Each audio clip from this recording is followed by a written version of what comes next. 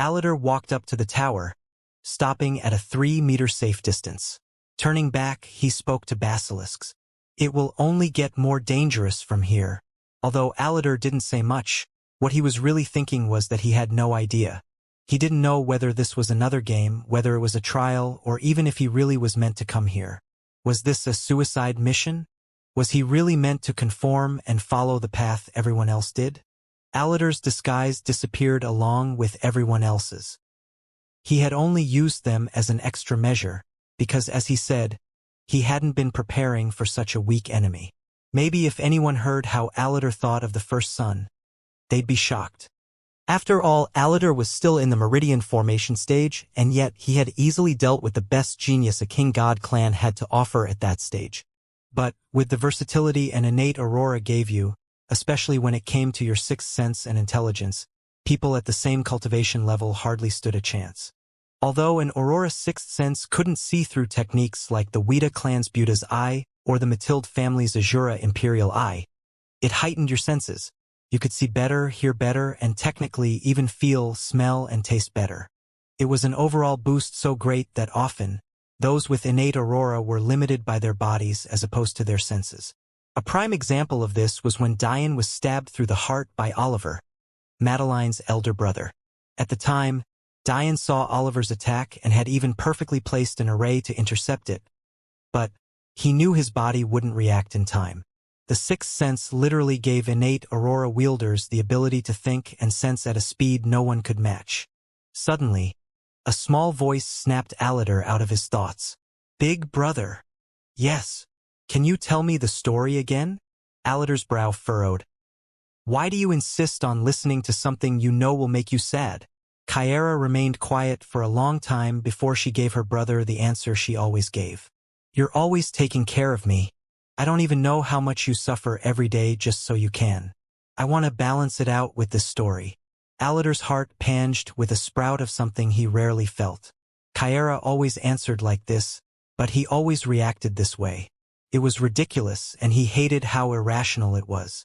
But the purity behind his little sister's thought process was something he could hardly bury. "You don't need to do this. It's my job. And this is my job." Kyara pouted. Aladar's eyes flashed with gold as he began diligently studying the epistemic tower, beginning to slowly walk around at large base. "Our family was once a part of the Weta clan. We shared much of their techniques, wills, and philosophies. However, our family structure was odd amongst those of the Amershal world. As two equal halves of our collective clan, the Weta and the Gautama chose the leaders of them both based on talent. The problem with this method stemmed from our method of measuring talent and how that biased many of our results. We follow the path of the Buddha, and although there are 10 powers in perfect balance, our families only managed to stumble upon one, the Buddha's Eye. Because of this, our leaders were chosen by who could master Buddha's Eye to the highest level. However, there was something about our Gautama faction that gave us an advantage so large that generations would go by at a time before a member of the Weta family would rule. And that, of course, was our sole talent. The Gautama family, for one reason or another, had manifested probably the most innate Aurora wielders in history. That being said, that didn't mean there were a lot of us. In our long history, I am but the 12th. Aladar stopped, seemingly studying something before he continued. However, despite the number still being small, it was still much more than clans even like the Ragnar, Sapientia, and Pakel clans. And even when an innate Aurora wasn't produced, our ability to soul cultivate and our innate souls were so far above average that we still maintained an advantage. Finally, the Weta clan had had enough. They were tired of losing power for millennia at a time and teamed up with a clan to eliminate us. I'm not sure what clan that was or what purpose they had in helping the Weta, but all that matters is that they helped. In the end, all but the two of us were wiped out. Mom and Dad sent us into the gate to hide, hoping my innate Aurora would keep the two of us safe while we grew. The end. Big brother, you cut so much out. I'm not happy. Kyara frowned. How was she supposed to share her brother's pain if Aladar kept cutting out the most heartbreaking parts? Aladar only sighed, ignoring his younger sister. She didn't need to know about the details. She didn't need to have thoughts of her mother being defiled. She didn't need thoughts of her father being tortured.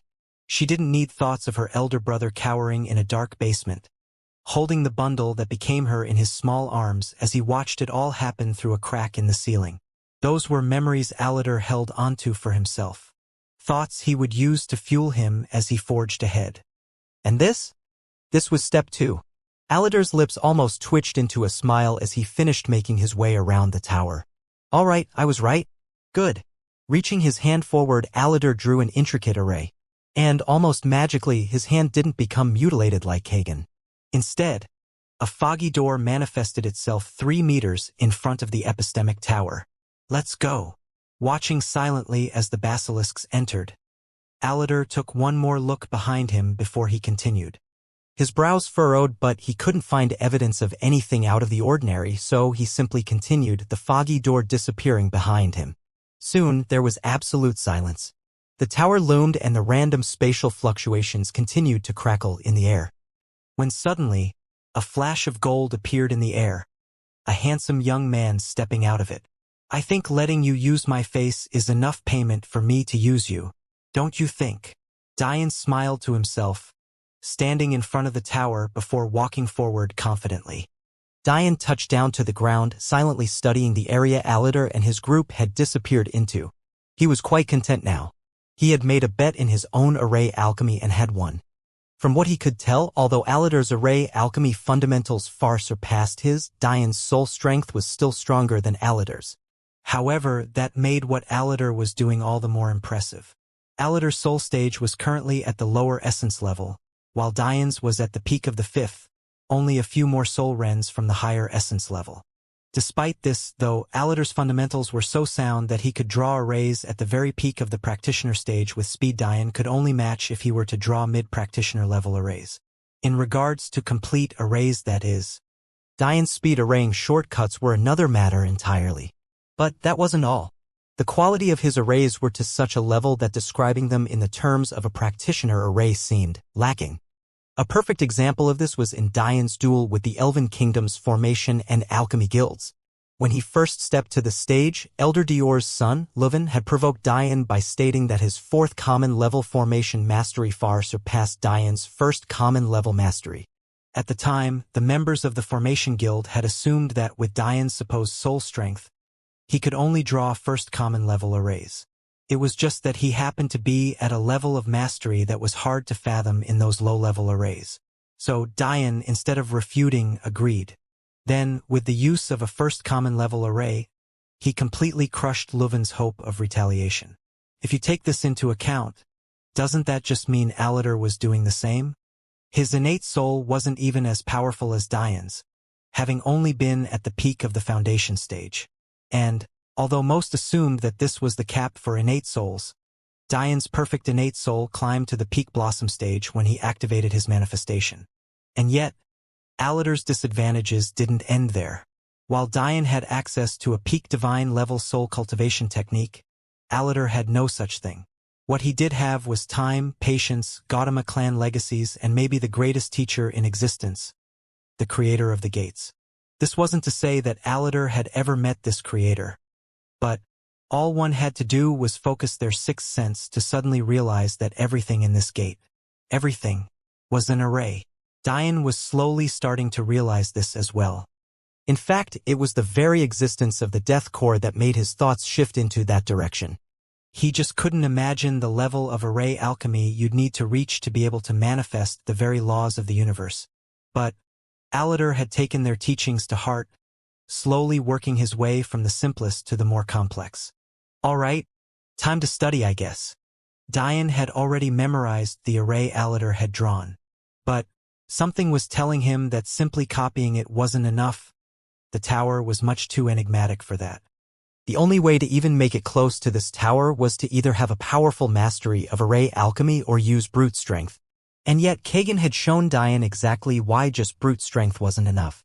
If that's all you had to offer, your entire being could end up being like Kagan's mangled hand. Diane silently chuckled to himself as he noticed Kagan's limp hand lying on the ground. What an odd guy. Shifting his gaze over the trail of dead monks and the 5th sun, Diane suddenly got an idea. This dead guy is a member of the Wuxia family? Maybe he has some important information about that family on him. Honestly, Diane wasn't too worried about the Wuxia family. Even if they sent someone, they could at most be at the peak of the essence gathering stage. Plus, he had just very clearly heard Alatar's backstory. Alatar had something on him, but didn't he also have something on Alatar now too?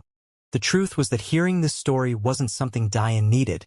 It was only an added bonus. After witnessing the first sun battle, or at least try and battle Alatar, Diane had already noted that the energy Alatar used was identical to the first sun. And yet, this wasn't an energy the Phantus or Basilisks used. And even further, Alatar went out of his way to not use that energy while battling Kagan. So, the deduction was quite simple. This was an energy that was exclusive to a very finite amount of people. It wasn't one everyone in the Wuxia universe had access to. So, for Alatar to want to kill someone he clearly had close ties with, all while protecting a little girl that was much too young to be in the gate, the conclusion was clear for anyone who paid attention to see. Still, Diane wanted to know more about an enemy that would probably be coming at him for revenge. So, he took the fifth sun's spatial rings before focusing back on the epistemic tower. This place is dangerous. In the human world, there was a word to describe exactly what the epistemic tower was in the realm of physics. It was known as the perfect black body. In the mortal realm, this was a concept that described the perfect absorber, a black hole of radiation. But this epistemic tower wasn't from the mortal realm. It was a martial realm iteration of one. If you made a single misstep, not only would you not feel pain as your body was beaten and mangled to a near unrecognizable state, you wouldn't even know how you died as your existence was completely removed from the world. That's right. This epistemic tower was indeed a perfect absorber. It wouldn't just kill you. It would erase any thoughts or trace that you had even had existed. Diane took a deep breath. Dangerous or not, this was something he had to do. This wasn't about some pseudo-competition between him and Alatar, or about Diane chasing after the answer to the epistemic tower's mystery, or even about having a breakthrough in ranking. No, Alatar had planned something big, and whatever it was had to do with conquering this gate. Something Diane couldn't allow to happen. He didn't care about Alatar's sad backstory or even his purpose behind doing all of this. Diane had long learned that right and wrong were subjective and the world was a painting of gray, not black and white. Sympathy wasn't something he could afford to have when this Alatar was the same man who put his fiancée in danger not once but twice. Regardless of Alatar's reasoning, it was clear he wanted full control of this gate. What he wanted to do with it was irrelevant. He had to first pay a price for attacking Re. And that price started and ended with this tower. Diane's eyes flashed and darkened as he stimulated the Mathilde family technique, trying to see if it gave him a different perspective on the tower. Ugh! A splitting headache tore through Diane's brain. His eyes blinked rapidly, immediately cutting off the Azura's imperial eye. Damn! For his technique to react like that made it clear to him that this wasn't a technique he was meant to see through in that way. At least not so directly. Diane began thinking back to Alatar's array and methods. He had walked all the way around the tower, taking his time to analyze everything before he drew his array. What if the reason I can't make heads or tails of his array is because it doesn't have any purpose other than to open up the tower? It has no purpose I've seen before. It's just a key. But how do I make one for myself, and what does it have to do with the tower? Diane's eyes flashed with a dense purple gold as he pushed his observational abilities to the limit. What do I know? That space is locked in this area but also connected within this space. I know brute strength won't open the tower. I know the tower is a perfect absorber. To Diane, this last point seemed to be the most important. Was it the tower itself that emanated the characteristics of a perfect absorber? Or was it the barrier around it? The first sun character didn't have to touch the tower to be mutilated. Diane's eyes narrowed as an idea crossed his mind. Don't the spatial tears have the same characteristics? All this time we've been thinking of them like spatial distortions, and yet I didn't sense any spatial will. This was another good point. Even Kagan, who fought Alatar himself, hadn't felt any spatial will. That could mean a few things. Either the tears themselves weren't the main source of spatial will, but were rather results of a source that came from the tower. Or they didn't sense spatial will because it was no longer spatial will. It had evolved into something else. Diane's thoughts were suddenly filled with a fox of unmatched beauty. A small smile played his features. Ree's faith seed in its true form. It felt like this. If Diane had to describe it, it felt like destruction, erasure, and chaos. But there was also a murderous intent and danger that couldn't be ignored. And yet it had control over space that Diane had never reached before. If Diane's spatial will wasn't supplemented by his time will to form gravity or fused with his celestial movement technique, he rarely used it. It was just too weak. This made sense, of course. Spatial will might be accessible, but you couldn't expect to fold space and connect universe with something that was a will any foundation or meridian formation stage expert could use. But this will seemed like a step up from spatial will. It was analogous to how celestial will was above other purity paths Diane knew of. There was simply a shift in quality that couldn't be ignored. This helps. Diane suddenly sat down, his humanoid manifestation blooming behind him as he pushed his soul stage to its peak. It was impossible for Diane to learn this new will, a will he would soon come to learn had the name Void. He didn't have the affinity to learn such a complex and high-level will. The only reason he knew celestial will was because his master had pumped him with her essence. Diane had learned long ago that there were tiers amongst wills. There were ones almost anyone could learn.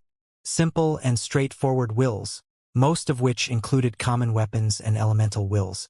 However, there was a drastic up in quality as you searched for more powerful wills. These were wills that were rare, but powerful existences. Celestial will would be on the lower end of this category along with demonic will. And void and death will would likely be much higher on this ranking. When dealing with these higher-class wills, there were only 3 ways to learn them. The first was to have an inborn affinity for it. By being born with a faith seed like Re, and tapping into it properly, learning and sensing the will would become like second nature to you. This result could also be replicated if you were in a family with a bloodline carrying an affinity for it. It just so happened Re was both. The second was to steal or gain affinity. This could be done by stealing a faith seed or essence, or being infused with either of the two. The last was of course the method Diane used to gain an affinity for death will. It was to find a core that connected with the very meaning of the will to such a deep level that it could be used as a catalyst for you to learn. And yet, while Diane knew all of this and his eyes flashed with a light of success as he solved the puzzle of the tower, what he didn't know was that the highest echelon of wills were known as supreme laws, and he was about to run into one a lot sooner than he thought. Diane stood. All of the spatial distortions are connected. It seems that I was wrong. It wasn't a one or the other case, it's both. What Diane meant was simple. It wasn't that the spatial tiers weren't spatial will, or that it just wasn't the main source of spatial will. It was both. There was a main source of void will was around the epistemic tower, and all of the spatial tiers around it were just the resultant consequences. However, those consequences seemed purposeful because of the fact that if connected in the right way, it was possible to bypass the void barrier around the epistemic tower. Diane chuckled to himself. If my little faux glacé was here, this would have been 1,000,000 times easier. She's probably one of the few that could use brute strength to get through this place. Although Diane had figured it out, he still needed to wait for the right moment. A moment where it all aligned and things would fit into place. Alatar was actually quite cautious. He hadn't found evidence that Diane was watching him, but he still acted as though someone was. Walking around the epistemic tower was a complete bluff that was necessary. The second trick was that he drew the array with his hand, but the source of void will was in the ground. You weren't meant to write the array in the air. You were meant to do it into the ground. With the constant shifting of the spatial tiers in the air, it seemed as though that where they originated from. But wasn't it also true that the reason for the spatial tiers could be a power emitting from the ground? A power that was constantly shifting out of you? Nice tricks. To think you made me memorize a useless array while you drew it with your feet. No wonder it looked like nonsense. I was right about it being a key, but I was wrong about which of your limbs was drawing the key. Diane's eyes flashed with a dense purple gold as his aurora was pushed to its limit. The tree of life and death appeared behind him, immediately piercing into the ground and creating a map of energy in Diane's mind. I can't map out the whole 50 kilometers radius at once. This'll take some time. This was exactly like a game. The void will was constantly shifting beneath the ground, but it was doing so on a set pattern. When Alatar walked around the tower, He was waiting for the pattern he recognized to appear. All Dian had to do was take his time to analyze the grounds at specific and set times. Then, he could grow the map of just one pattern in his mind. Then, by drawing that pattern at the right time, he'd be able to enter. And just like that, another half a day passed before Dian finally stood.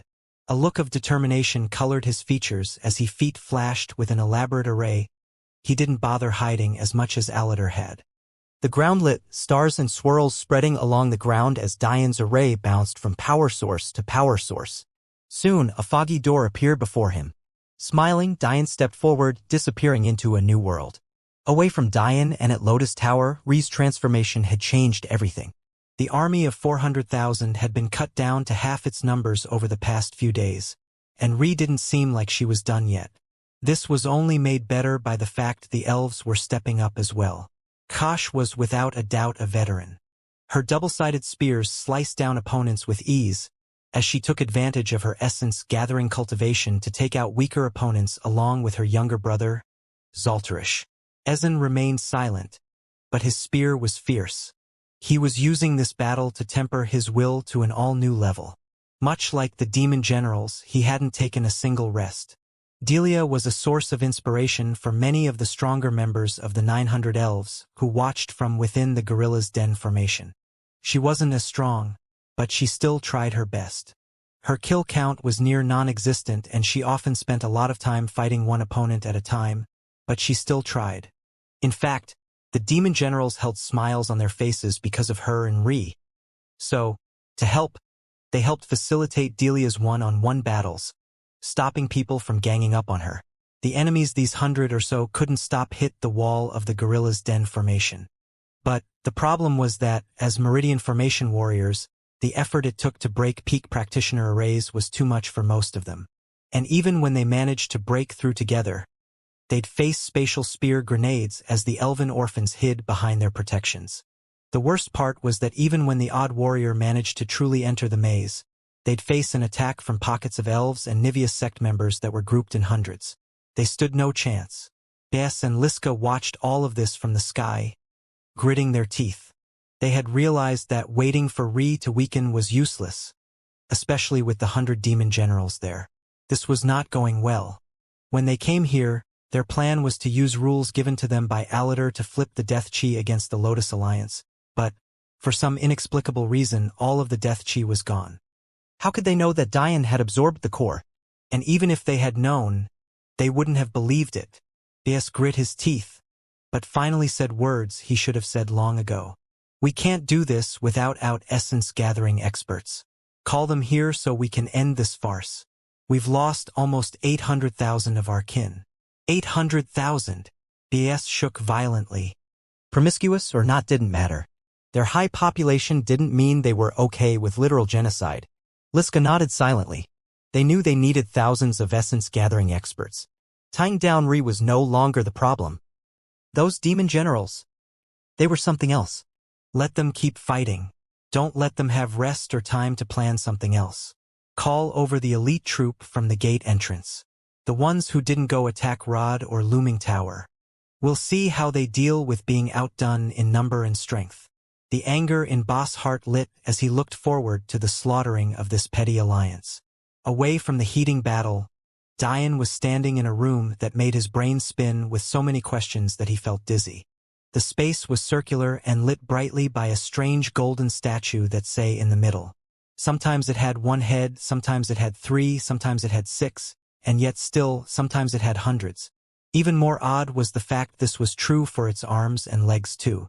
In fact, even the facial expressions on the statue were in a perpetual state of change. Dian just couldn't put his finger on what was going on. However, the oddities didn't end there. Below Dian's feet was an odd dark gold fog that looked almost olive in color. An energy that was an exact match for the one Kagan used and Aladu attacked him with.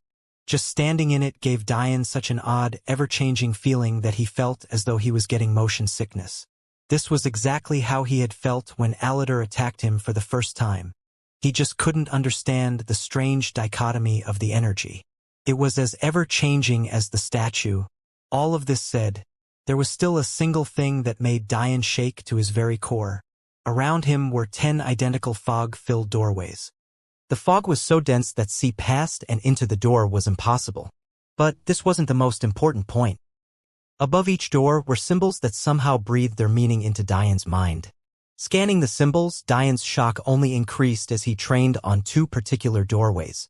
The world seemed to freeze and his mind whipped into overdrive trying to understand just what it meant for these 2 things to appear here. Aurora and true empath. What the hell? This came completely out of left field. True empath? Auroras? Diane quickly scanned the other doors. Maybe knowing the names of the others would give him a clue. However, Diane only grew more confused. Of the 10 doors, there were a pair of duplicates for each, almost as though this was expected to be a competition. And the other pairs read, Cycle of Reincarnation, Ethereal Permeation, Temporal Lock. Diane's eyes suddenly sharpened as he heard a soft rustling coming from in behind the large, ever-changing statue. His feet flashed as he wrapped around the statue. Ha! What the hell? Diane stood confused and frozen as a little girl charged at him with her fists up. To be honest, her form wasn't bad and it was clear she had training.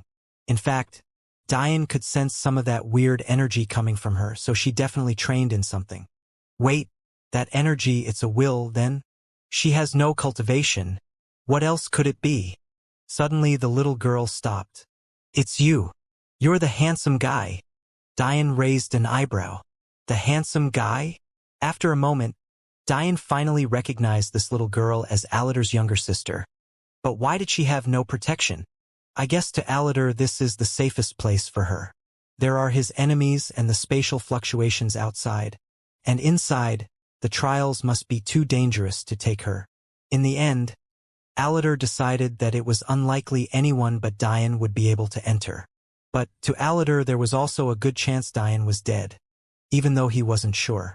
Then there was the fact Alatar really didn't have any other choice. According to his calculations, this lobby area, a place he had been to before, was the safest place for his little sister while they conquered the rest of the gate. Xianxia, suddenly realizing that she might be in danger, backed away slowly. She had no way of knowing how Diane would react. What if he attacked her as an act of revenge? Wait, he doesn't know who my elder brother is. I just need to act natural. Honestly, there was nothing wrong with Xianxia's deduction. It had been a long time since her brother left with the basilisks, leaving her here. Someone so young and without concept of how difficult it was to enter the tower wouldn't have connected Diane's appearance with that of her brother's entrance. What she forgot in her flurry to attack was that she had already revealed the fact she knew Diane by calling him the handsome guy. Diane could only chuckle as Xianxia tried put on what she thought was an I'm acting natural face. Yet, despite her best efforts, Xianxia trembled under Diane's questioning gaze. Suddenly, Diane's hand moved, causing Xianxia to leap back with fright. But a flash of light was all that occurred as 2 children appeared before Xianxia. Her large black eyes blinked with confusion. Why did he do this? Little Lila looked from Diane to Xianxia before seemingly understanding. She skipped over to Xianxia with a big smile on her face. Hi, my name is Lila. Diane chuckled. You shouldn't try to hide much from her or me. I'm already quite aware of who your elder brother is. And although I can't promise not to kick his ass, I wouldn't lay a finger on you out of spite. Zaire stood by Diane quietly, an act Diane found quite funny. Look at him being a man. Well done, little brother. Diane had been watching Zaire interact with Lila recently, and always had a smile on his face whenever Zaire did whatever Lila wanted without hesitation. The only exception was when he was hungry. Zaire didn't mess around when it came to his food. My name is Xianxia. A bright smile spread across her face. Although she was 7 years older than little Lila, this was the first time she had been near anyone that would classify as a child. Her brother had always been so much older than her, and there obviously weren't any other orphans hiding in the gates. So, tell me, Xianxia, what do you know about the tower? Xianxia pouted. I'm not telling you anything. You want to hurt my big brother. Diane chuckled. True, but your brother attacked my fiancée first. There's got to be a rule for that. No. Xianxia shook her head violently. My big brother is always right. So, you did something wrong first. Ah, I see. Interesting. Diane looked around. He had to get moving soon anyway. He didn't expect Kyra to have much useful information anyway. You three stay here then. Aside from me and Aladar, it's an impossibility that anyone else enters. But, just in case. Diane's ring flashed as a charming demon general appeared. Her watery black eyes blinked in confusion as she looked around before she noticed Diane. Ooh, successor. Did you finally call me to service you? It's been a while, but I'm still quite good. The beautiful demon general shifted her long white hair away from her face, touching Diane's arm seductively. Diane sighed. Feanor, you're always trying to get me killed. Suddenly Diane smiled deviously. As punishment, you'll have to watch the kids. Feanor pouted. You're no fun. It must be because you don't like used women. I only had sex with a few other demon generals. Don't be so sexist. Suddenly, Diane regretted choosing Feanor. The truth was among the elite demon generals he had with him now, Feanor was the only one with remotely passable social skills. Well, social skills that would be transferable to handling children. A thought which now seemed quite flawed with you looked at it with this limited evidence. Yeah.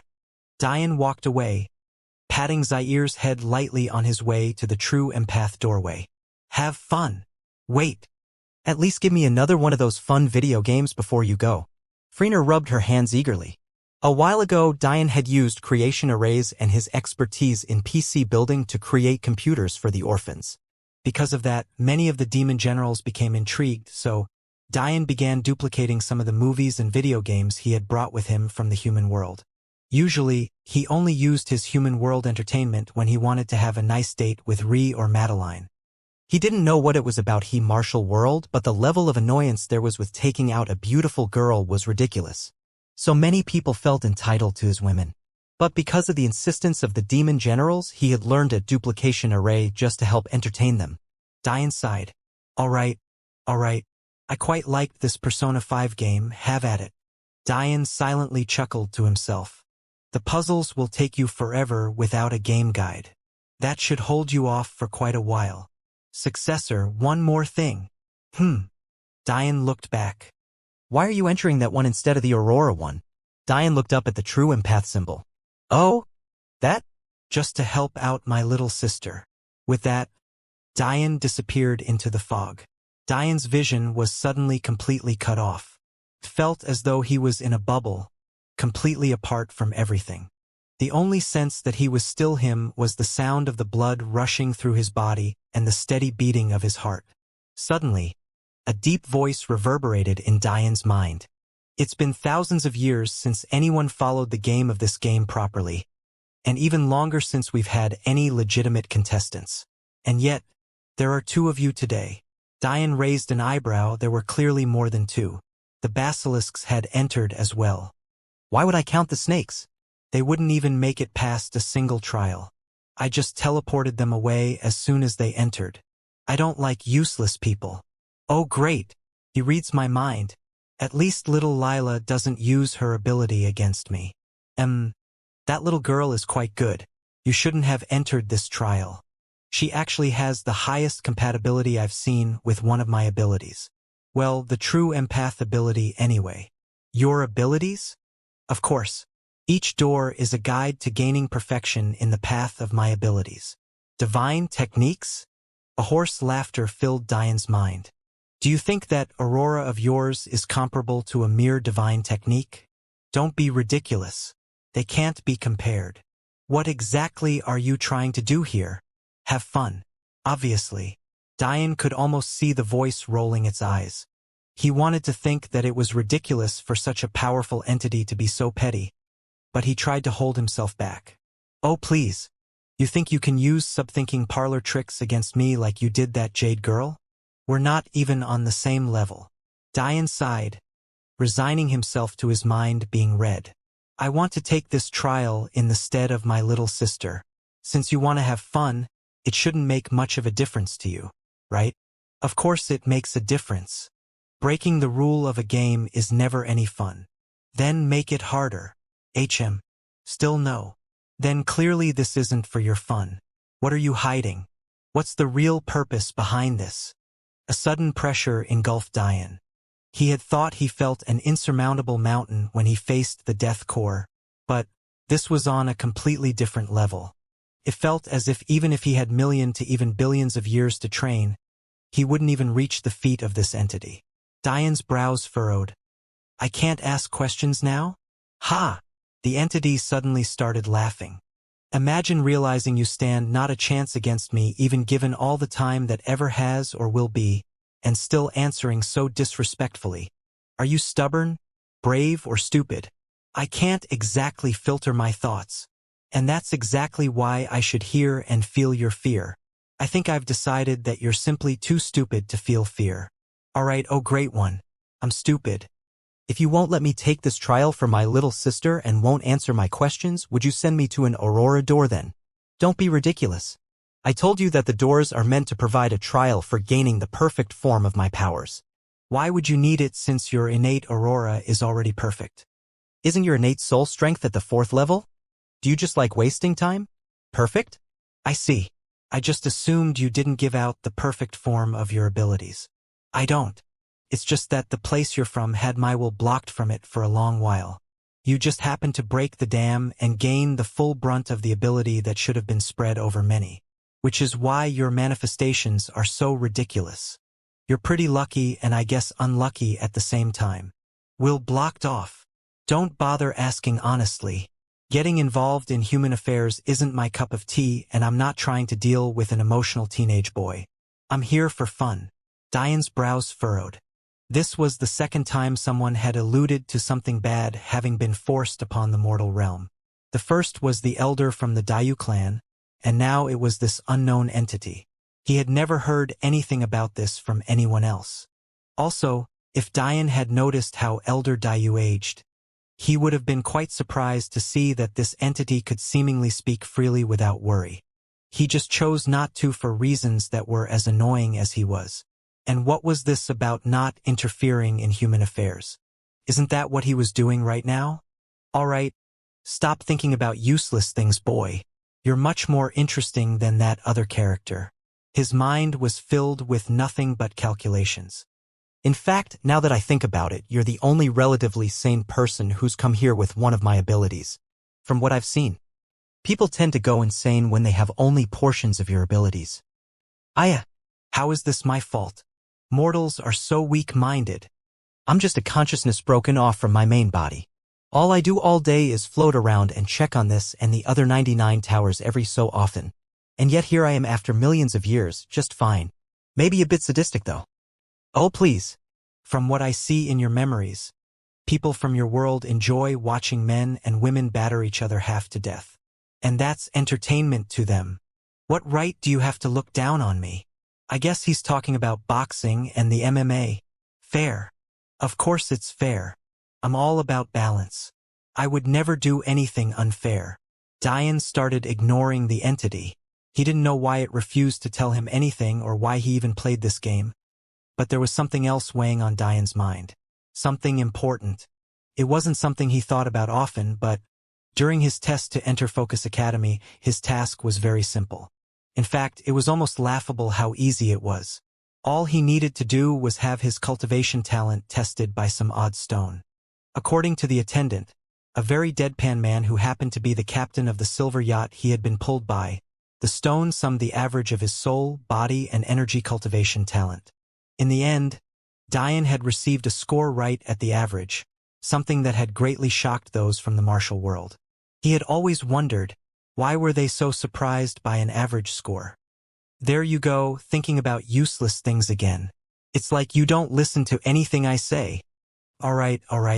Can I ask questions related to the trials themselves? Sure. Okay. How do they work?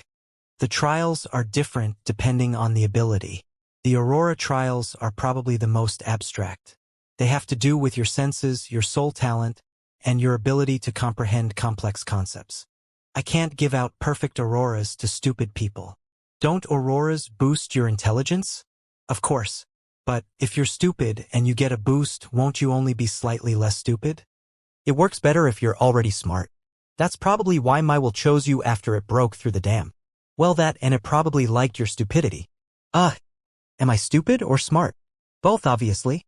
Is this back to the balance thing you were talking about? See? Smart. Are the only rewards you provide the powers themselves?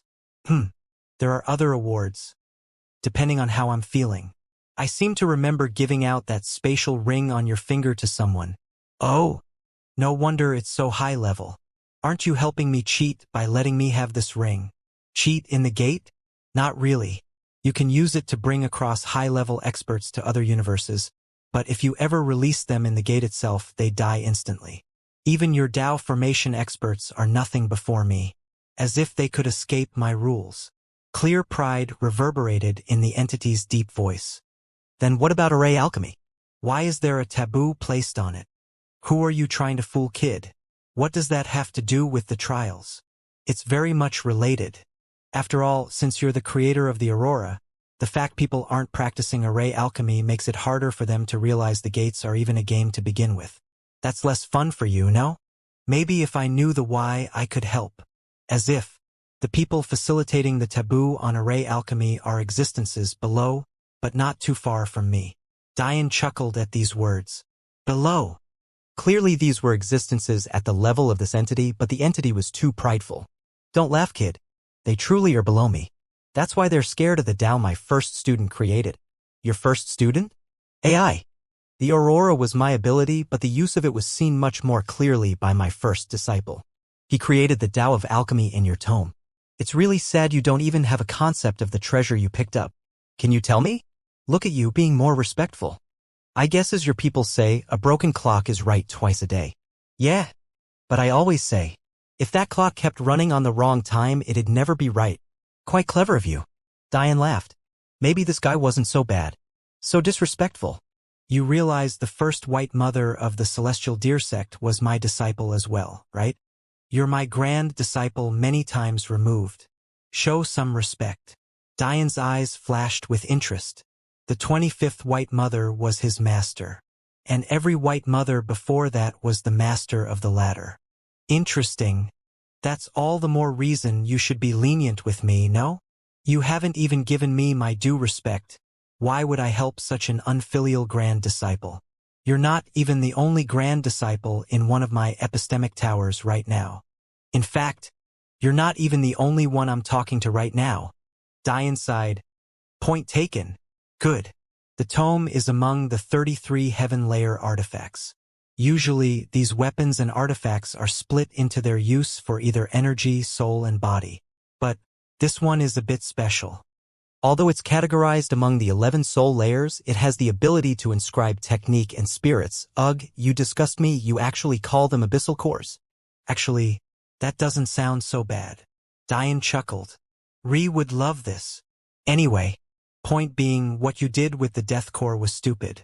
If you had used the soul tome, you could have absorbed over time leisurely instead of literally killing yourself again and again. Essentially, aside from techniques the tome itself inscribes as you master it, you can also use it to cleanse souls and absorb various useful things. The effect it has on souls is most of the reason why it's categorized as it is. As you'll find out, the first technique it inscribed isn't even soul-related. Well, not entirely anyway. It uses the soul as a medium to do something quite important. Although, now that I think about it, it's completely useless to you. Diane was taken aback. Completely useless? Of course it's completely useless to you. Are you an idiot? But why? Do I really have to explain everything to you? Please. Diane tested the waters, hoping for an answer. The entity sighed. I don't know why you're in denial.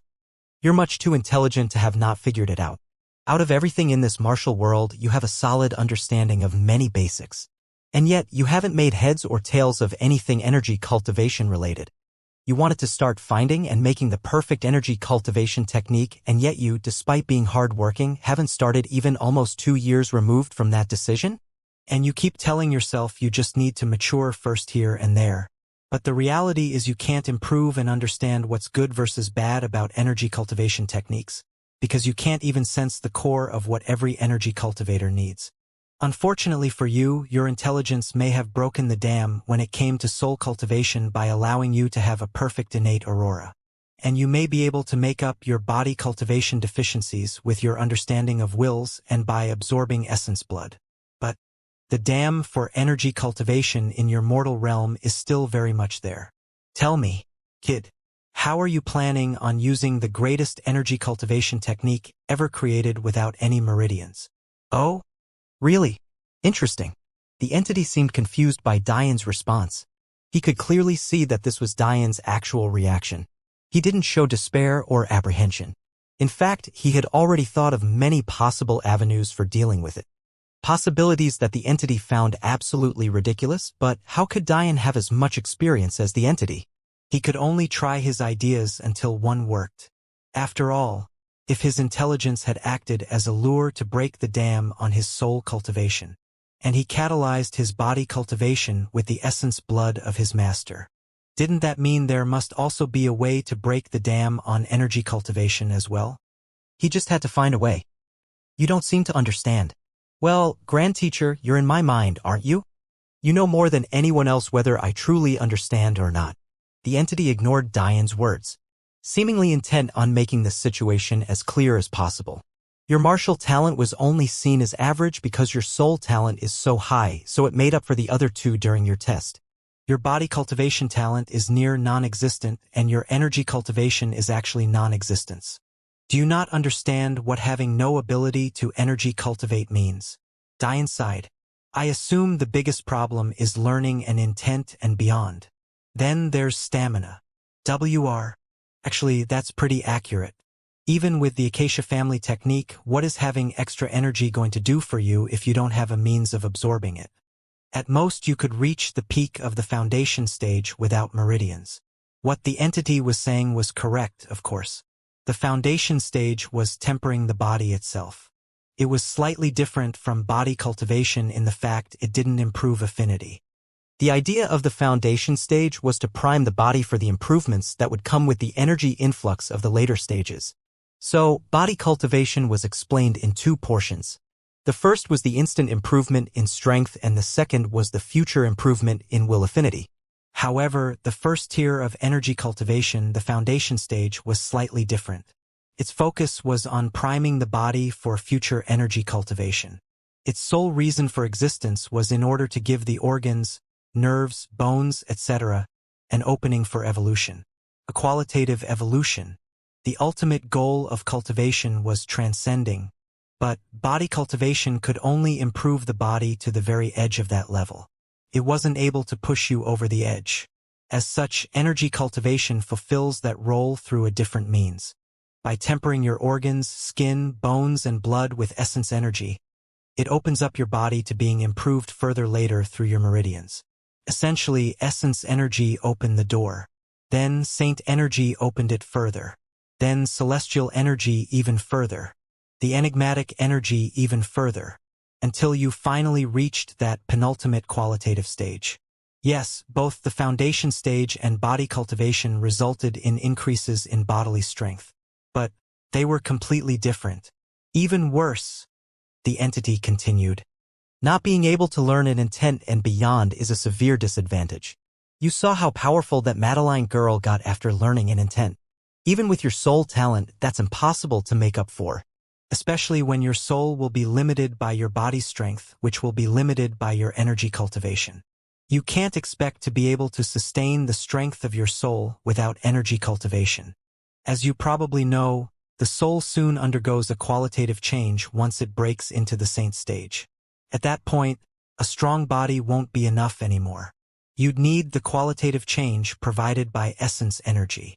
I know all of this already. I know all of this already.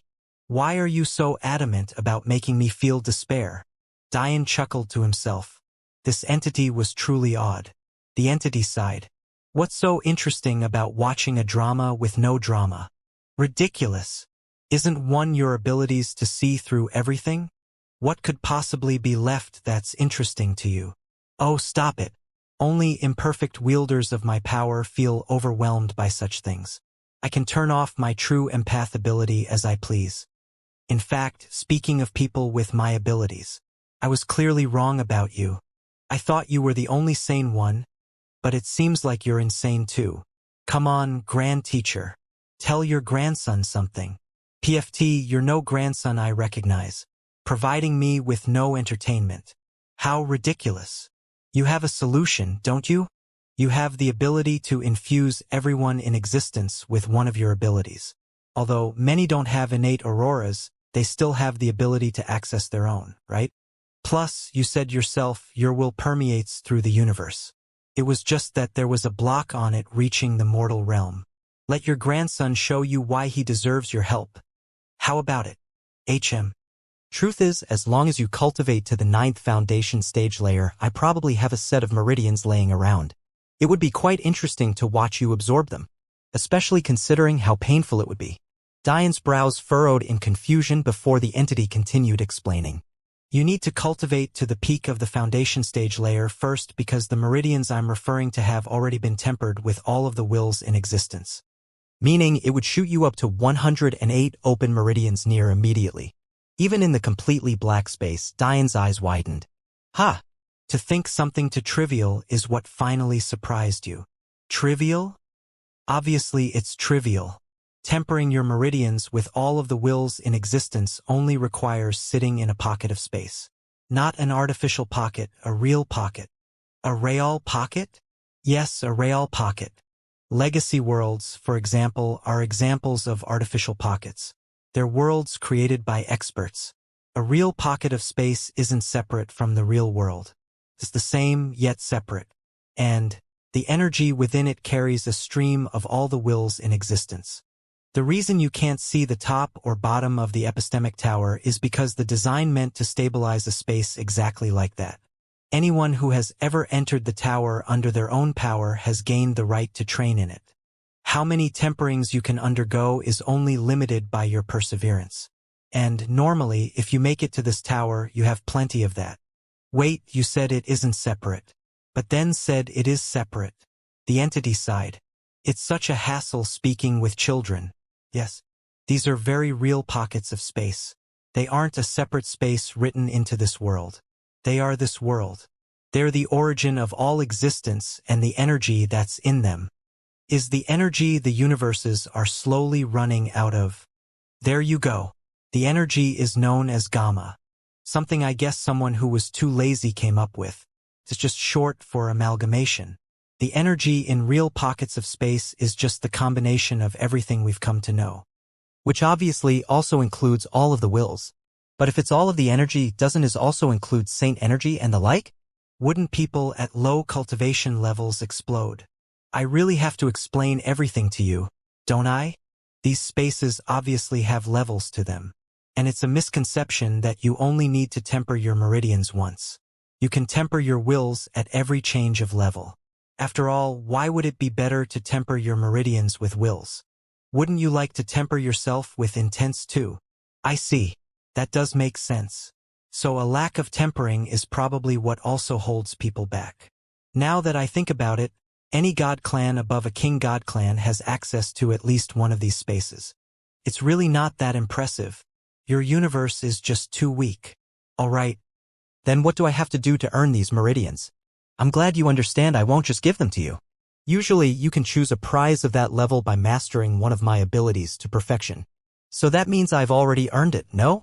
Ah, Diane grinned. Listen, kid. Grand teacher, you wouldn't lie to your grandson, would you? You said you don't like it when people bend rules. You wouldn't take advantage of me, would you? Humph. I can do whatever I want. Diane sighed. All right.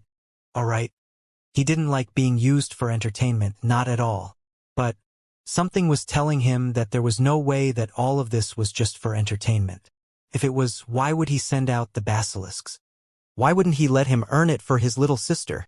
And why would he, despite his words, spend so long explaining things to Diane? Even the fact he was willing to tell Diane about the solution to his meridian problem was enough for Diane to be grateful. I think it'd only be fair if you allowed me to complete something a bit simpler, no? And also, I have more questions. Learning one of my abilities to perfection, even if you have some pieces of it, takes decades. I guess I could give you some leeway, but you'll have to do something for me. And that is, you have no choice but to participate. Participate? In what? In the competition between this and other epistemic towers, obviously. Ha! Idiot. I already told you that there are 99 other towers like this. One for each of the 100 quadrants of the universe. What is this competition for?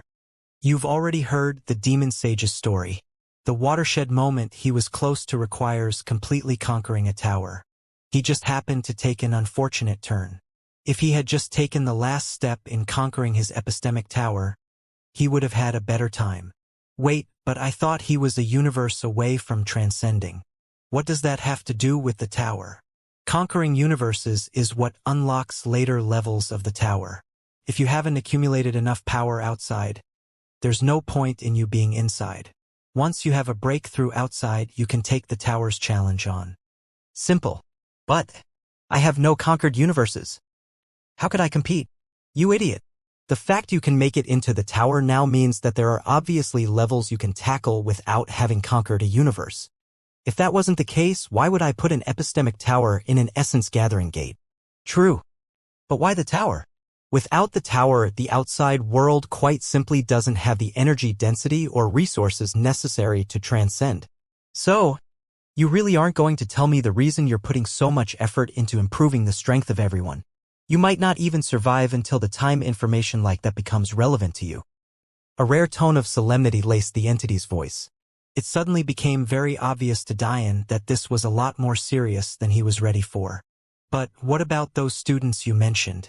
That first disciple that created the Tao of Array Alchemy. Someone that powerful should be more than enough help. No, my disciples are fighting. I'm fighting. We're tired of fighting. But then what does the timeless library have to do with everything? It's supposed to have the legacies of everyone who transcended, no? Wouldn't those be everyone who conquered your towers? No. There was a time where my towers weren't necessary to reach that level. There was a time where resources and energy were so abundant that you could become a Tao formation expert just by eating and sleeping. There was a time where there was a near infinite number of universes. There was a time where no one had to conquer universes to cultivate. Unfortunately, forcing wars is the only way I can find those worthy my energy. I can't give you all power, no matter how much I'd like to. So, I can only force you all to fight amongst yourselves and earn it. Turns out your games have a purpose. Of course, this tower is all about resources. It's the training needed to transcend, and it has access to my 5 main abilities.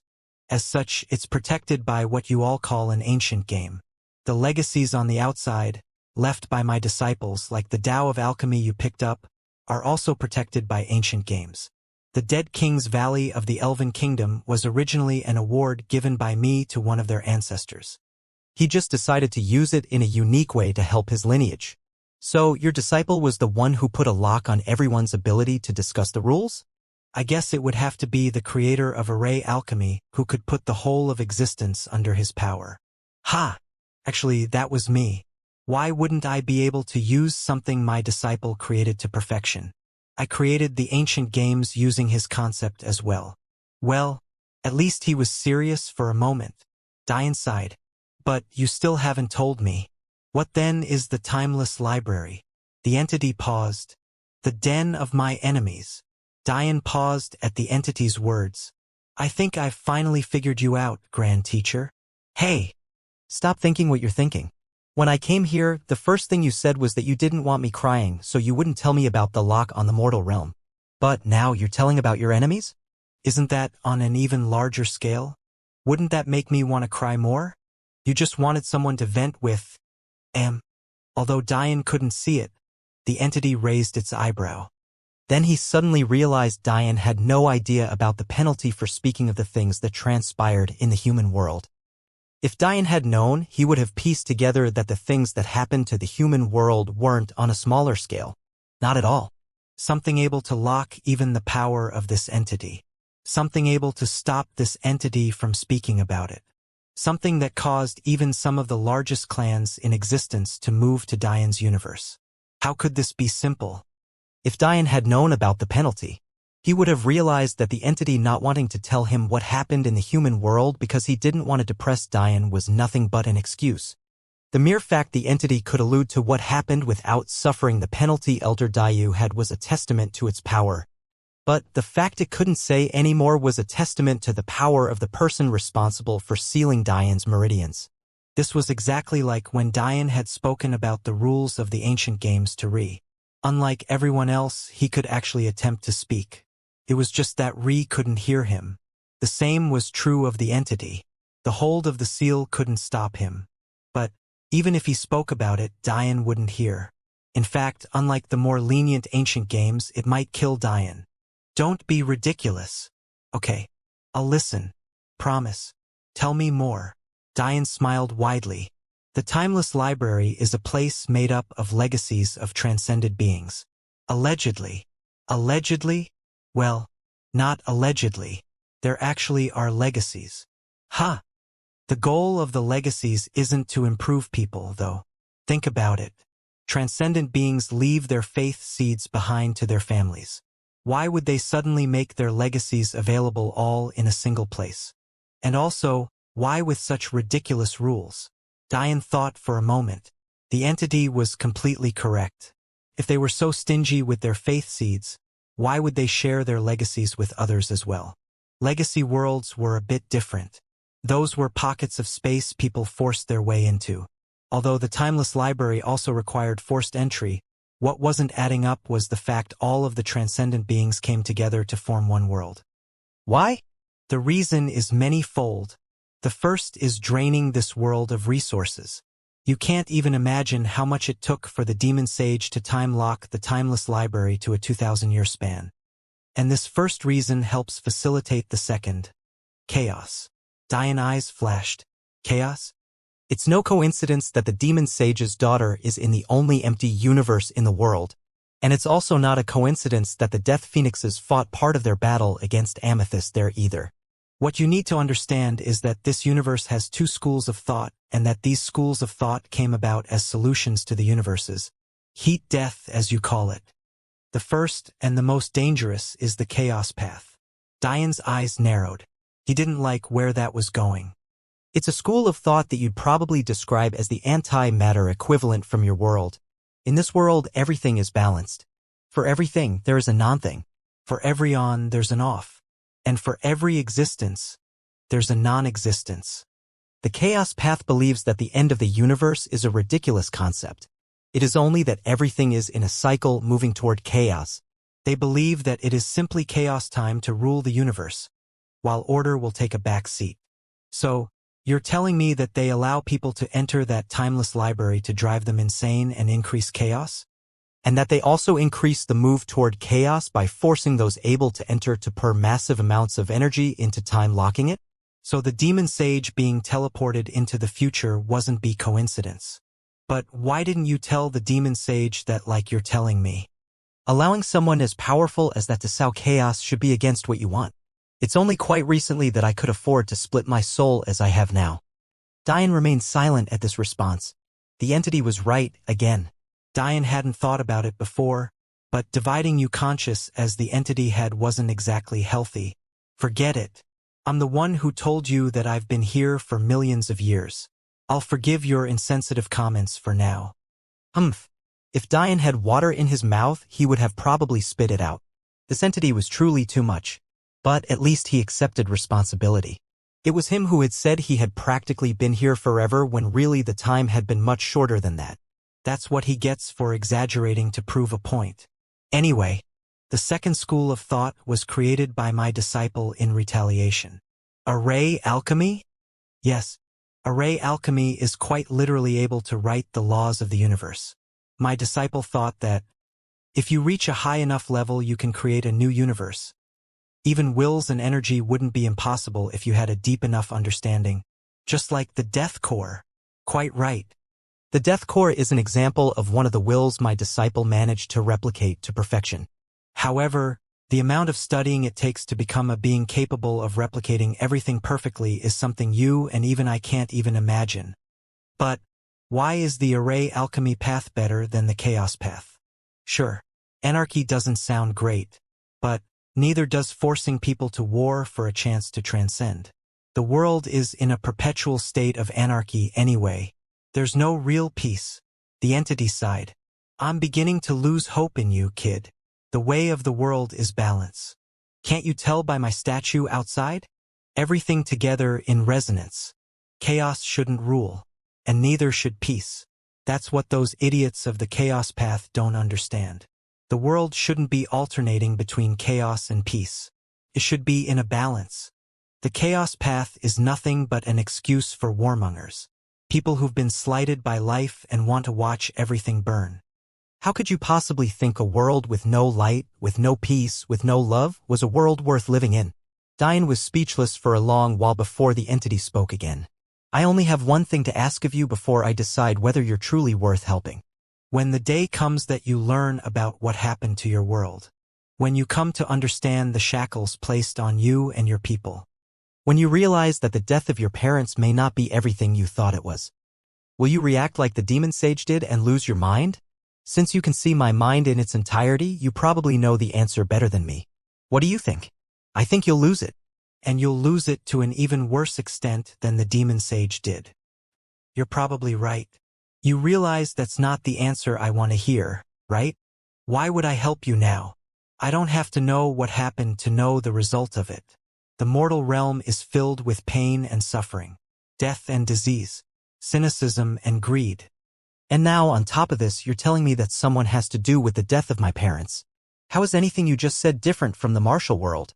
We deal with all of the same things. Wrong. A light smile played on the entity's face from worlds away listening to Diane. In the mortal world, there's no out. In the human world, you might live to 120 years because of technology, a number that's completely meaningless in the face of martial experts. The human world is filled with disease, something a martial expert never has to deal with. The human world has a set class system that's almost impossible to break out of for a good 95% of the world. The places that allow you to improve yourself simply by virtue of your hard work are few and far between.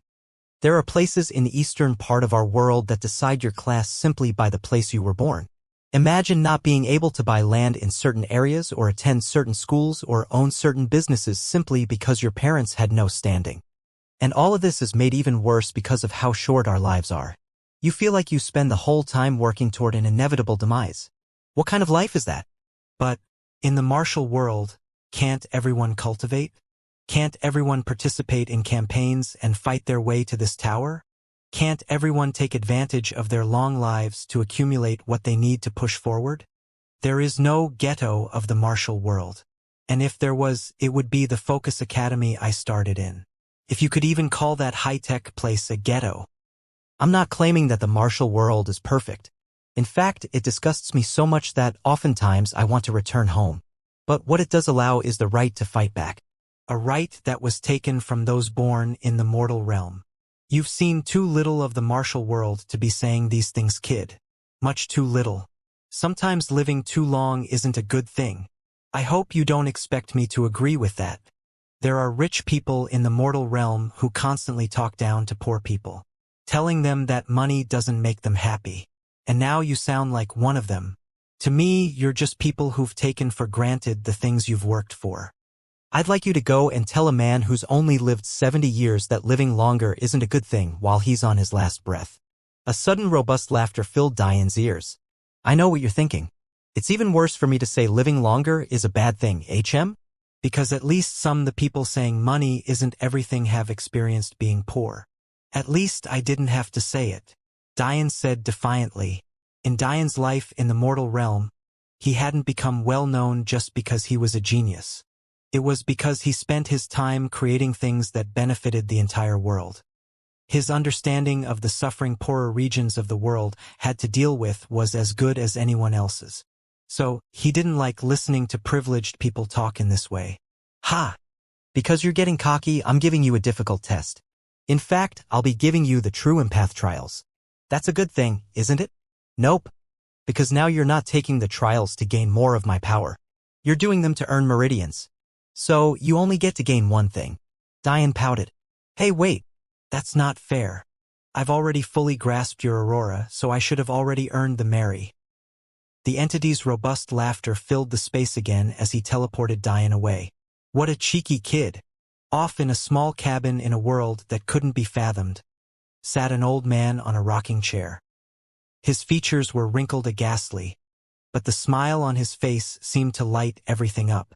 Outside of the cabin, the sound of a battle the scale of which couldn't be measured was taking place. Transcendent beings tore through space and bent the laws of the world themselves to their will. The old man watched all of this from his rocking chair, seemingly unbothered by the disturbances. His hair was an unhealthy and straw-like gray color. That on top of the fact his eyes seemed unnaturally blinded, they looked like a bluish milk-filled bowl as opposed to normal irises. "Master? You haven't moved in so long. I was worried." A beautiful woman dressed in white rushed over. Her features were delicate now, but there was a hint of cold that made it clear this was an expression very few people had the right to see. The old man looked up. Although he could no longer see, the gentle flash of a holy light etched into his forehead, bathing over the woman. "Master? You haven't used your aurora in so long. Did you have a breakthrough? This color." The old man coughed lightly, taking in the woman's appearance and burning it into his mind. "I was just speaking to your grand disciple. He's quite the interesting character. Much too naive, but interesting." A confused look appeared on the woman's face. "Grand disciple? Ha! It looks like your 23rd granddaughter found herself a good one. But, AI, the celestial deer sect is gone. But maybe not for too much longer." The woman smiled lightly. "All right, master. That's good. They need me, I'll come check on you again later." The old man smiled as the beautiful lady flashed away. He could hear the despair in her voice. It was clear she had long since given up. To her, what use was a child chosen by a granddaughter of hers? Especially a granddaughter so far removed from the main celestial deer bloodline? And yet she did her best to put on an act for her master. A man she respected with her everything. Even to the point where she hid the fact her body was mangled beyond belief. Her legs were shattered, so she was forced to hover above the ground. The back of her dress was matted with blood and torn skin. She was even missing an entire arm, having become tired of healing her limbs. But the old man ignored all of this. Him showing concern wouldn't help. As sad as it was, the best he could do now was pretend he was oblivious to all of this. Blood seeped from the corner of the old man's mouth. "I guess I'll let you do it for your little sister. After all, she has the best affinity I've seen for the true empath path." The old man chuckled. "I wonder how you'd react if you knew I was on the last legs of my life too. In a few hundred years, I won't be here anymore.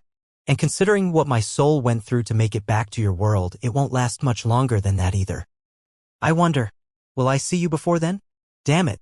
What kind of grand teacher are you?" Dian huffed. His senses were still cut off, so he couldn't even hear himself speak. "Whatever." Step 1 is fix my meridians. I can't think of anything else right now. Dian still felt like punching a wall though. He hadn't even gotten to ask how he could conquer the tower. Sure, training was great and all, but he still needed to get the elves to the next universe over, and that would be a lot easier with this tower under their control.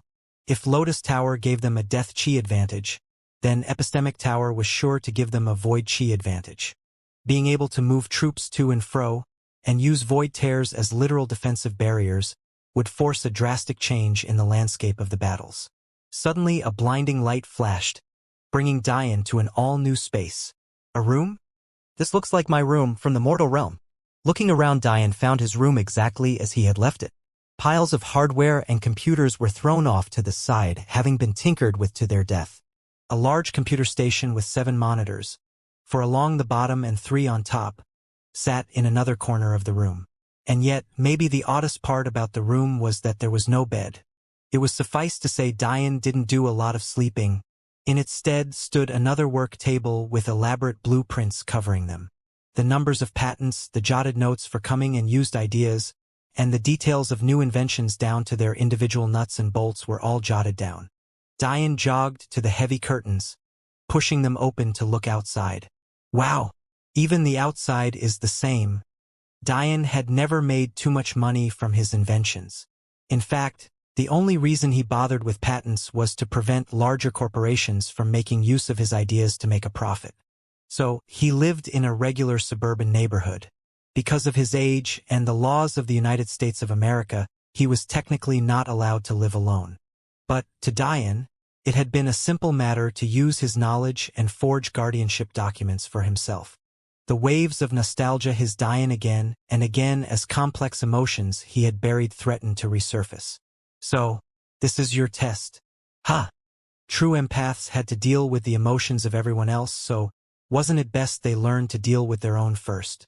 The problem was that, as the old man had said, this wasn't a test for Diane's right to become a true empath. It was a test to measure himself. It was to find out if Diane would survive the mental damage of what was to come, or if he'd fold like the demon sage had. Fair enough, old man. Fair enough. Suddenly, a knock on the door made a shiver run down Diane's spine.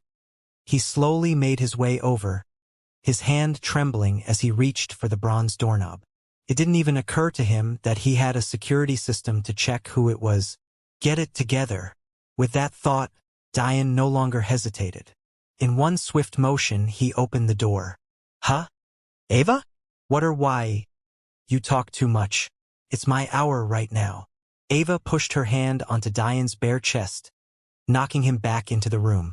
Confusion rippled through Diane's features. Her hour? What? Wait. Ava didn't continue to speak. She pulled her tight leather tank top over her head, allowing her large plump breasts to fall into Diane's view. I thought this was supposed to be a test. This old man is more perverted than me. Ava didn't seem to notice Diane's confusion. Instead, she wrapped her arms around him, pressing her soft chest against Diane. You're so mean, Diane. You leave such an impression on me just to leave for more than a year? How do you think that made me feel? A dull pain ate at Diane's heart. Is this really how she feels? Or is this the illusion? Ava dropped to her knees, lightly kissing at Diane's slowly growing bulge. Ava, wait. Stop. Diane protested, trying to step back. My voice. Suddenly, Diane couldn't move of his own will, and his voice wouldn't project either. It was like he was in a dream, a non-lucid state. He could only experience what was happening and not take action. What kind of ridiculous trial was this? What Diane didn't know was that just hours before, the old man had planned all of this. This was simply how the true empath worked. For much of their lives, they had no choice but to listen to the thoughts of others. They could only play an observing role in their own lives. There was no saying no. They could only learn to deal with and understand the emotions they felt. And now, Diane would have to do much the same. He would have to deal with all of Ava's emotions. How he made her feel. The things she was dealing with. And worst of all, he had to know and understand that he played a role in this. And he would have to accept it. So Diane could only watch as Ava played with his heart as he had played with hers. Maybe to Diane it wasn't true that he had. In fact, maybe Ava also knew that Diane had never intentionally played with her emotions. However, rational was never something someone should ever pin to emotions. So, Ava poured her soul out to Diane by giving him something Baal had almost taken away. Ava's tongue danced along the tip of Diane's cock as her breasts smothered it, savoring his taste. Her heart beat quickly, her face flushing as she began to truly understand what she was doing. This is the man I love. He deserves my everything. And I'll give it to him. Diane's heart felt like it was being torn in two. There was not a single thought of Ava's that escaped him. He wanted to use his array alchemy to cut off his circulation, much like he had with Mithrander, but it seemed like nothing was responding to him. He could only watch as Ava's light pink nipples rubbed together, meeting as they wrapped around his shaft. Ava's deep cleavage was like a paradise. The sweat of her skin, her clear and pure drool, even her subtle moans as her thighs writhed as though Diane's pleasure was her own. Suddenly, she stood, slowly stroking Diane as she pulled him along to the table with a smile on her face. You couldn't even find a girl a bed? You want to lean her over a table? You rogue! Just as Diane was about to be forced to pull down Ava's pants, a loud banging noise resounded through the room as someone burst in. Ava! You knew it was my turn. Delia stood at the door, huffing and puffing, her countenance clearly shaken. Ava stuck her tongue out, sitting on the table as she wrapped her hands around Diane's neck. What the fuck is going on? Diane stared in disbelief. Humph. First you fall in love with my elder sister with me right there, and now you expect me to let you fall into the hands of another woman again. I won't accept it. Delia's thoughts reverberated through Diane's mind, causing him to be at a loss for words. He could only watch as Delia defiantly let her black skirt fall to her ankles, revealing her black lace panties underneath her black stockings. Pulling of her blouse, Delia revealed a figure that was more petite than Ava's, but still beautifully shaped. Her small breast cupped perfectly into Diane's hand as she kissed his cheek, her hand fighting for space on his cock with Ava. How nice. That thought.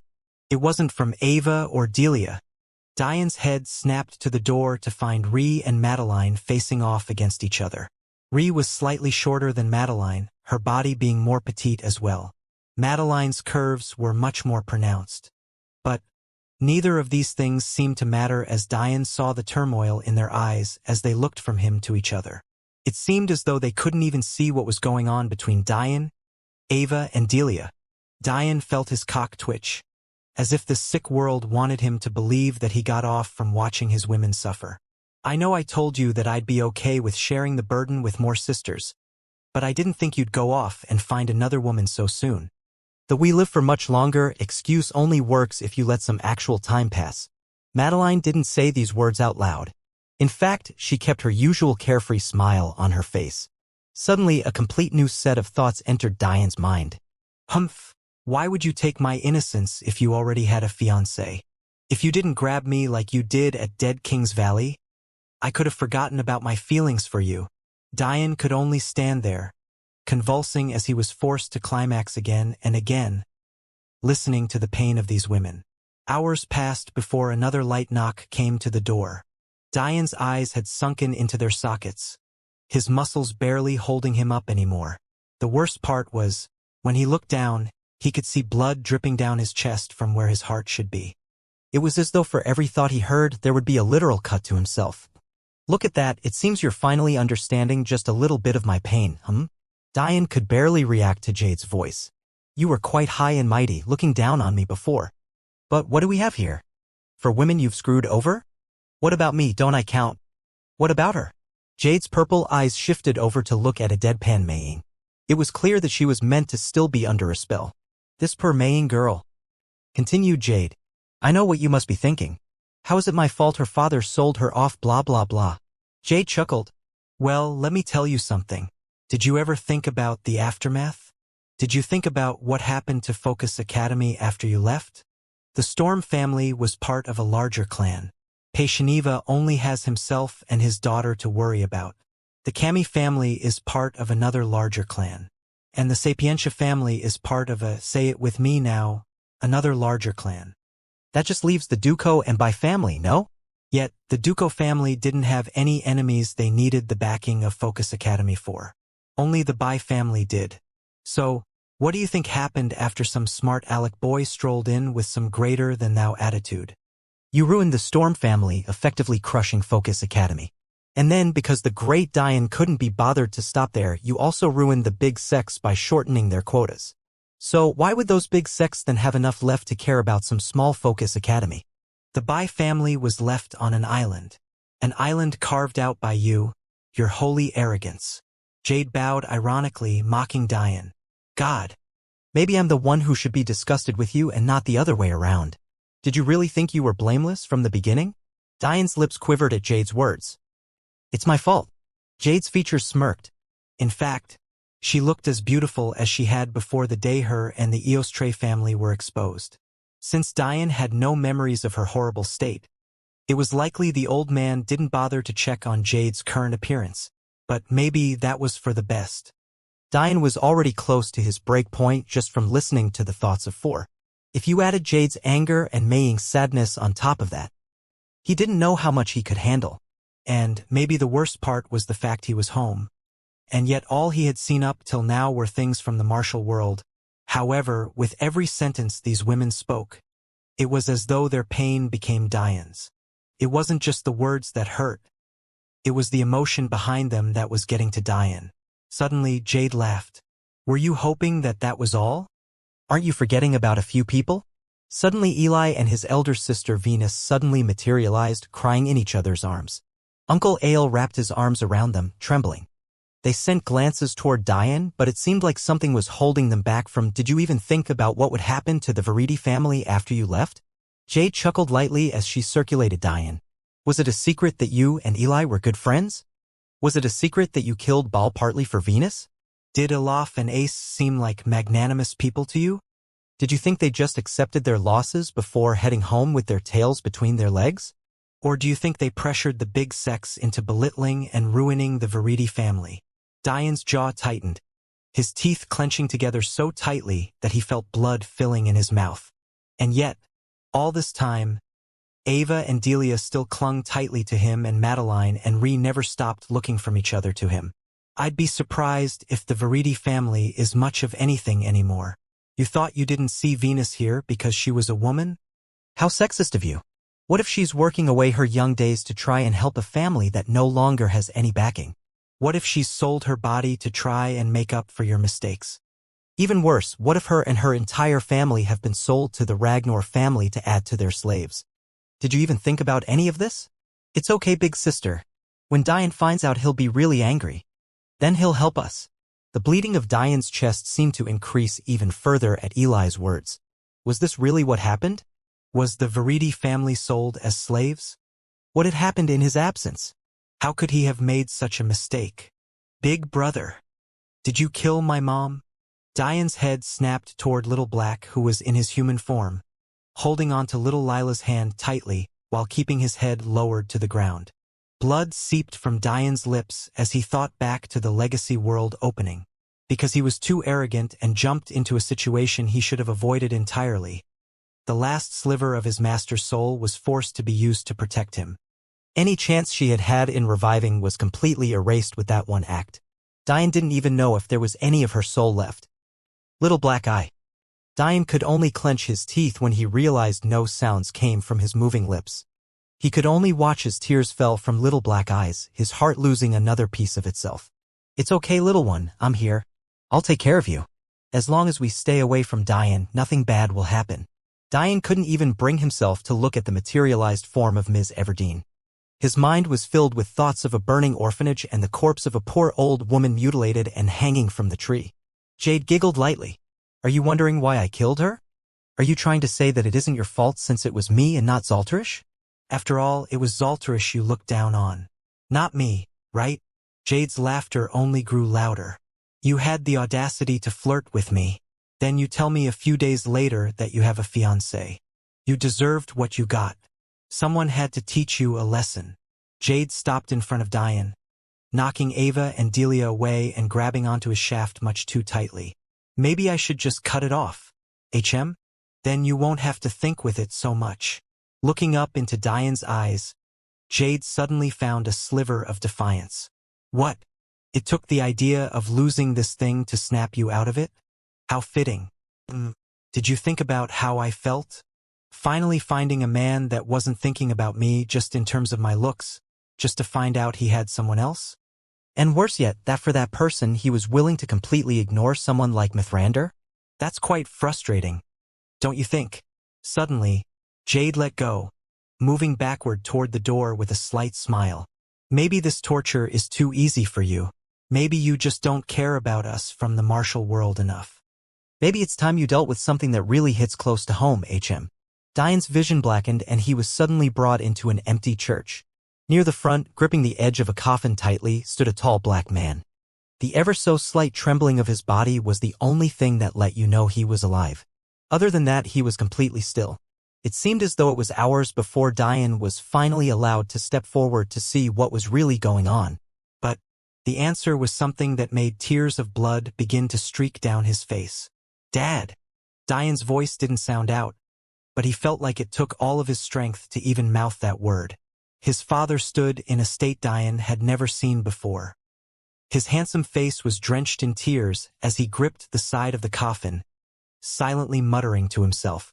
But the view of the coffin itself was something Diane couldn't bring himself to look at, because he knew what it held, and it wasn't someone he could stand to see. And yet, against his wishes, his feet began to move.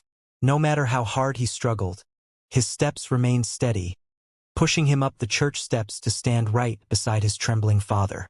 Diane's head tilted downward, forcing him to look at the woman who lay in the coffin peacefully. His mother was a white woman with delicate features. Her hair was a long brunette strung with the petals of flowers, adorning her in death. And yet, even in death, her face still held a rosy color that made it seem as though she could stand at any moment. I'm sorry I couldn't protect you. Diane didn't need to look over for his father's deep voice to fill his ears. He couldn't help but tremble under the sound, one he hadn't heard in what seemed like a lifetime. I'll protect him until my time comes. He'll be strong and as stubborn as his father. But he'll be as caring and as loving as his mother. I'll do my best to make up for my failures with you, with our son. Promise. I promise. Suddenly, the room shifted around Diane again. He was in the same church, except this time, there was only a 10-year-old boy a bit tall for his age standing in front of a coffin. The boy clenched his fists so tightly that blood dripped to the floor, saying not a single word as tears streamed down his face. To Diane, it was as though he was experiencing his parents' death all over again. The pain of his father, the pain of his younger self, they were as palpable as they had been that day. And yet all he could do was watch. Diane felt his world spinning. He looked down at his hands to suddenly notice they were shrinking. He was melding together with his younger self. The room changed once again, and this time he was in a training ground with his father running right at him. Keep your hands up, Diane. How could you lose to such a pathetic excuse for a man? Who the fuck is Darius Storm to a Sacharo? And you lost to him? This is all because you don't listen to me. You're too arrogant and you don't listen to authority. Diane's father's fist slammed into Diane's forearms, sending him flying. Diane grunted. It was almost like the pain was being magnified. He could feel his own flesh tearing. But, at the same time, he could feel his father's heart aching because of the pain he was causing his son. And yet, Sacharo's face remained as cold as steel. Tell me, what does being a Sacharo mean? Diane crawled up, wiping blood from the corner of his mouth. It means being smart in your fearlessness. It means being smart in your fearlessness. It means recognizing your betters. It means respecting your elders and the authority they hold. You listen to none of these things. If you had put on all of your armor instead of just the arm guards, do you think that Storm Boy would have beaten you to half an inch of your life? Do you think you were very cool staring death down in your loss? Sacharos don't lose. Diane nodded his small head in agreement, lifting his fists up. Sacharos don't lose. You've become too complacent in your intelligence, too confident in your talent, too satisfied with your past accomplishments. You need to remember the hunger that drives you. You need to stop doing things for your mother and me and do things for yourself. Do you understand? Before Diane could respond, his surroundings changed again. He had suddenly become even smaller. His hands wrapped around a knife and fork much too large for him as he sat at the marbled island of an elegant kitchen watching the back of a petite woman working from the stove. Mom? Diane almost couldn't contain his excitement as his voice actually made a sound this time. HM? Is something wrong, Diane? Do you want more pasta? Diane's mom turned around, wiping her hands on her apron as she went to sit beside him. Diane? What's wrong? Why are you crying? Did something happen at school? Tell Mommy. A soft arm wrapped around Diane as a hand wiped tears he couldn't stop. However, the moment didn't last long before Diane was back in the church, his moments of warmth torn from him without warning. Suddenly, the room shifted again and he was in a dark cemetery, looking at the tombstones of the both of his parents in front of him. Diane sat there for a long time, the thoughts of his women and his parents running through his mind again and again for days on end. He didn't get a chance to listen to the things his mom had tried to ingrain in him from his youth, but they had never left his mind, unlike words of his father. She always wanted him to act based on what was in his heart.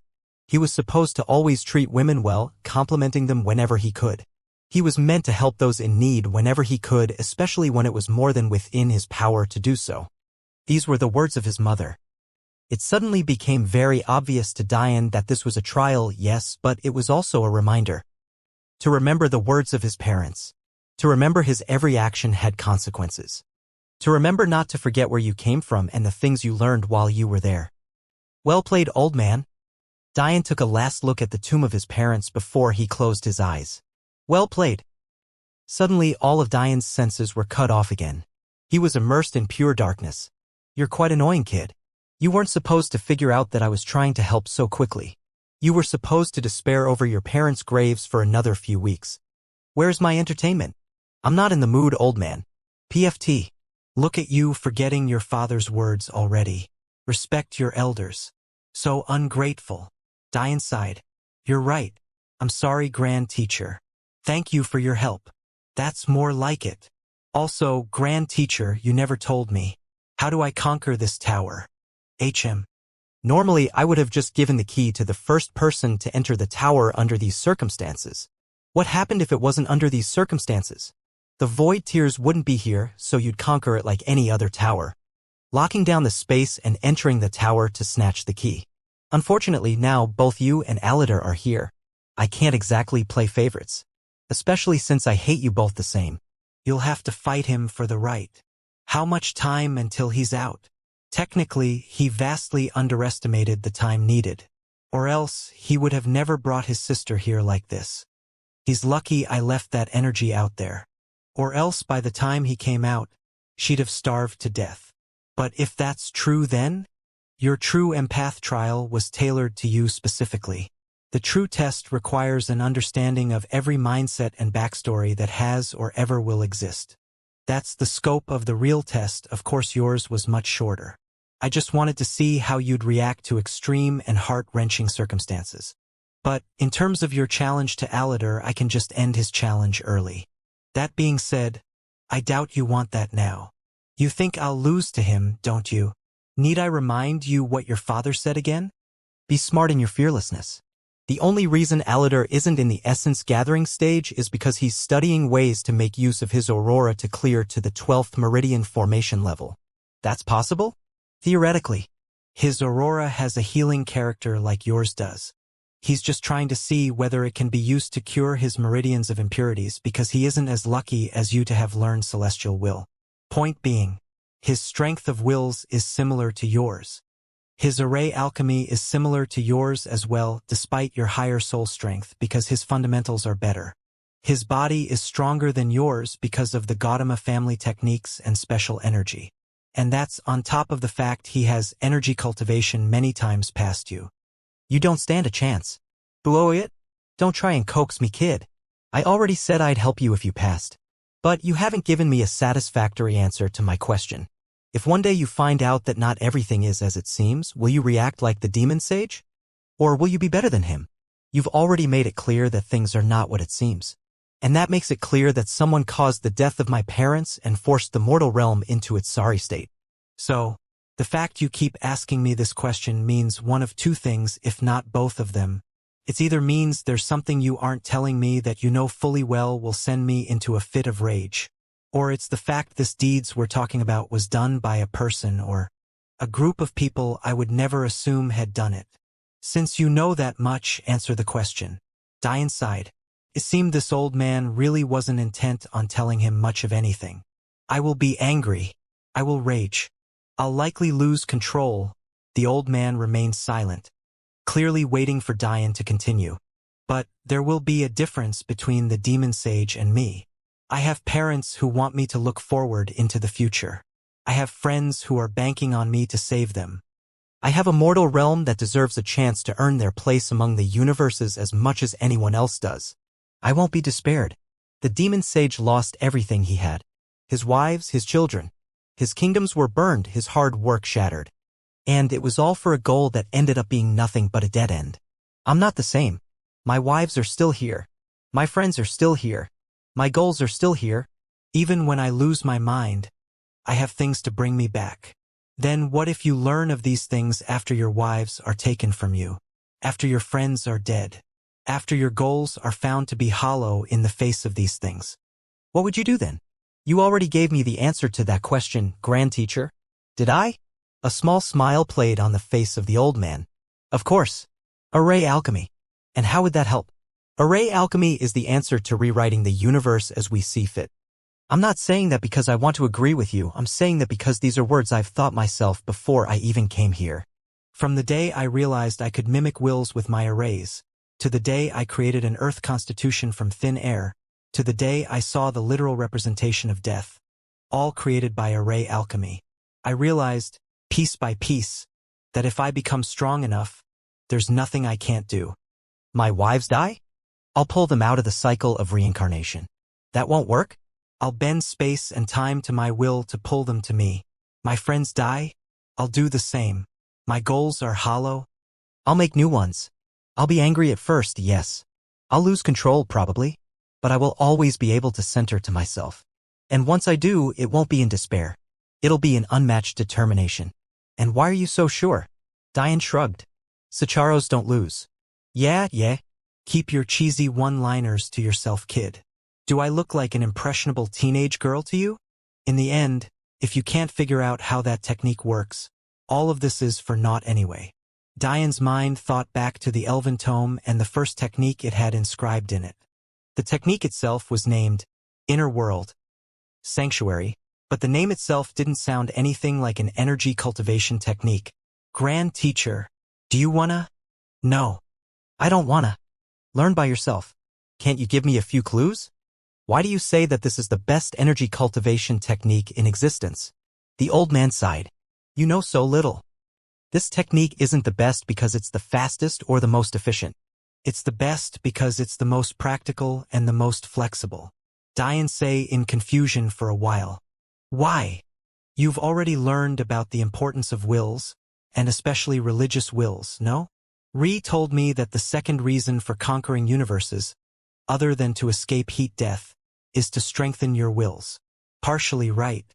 Many of the gods you've come to know are simply powerful martial experts who've spread their wills far and wide. So, what do you think happens when you step into a universe like that?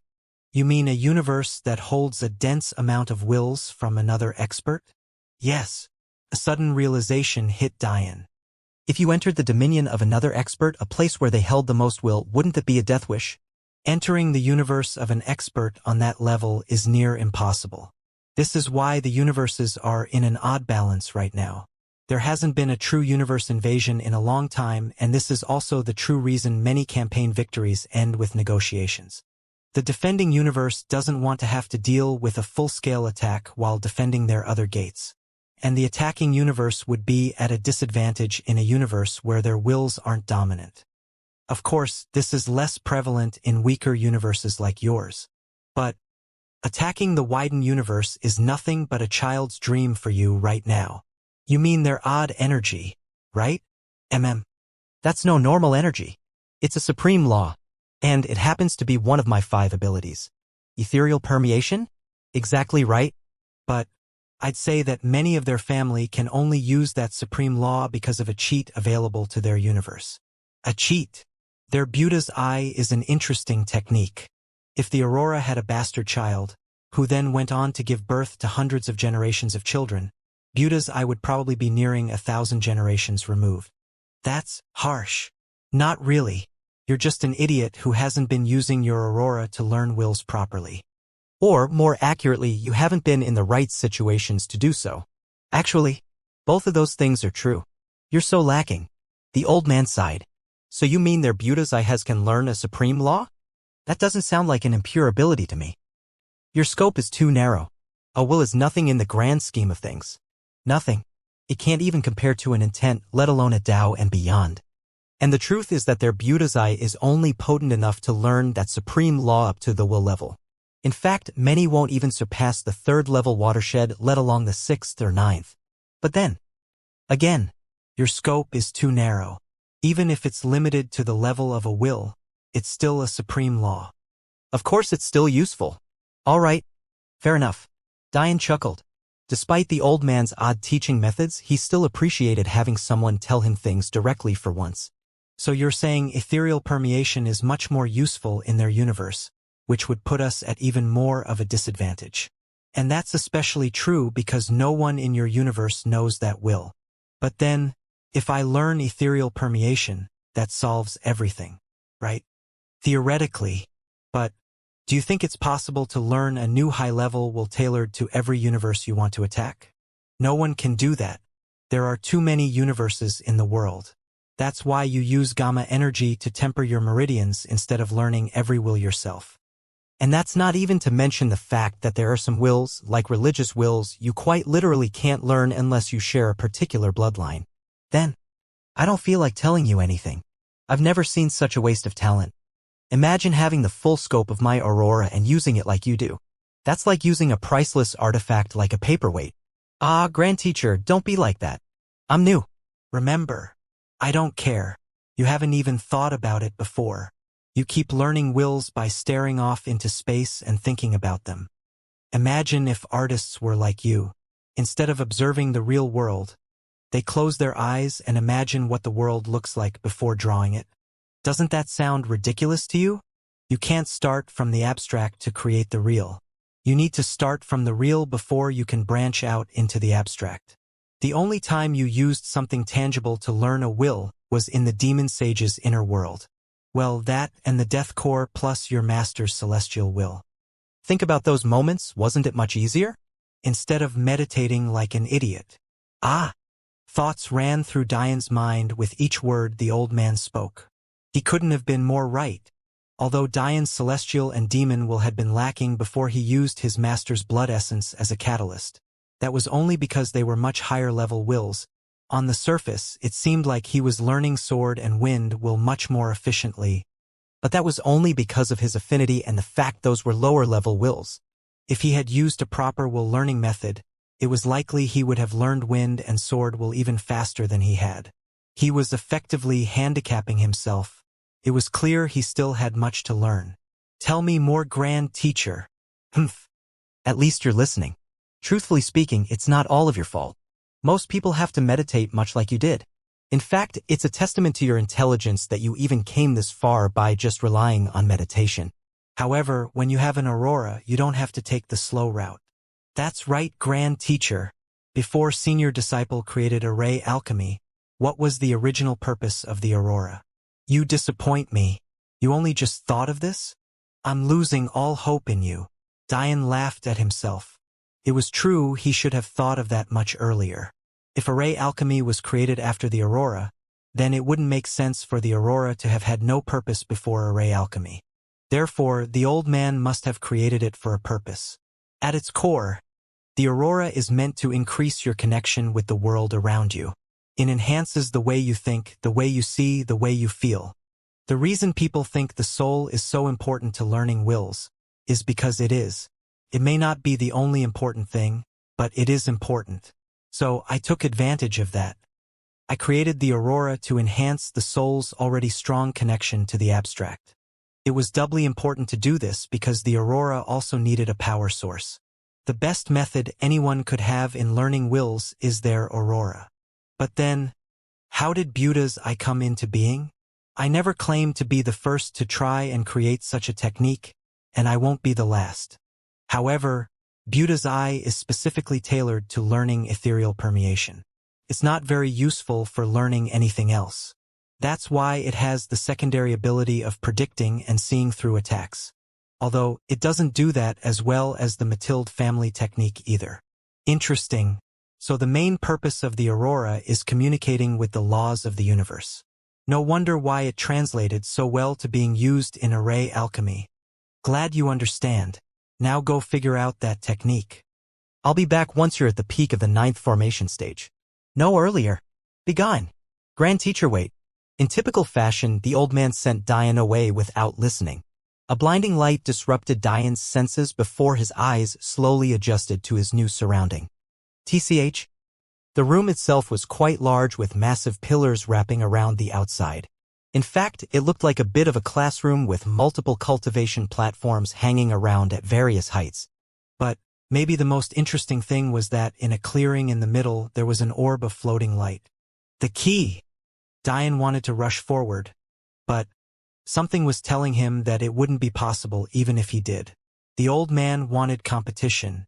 He would have to fight Alatar for the right to take the key. But first he had to cultivate. How do I learn a technique I know nothing about? I can't even read it. Diane walked around until he found a platform he liked before taking out a ridiculous amount of spiritual food. While he ate, Diane continued to observe the room and think. Although he had never energy cultivated before, what he did know was that this room had the densest essence energy he had ever felt before. Essence energy was important for the 3 first stages of energy cultivation. primed one's body in the foundation stage, connected meridians in the meridian formation stage, and then filled those meridians in the essence gathering stage. The truth was that relying solely on wills for the meridian formation stage was the best option. Using essence energy to temper the connections between meridians was a bit of a cheat. In fact, using essence energy as a replacement is often what led to clogged meridians and an inability to proceed to higher levels. However, it seemed clogged meridians wouldn't be a problem in this room. The essence energy that warped around in the air had been filtered to such an extent that Diane's aurora would only pick up the faintest traces of impurities. This energy was definitely pure enough to allow the opening of 99 meridians by relying on it alone. That being said, what Diane needed to focus on now wasn't meridian formation. In fact, if his grand teacher wasn't lying to him, he could skip having to worry about meridian formation entirely. What he needed to do now was focus all of his energy on the foundation stage. The problem was that Diane was still worried about Madeline should be fine now because she had not only gotten reinforcements, the trials of a legacy relied on oneself. He had been slowly learning that he should trust his fiancées in situations like that. But Ree's situation was different. She was at a severe numbers disadvantage, their scouts weren't reliable, and it was likely the basilisks would soon call in stronger reinforcements. And yet Diane was very clear on the fact he would need a few weeks if not months to do what he needed to do. His first step had to be solidifying his array alchemy foundation. Then there was meditating on the technique. And then there was the actual time it would take to cultivate, not even mentioning the time it would take to integrate the new set of meridians to himself. Even Diane's quickest estimations required half a month to 3 weeks. Hang in there, Ree. I know I've given you a lot to shoulder. But just hang on. Your useless husband is coming. He had let her suffer enough. As much as Diane wanted to allow his wives to share his burden, he didn't also want them to bear too much. That was something he would never allow. If there was something he could take on himself, he would never allow them to suffer it, whether it was this very trial or anything else for that matter. Diane immediately delved into increasing his foundation in array alchemy. The problem with his foundation stemmed from how he started off. Much of his base knowledge in array alchemy didn't from his master, but rather Focus Academy. So one can imagine how damaging that might be. This was made worse by the fact he had immediately tried to find shortcuts even in those lacking methods. Diane couldn't be blamed for this in reality. He had done this out of necessity. Had he not sped up his learning process, his life would have been in danger. For one, he would have died in his very first encounter with Akihiko, the man who had tried to marry his Madeline. Without his array alchemy, Akihiko's arrow would have without a doubt flown right through him, ending his life. And that was only one occurrence of his array alchemy saving his life. He even had examples of him using it to trick the higher experts of the big sects so that he could escape to the elven world. However, because of this learning process, Diane had skipped over many things. For example, array calculations. He had completely ignored this theory because his simplifications were like cutting straight to the answer, while array calculations were the equivalent of showing your work. But that didn't mean they weren't highly important, especially when it came to higher-level arrays. With complex shifting array like the Elven Tomes technique, calculations became all the more necessary. This was because the array was constantly shifting in relation to itself, resulting in completely new configurations with each passing second. If one didn't show your work, so to speak, it was impossible to reach the resultant answer. Thus, this was Diane's first barrier to leap over. In addition to array calculations, there were many branching topics that related to it. These included things like array placement. This was a set of theories that optimized arrays in many ways that included the time of day they were used, the time from creation it was used, even to the areas of weapons and the body such arrays worked most effectively with. The foundational studies of arrays even touch topics like the depth to which arrays should be drawn into array plates, how to properly prime those plates to be drawn on, and even array maintenance. In the end, it took Diane a bit more than a week to fully ingrain all of these things into his memories and put them into practice. It was lucky for him that much of these things were within his master's memories, or else it would have taken much longer. But he was still frustrated with how slow he was being. Let's hope this helps. Diane's hand flashed as the elven tome appeared in his hand. Over the past week, Dian had spent a lot of time thinking about what his grand teacher could have meant. He had settled on one most likely possibility. If this technique is meant to overcome the disadvantage of attacking universes that aren't yours, it's likely that it's a way to tap into your own being to sustain your own wills without relying on the world around you. This idea hadn't come out of thin air for Dian. In fact, it was highly linked to the fact that the technique itself was drawn as an array. Because Dian had recently learned the origins and true purpose of array alchemy, something had clicked for him. If the peak of array alchemy was meant to reconstruct the universe in its purest form, then what if that was what this technique was meant to do? Inner world. Sanctuary? Creating your own internally driven world that sustained your power. A way for your wills to not have to rely on anything else but your own self. As Dian began to tease apart the intricacies of the complex array, something else was becoming clear. This so-called energy cultivation technique was also linked with his soul, as the old man had said. His energy was what filled the world, but his soul formed its containers and shape. In the end, the technique still used his meridians as a focal point. In fact, it could be used as a regular energy cultivation technique if one so wished. But that would of course be a waste. So, Dian immediately decided on the world-building option. However, without meridians to use as a focal point, he had to first begin by slowly and diligently refining his body with essence energy. The foundation stage was quite straightforward. The first stage was an overall strengthening of the body. Here, Dian had to flood his body with essence energy, slowly allowing it to become accustomed to the energy. Often, techniques would be separated in quality at this level. More broad and overarching techniques would simply try and fill the body with essence energy before draining and repeating. However, Dian's technique focused on each cell, slowly priming them for later and more focused tempering. The second stage focused on the flesh, removing all outward appearance of impurities and blemishes. This stage was often responsible for the difference in attractiveness between the martial and mortal realm. As Dian's impurities were removed slowly, but surely, he was in fact becoming more handsome. Without being weighed down by bad genes and the like, Dian became the perfect version of himself. This led perfectly into the next stage, the bone tempering stage. By focusing on purifying and restructuring the bones with essence energy, you could effectively boost not only their strength but also their flexibility. This stage allowed one to better handle taxing techniques that were heavily demanding on bodily strength. Following this stage was the fourth, the marrow tempering stage. This was a stage that allowed for purer blood, but also a nice priming for future body cultivation as well. Although blood essence was a shortcut, self-body cultivation started with bone marrow, which was the source of the body's blood. The next stage, the internal organ tempering stage, is what was responsible for the health and longevity of martial artists.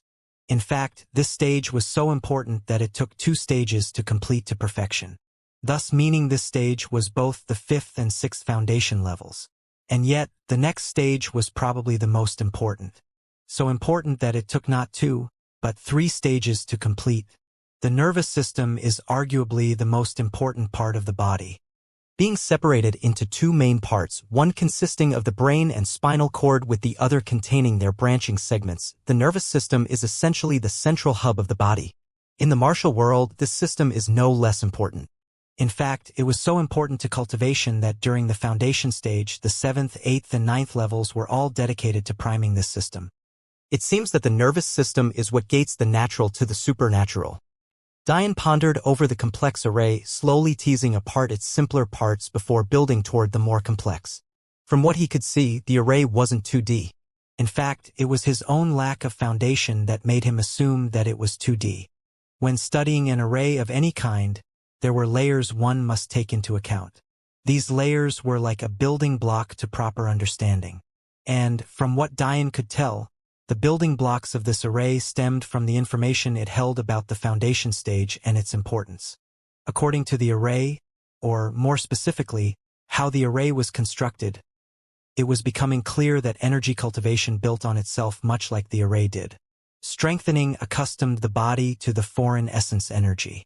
Flesh was strengthened to support the coming increase in bone density and strength. and the increase in bone density and strength primed the body for an increase in marrow quality, all before each of the last steps could properly protect and sustain the improvement in your internal organs. The last step was to improve the nervous system, and when you thought of the benefits, or more accurately, the strain that came with that, it was suddenly very clear why you had to prime the rest of the body first. The reasons for the importance of the nervous system were manifold. For one, many neglect the fact that with faster movement speeds, faster communication is needed.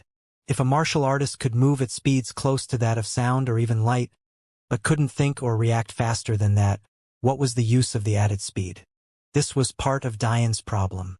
His Aurora's sixth sense was useful, but it was greatly handicapped by his movement speed and reaction time.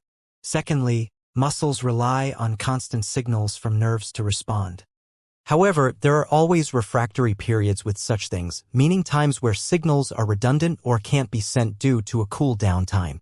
An improved nervous system eliminates this. Instead of being limited by how many signals you can send in rapid succession, you'll instead be limited by the amount of energy you have. Something that would greatly benefit a martial artist. Thirdly, there was the idea of limits that stemmed from this second point. The nervous system of the mortal realm often limited mortals to what their body could handle, only rarely allowing them to surpass these limits.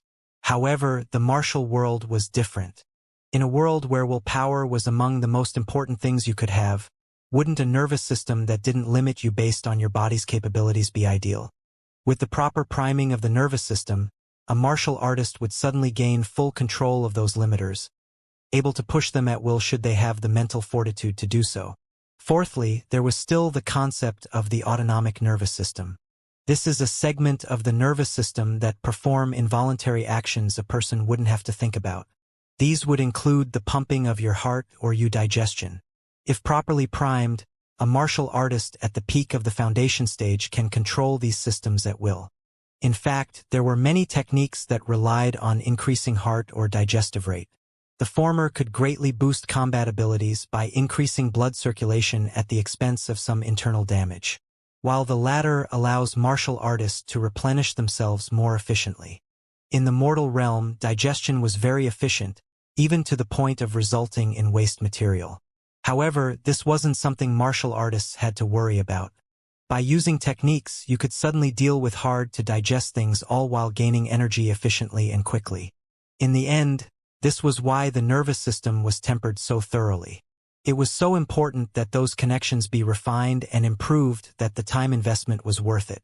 After this priming was complete, the future energy cultivation would increase one's control over it even more.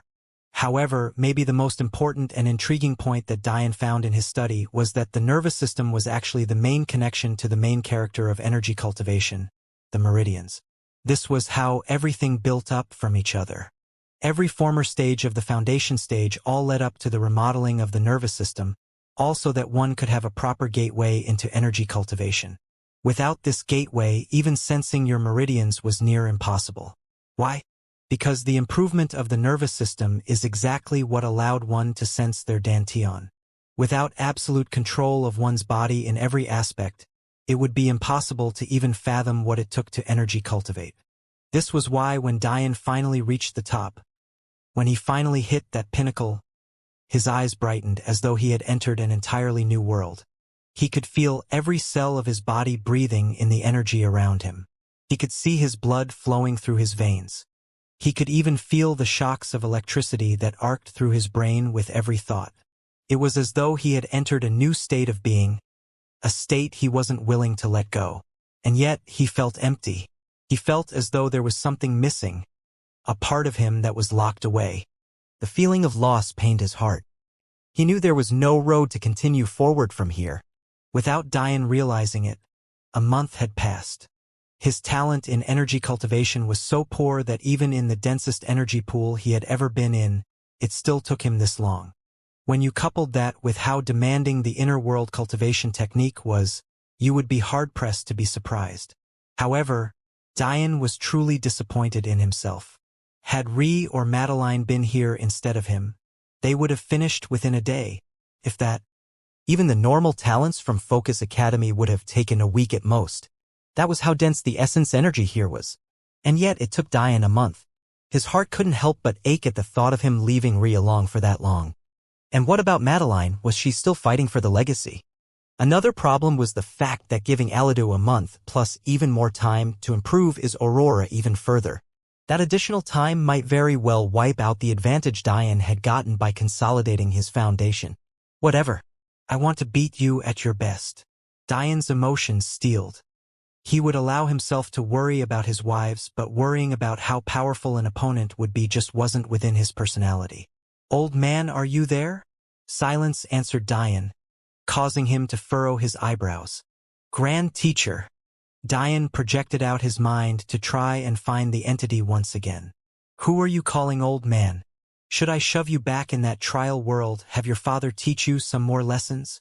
It's a term of endearment in the mortal realm. I call my dad old man all the time. I'll forgive you. Truth be told, I thought it would take you years to comprehend and cultivate up to this point. I wouldn't have cultivated so quickly if I didn't have knowledge of human anatomy, and yet I was still this slow. The truth was that energy cultivation talent was about more than just sensing essence energy or its higher forms.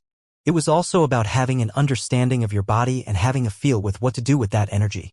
In fact, talent related to sensing energy was a bit redundant when the room you were in was so densely filled. As such, much of the talent required in a room like this was focused on an understanding of your body and the instinct necessary to flow the energy to the correct places. This was a talent that should have been provided by one's meridians. Even in a closed state, they acted like checkpoints for foundational cultivation. However, Diane didn't have that. As a result, he could only rely on his human world knowledge to fumble around with energy in his body. He had to first learn how to sense energy, a task made much easier by the room he was in. And then he had to memorize a map of his body using the energy as an appendage. It felt like writing with your left hand or trying to do something you usually did with your hands, with your feet instead. Except, imagine that it was a limb that you had never had before, and yet, none of this described the difficulty in following the inner world technique. Even with Diane's improved basics, seeing through to the right layers of the 3D array was nearly impossible. I see. Your human world is quite interesting. Are you prepared? Diane took a deep breath. Do you know how long it would take? Think of it like your normal human world operations except on an abstract scale. It would probably take a few weeks to integrate properly, then up to 2 months to heal appropriately. But if you're worried about your fiancé, it's likely that you shouldn't. Use your head to think instead of being so caught up in your emotions. A sudden realization hit Diane as he pondered the meaning behind the old man's words. Without Aladar, any reinforcements would take a long time to move across the gates, especially if they were a large force. Lotus Tower had been close to Earth Tower, and yet it had still taken them a bit more than a week to reach it, and that was with having to deal with only one incident. And the only reason there was only a single incident to deal with was because they had been moving from the very stable Earth Tower region. However, the reinforcement of the basilisks would have a host more to deal with. Without Aladar, they would need to move the normal way through the gates since Aladar had never planned on sending reinforcements to begin with. He had assumed he had an accurate gauge on Ri's abilities and he thought Diane was too weak. This meant that those large armies would need to leave the stable space of Gautama Tower, then cut through their instability of their own tower, all before cutting through Rod and Looming Tower to reach Lotus Tower. And none of this accounted for the most unstable reason they'd have to traverse Epistemic Tower. Could very well take them months. Grand Teacher, will I finish before the gates close? There was another thing Diane had neglected. The reason why campaigns were fought in spurts was because the gates were closed off to the outside world for 4 months a year. Now that he thought about it, this was likely to recuperate from damage and accumulate energy. After all, the entirety of the gate was an array. This was why the Elven Kingdom was late to the campaign and had also returned home early from the previous ones. There were actual set times it was optimal to campaign. That said, it was possible to remain in the gate during the time it was closed. It was just that it would be more dangerous, with the exception of Gautama and Earth Tower, that is. Those two remained as stable pillars. AI. You should finish with about 2 weeks to the end of the cycle. But it is likely that those armies would have already reached your fiancé by then. So you'd have to beat Aladar rather quickly if this is still what you want to do. Diane's eyes flashed. I'm ready. The old man said nothing as Diane's senses were completely blocked. This'll be a pain you've never experienced the likes of before. Diane steeled him at the final words he'd be hearing for the next few months. Think about it this way. In 2 months, you'll be strong, right? Diane chuckled to himself, trying to ignore the nervous sweat creeping down his back. Feeling something touch down on him, Diane took in a sharp breath, trying to prepare himself. But nothing could have made him ready for this. Suddenly, Diane felt like screaming. He didn't know whether he did or not. In fact, he couldn't even feel his own throat vibrate anymore. It was as though the ripping in his chest was all there was to the world. It felt like his entire body was restructuring itself, breaking down into its smallest components before reforming, just to break down again. And maybe the worst part was that he couldn't hear himself scream. It made him feel as though his pain was insignificant, as though in the grand scheme of things, his feelings meant nothing. All he could do was endure, to feel his organs being shoved apart and rearranged. He had to feel his rib cage expand and contract, bursting out of itself just to reform again, then repeat. Maybe the most uncomfortable feeling was the invasion of his brain. The uncomfortable crawling of his skin. The feeling of having himself turned inside out. And yet, there was still worse to come. The nervous system was the connection of the natural to the supernatural, as Diane had said. Now, what do you think happens when untold pain finds its way to the system responsible for letting you know that you're in pain? It was as though there was no break to breathe. The meridians were forcibly attaching themselves to a system of things they had no business being a part of before. They ripped apart Diane's nerves, finding homes for themselves within. They pumped Diane's body with essence energy, only amplifying his senses to everything that was going on. And yet still, there was more to come. Because the implanting of the meridians was only the first part. What happens when fully opened meridians enter and merge with the body of a boy still within the foundation stage? Agony. Pure and untold agony. Diane's body began to bulge as new energies ravaged him. He felt every new will of the gamma energy the meridians had been tempered with coursing through him. But they were of no help. They were like a doorway he was barred from, only to supply him with pain when he poked and prodded. And yet still, Diane couldn't hear himself scream. There was no one to hear his pitiful cries, and the old man had pretended as though he had never known Diane in the first place. It was as though nuclear bombs were going off, 108 of them, and Diane was just a spectator to the destruction of his own body. In the end, Diane's body really did burst apart. Just the bulb of his aurora protecting his soul within remained as the blood and gore floated around him, trying to slowly reform itself. But somehow the pain was still very real. Every blob of blood felt as though it was still a part of Diane, every bit of flesh that had been torn asunder. And still he couldn't hear his own scream. At Lotus Tower a battle still raged on. It had been months since Diane's disappearance, and Ree no longer worried as much as she had, but she still got the sinking feeling that something major must be going on for her fiancé to still not have come back yet. Are you conquering the epistemic tower right now? Are you safe? Commander, we need to pull back. Ario's voice snapped Ree out of her trance. She suddenly realized that her vision was red and that she could barely feel her arms even though his sword was held out in front of her. What's wrong with me? A strong hand grasped Ree's shoulder as they teleported away from the battlefield. Ugh! Ri collapsed to her knee, stabbing her sword into the ground as she took deep breaths. What's going on? She asked. Looking around, Ree was truly confused. All of the demon generals had teleported away along with the elves and the few from the Niveus sect. Right now, they stood as the center of a teleportation pad, distortions fluctuating around them faintly. Akash kneeled beside Ree, wiping the blood from her forehead. It seemed that Ree had been fighting so hard that she hadn't even noticed a gash had opened up, reddening her vision. Akash, silly girl, you're a princess. Didn't you realize you were out there fighting alone? We were worried sick, so we sent Arios out to get you. Alone? Since when? Ree truly hadn't noticed. But that was beside the point. Why had everyone pulled back? It was only a few minutes before we noticed. But it took Arios quite a while to cut his way to you. But what's going on? Arios sighed. You've been too distracted to notice. But I can't blame you. Ri was too disoriented to understand what was going on. If Diane had been here, he would have likely diagnosed her with a concussion. But symptoms like that for a martial warrior would disappear within minutes. On the first day, Akash spoke up. Diane took out 400,000. She said solemnly. With the following 2 weeks, we managed to whittle them down to just 100,000 by using your tactics. But, Ri's eyes blinked, still trying to adjust to her surroundings.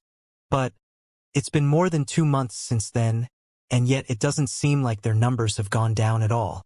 In fact, in that time, we've only taken out an additional 10,000. What? Ri tried to stand but stumbled. It was suddenly clear to her that she had long since lost her faith seed transformation. Why had it taken her so long to realize something like that? She was supposed to be commanding. Damn it. Over the past 2 months, the basilisks had been stalling for time. And it seemed like the Lotus Alliance was running out of time to figure out why such aggressive beasts had suddenly become so clever. And now, suddenly only their most elite of warriors were left. What the Lotus Alliance didn't know was that a massive army of essence-gathering experts was headed toward their location. And Baes and Liska were certain it wasn't something they were prepared for. What are you moping around for? Your body is healed. Wake up. Diane slowly opened his eyes to find himself back in the cultivation room, lying naked on a platform. He shivered thinking about what he had just gone through. There had been no time in that state. Diane's everything had been blanketed with endless pain. You could have at least warned me, old man. You should be getting on your knees and thanking me for saving your future, not spouting this nonsense. Get up. I'm sending Aladar here. Diane suddenly jumped at the old man's words. There was more to do. He could just lie down and be complacent. Flashing forward, Diane leaped off of the platform. Whoa! Wait! Flipping in the air, Diane's feet landed on a far wall before he flipped back. What the hell? Diane suddenly felt as though he was a spirit inside the body of a puppet he was controlling. Even when he looked down at his hands, it was as though someone else was moving them for him. That's not good. A rays flashed around Diane, giving him a pair of sweatpants to cover his lower half. At least that still works? Diane had no idea why the change was so drastic. It wasn't as though he had never gotten a massive boost in power all at once before. On the day he lost his virginity with Ri, his body's strength had jumped an entire full cultivation level, but it was nothing like this. His body seemed to breathe everything in through its skin. His lungs seemed to have an endless capacity for air, and even his organs seemed to have an entirely new system pulsing through it. Diane could suddenly even feel his soul, something that had been foreign and abstract to him. He could see the demon sage's essence within his something he had never been able to do before. It was as though an entirely new world had been opened up to Diane. The coming together of his energy cultivation had directly boosted his insight into his body and soul. It felt like the epitome of perfection. Swirls of wills started forming around Diane, sending a raging wind through the room. It's so much less draining. The tattoos on Diane's back even seemed to be deeper, holding faint golden accents to their previous white and black. Now that Diane knew his soul was really the accumulation of soul talent that was meant to have been spread through the mortal realm, it was suddenly very clear to him why his manifestations were so powerful. Not only was it dripping in his own arrogance, it also had abilities few other, if any, manifestations could live up to. This feeling is awesome. You? What are you doing here? Diane's head snapped back to find a young man with a flower in his long black hair. He had an oil paper umbrella in his hand and had a serious expression on his face as he stared at Diane. Did the crack in the game lead him here? Thought Aladar. It did make sense. It was unlikely, but maybe there was a spatial distortion that led Diane to this very location. Oh? Did you finally decide to stop impersonating me? Aladar remained silent, his normal reserved expression resurfacing. Diane hadn't said much, but it was enough for Aladar to understand quite a few things. But the most important was that Diane had followed him in here and had almost definitely witnessed the death of Fifth Son and Aladar's attempted framing. It didn't matter too much to Aladar considering the people he wanted to trick had been tricked. Unless, did he catch up with Kagan? Or did he come here without doing so? Aladar suddenly thought of many possibilities he didn't like as well. Diane's one sentence was like a choking point on Aladar, and the worst part was, it took Aladar the longest to figure out the most crucial point. My sister. This was a duel between innate aurora wielders where the shortest of phrases and the most insignificant of actions suddenly become important. Aladar's mind ran just as quickly as Diane's did. But what would be enough to win? Who would win? What did you do with my little sister? Diane chuckled to himself, turning his body toward Aladar. It seems I really don't have to use but so many words with you. Are you sure your sister is someone you should be worrying about right now? Diane's eyes subtly darted toward the key orb in the middle of the room, drawing Aladar's attention. Aladar's eyes sharpened. He hadn't spoken to the old man for as long as Diane did because he spent most of his time in his trial. But, for the past few days, he had been inexplicably pulled from said trials and told to recuperate. And now, he was thrust in a room with maybe the only other man in this gate that could feasibly enter this tower under his own power. The goal of that voice was clear. I swear if you did something to my little sister, death will be something you beg for. Diane didn't seem too perturbed by Aladar's words, instead letting his senses wander through his body as he pushed himself to get accustomed faster. If anything happened to your little sister, Diane said faintly, it would be as a result of the will you yourself sowed. You! Aladar felt as though he was losing his composure for the first time in a long time. His little sister wasn't something he was willing to play with, and yet all Diane was doing was spitting in his face repeatedly. Diane rolled his wrists and stretched his back out of habit, but it seemed his body wasn't cracking like it usually did. It was as though he had truly been reborn. My younger sister is a child. She was not a warrior on the battlefield like your fiancé. Aladar's features steeled. He looked at Diane with a burning hatred in his eyes. Today, you die. A raging and dense will manifested around Aladar. It was as though a sandstorm had picked up, and yet the will was ethereal. Say whatever you need to say to make yourself feel better. But know this well. The minute you decided to attack my fiancé was the minute I had already decided to punish you. I don't care what your backstory is. I don't care what your goal is. I don't care what purpose you had or have. You don't touch my family, Diane said faintly. Aladar didn't reply, choosing to instead brandish his oil paper umbrella as his long robes fluttered around him. The cultivation platforms seemed to have a mind of their own, immediately escaping to the extremities of the room as the two men faced each other. One had a fire lit in his eye for revenge. The others raged in anger, but both had one goal in mind: win. Diane launched himself forward, his eyes reddening as the Matilde family's azura eye bloodied his vision and his pupils darkened. Aladar's eyes sharpened. He couldn't tell why Diane was suddenly so fast. To him, Diane still had no cultivation. It was exactly like with Madeline. Their meridians were so pure that no one could find an accurate gauge on their cultivation, until it was too late. Diane's fist grew in Aladar's eyes, forcing him to retreat while he pointed his umbrella forward. A magnificent array appeared at its tip, smashing into Diane's fist and lasting a mere instant before it crumbled to dust. Diane suddenly laughed. I don't need to hold back anymore. A raging silver and black swirled around Diane, molding together into shimmers of eerie light that blanketed the room around them. Aladar suddenly felt as though his weight had multiplied, his knees creaking underneath the pressure. What is this? I've never felt or heard of this will, but I felt. He fused them. Diane's body bulged, reddening under the strain of his technique as a slow steam escaped his lips. First act, second stage, Demon Emperor's will, perfection. Before this, Diane could never have dreamed of using will fusion and his body enhancement techniques together without serious consequences. But now it felt as easy as breathing. His body was constantly replenishing itself. Essence energy flowed to where it was needed, acting as a magical elixir and filling Diane with a constant calm feeling. Suddenly, Diane's weapons hall manifestation blasted into existence, dripping the already dark area in a bloody red as a flash of light escaped its doors. Diane grasped at the air, smiling to himself as the light materialized into an oil paper umbrella. He's mocking me? Aladar's brows furrowed. his grip tightening on his umbrella as thoughts of his little sister swept through his mind. Dian pointed his umbrella forward. Demonic chi dripped from its tip to blacken it completely. The umbrella seemed to roar to life, lengthening as Dian pierced toward Aladar. Since you think this is a game, I'll crush you. Allow me to show you what a supreme law can do. Dian's eyes sharpened, his technique immediately picking up the oddity in Aladar's movements.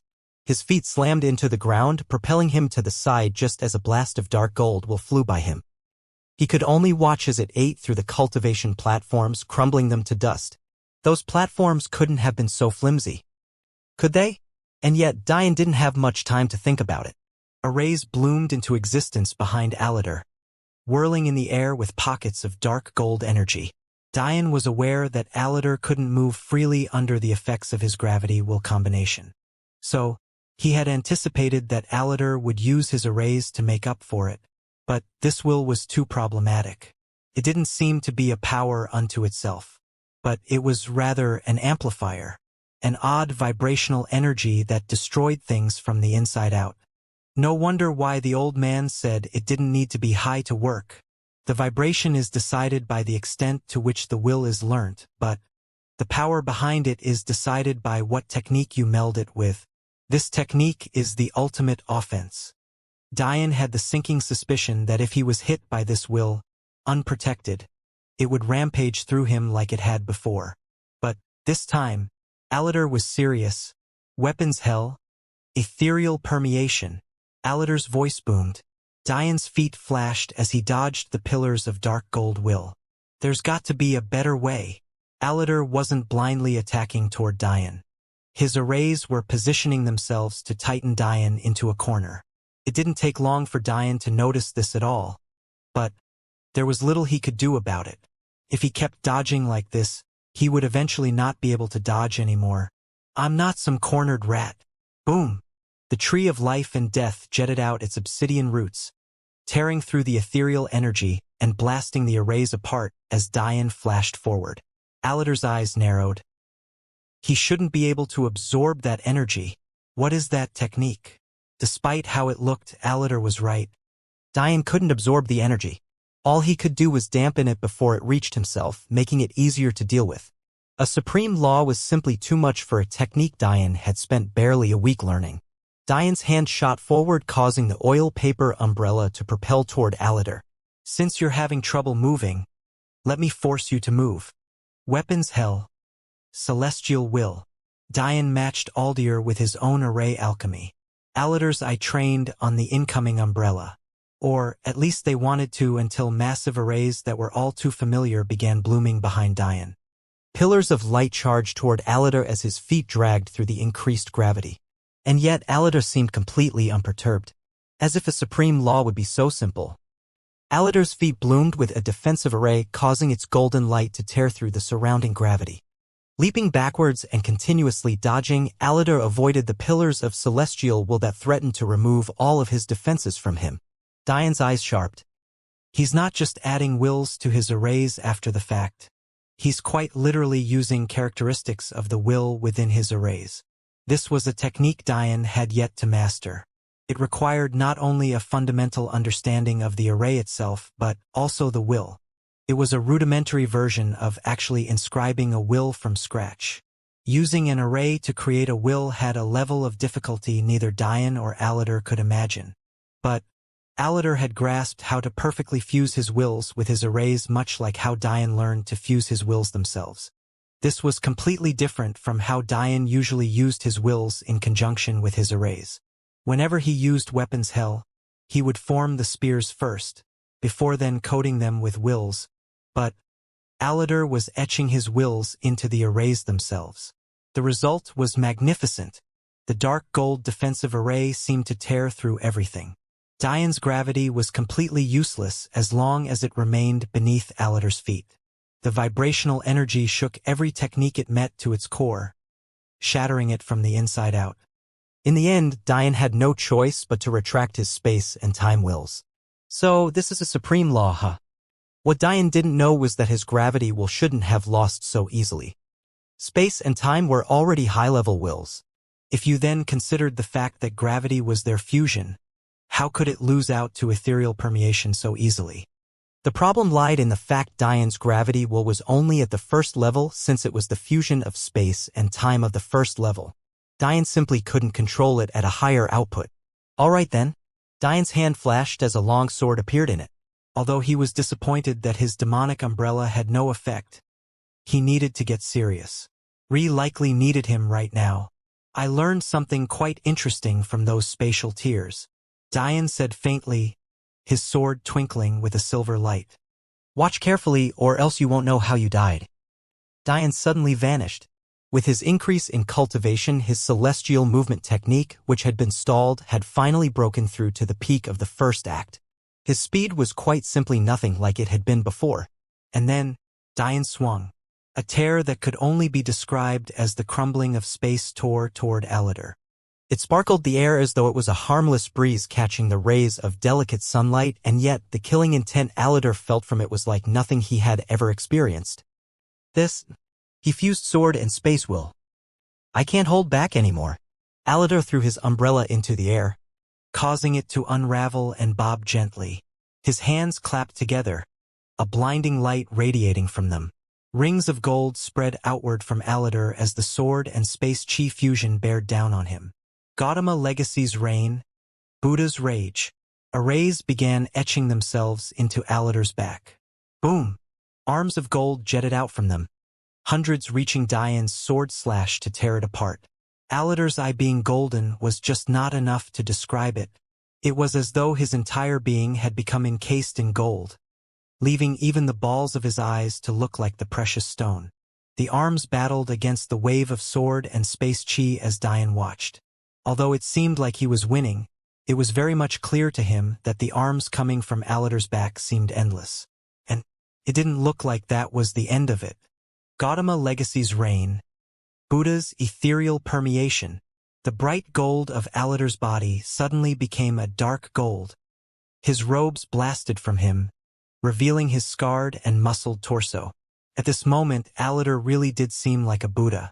Sitting on an array, his hand suddenly reached up toward his floating umbrella. Ethereal rain, Buddha's tears. The umbrella spun viciously in the air, a dark gold jetting out from it and seeking to blanket everything. Diane's eyes sharpened. Not good. Buddha's rage sent arm after Diane, not allowing him time to rest as the umbrella continued to spin in the air. It was as though Aladar's projections wanted to slap Diane down from his pedestal and end all chance of victory. But Diane kept dodging, his celestial movement technique working in overdrive as ripples of space tore through his every step. But then, there was no more room. Diane's sword slashed outward, sending spatial tear after spatial tear into the sea of dark gold arms, but the ethereal permeation seemed to end all thoughts of Diane cutting through. Damn it! There was no space left to run. Diane found himself in a corner, his sword in his hand as he tried to defend to no avail. Diane and Aladar had been fighting for more than an hour, and yet, neither had sustained a single injury. Until now, the hands slammed into Diane, sending him blasting against the wall. They shattered through all of his attempts at forming defensive arrays, and the tree of life and death simply couldn't keep up. Ugh! Blood dripped from Diane's mouth as endless hands slammed into him, burying him further and further into the wall. And then, Buddha's tears finally hit. It was silent and almost comfortable at first, and yet, even as the Aladar's own Buddha's rage technique crumbled under them, Diane was crumbling too. Ha! Still doesn't hurt as much as the past 2 months.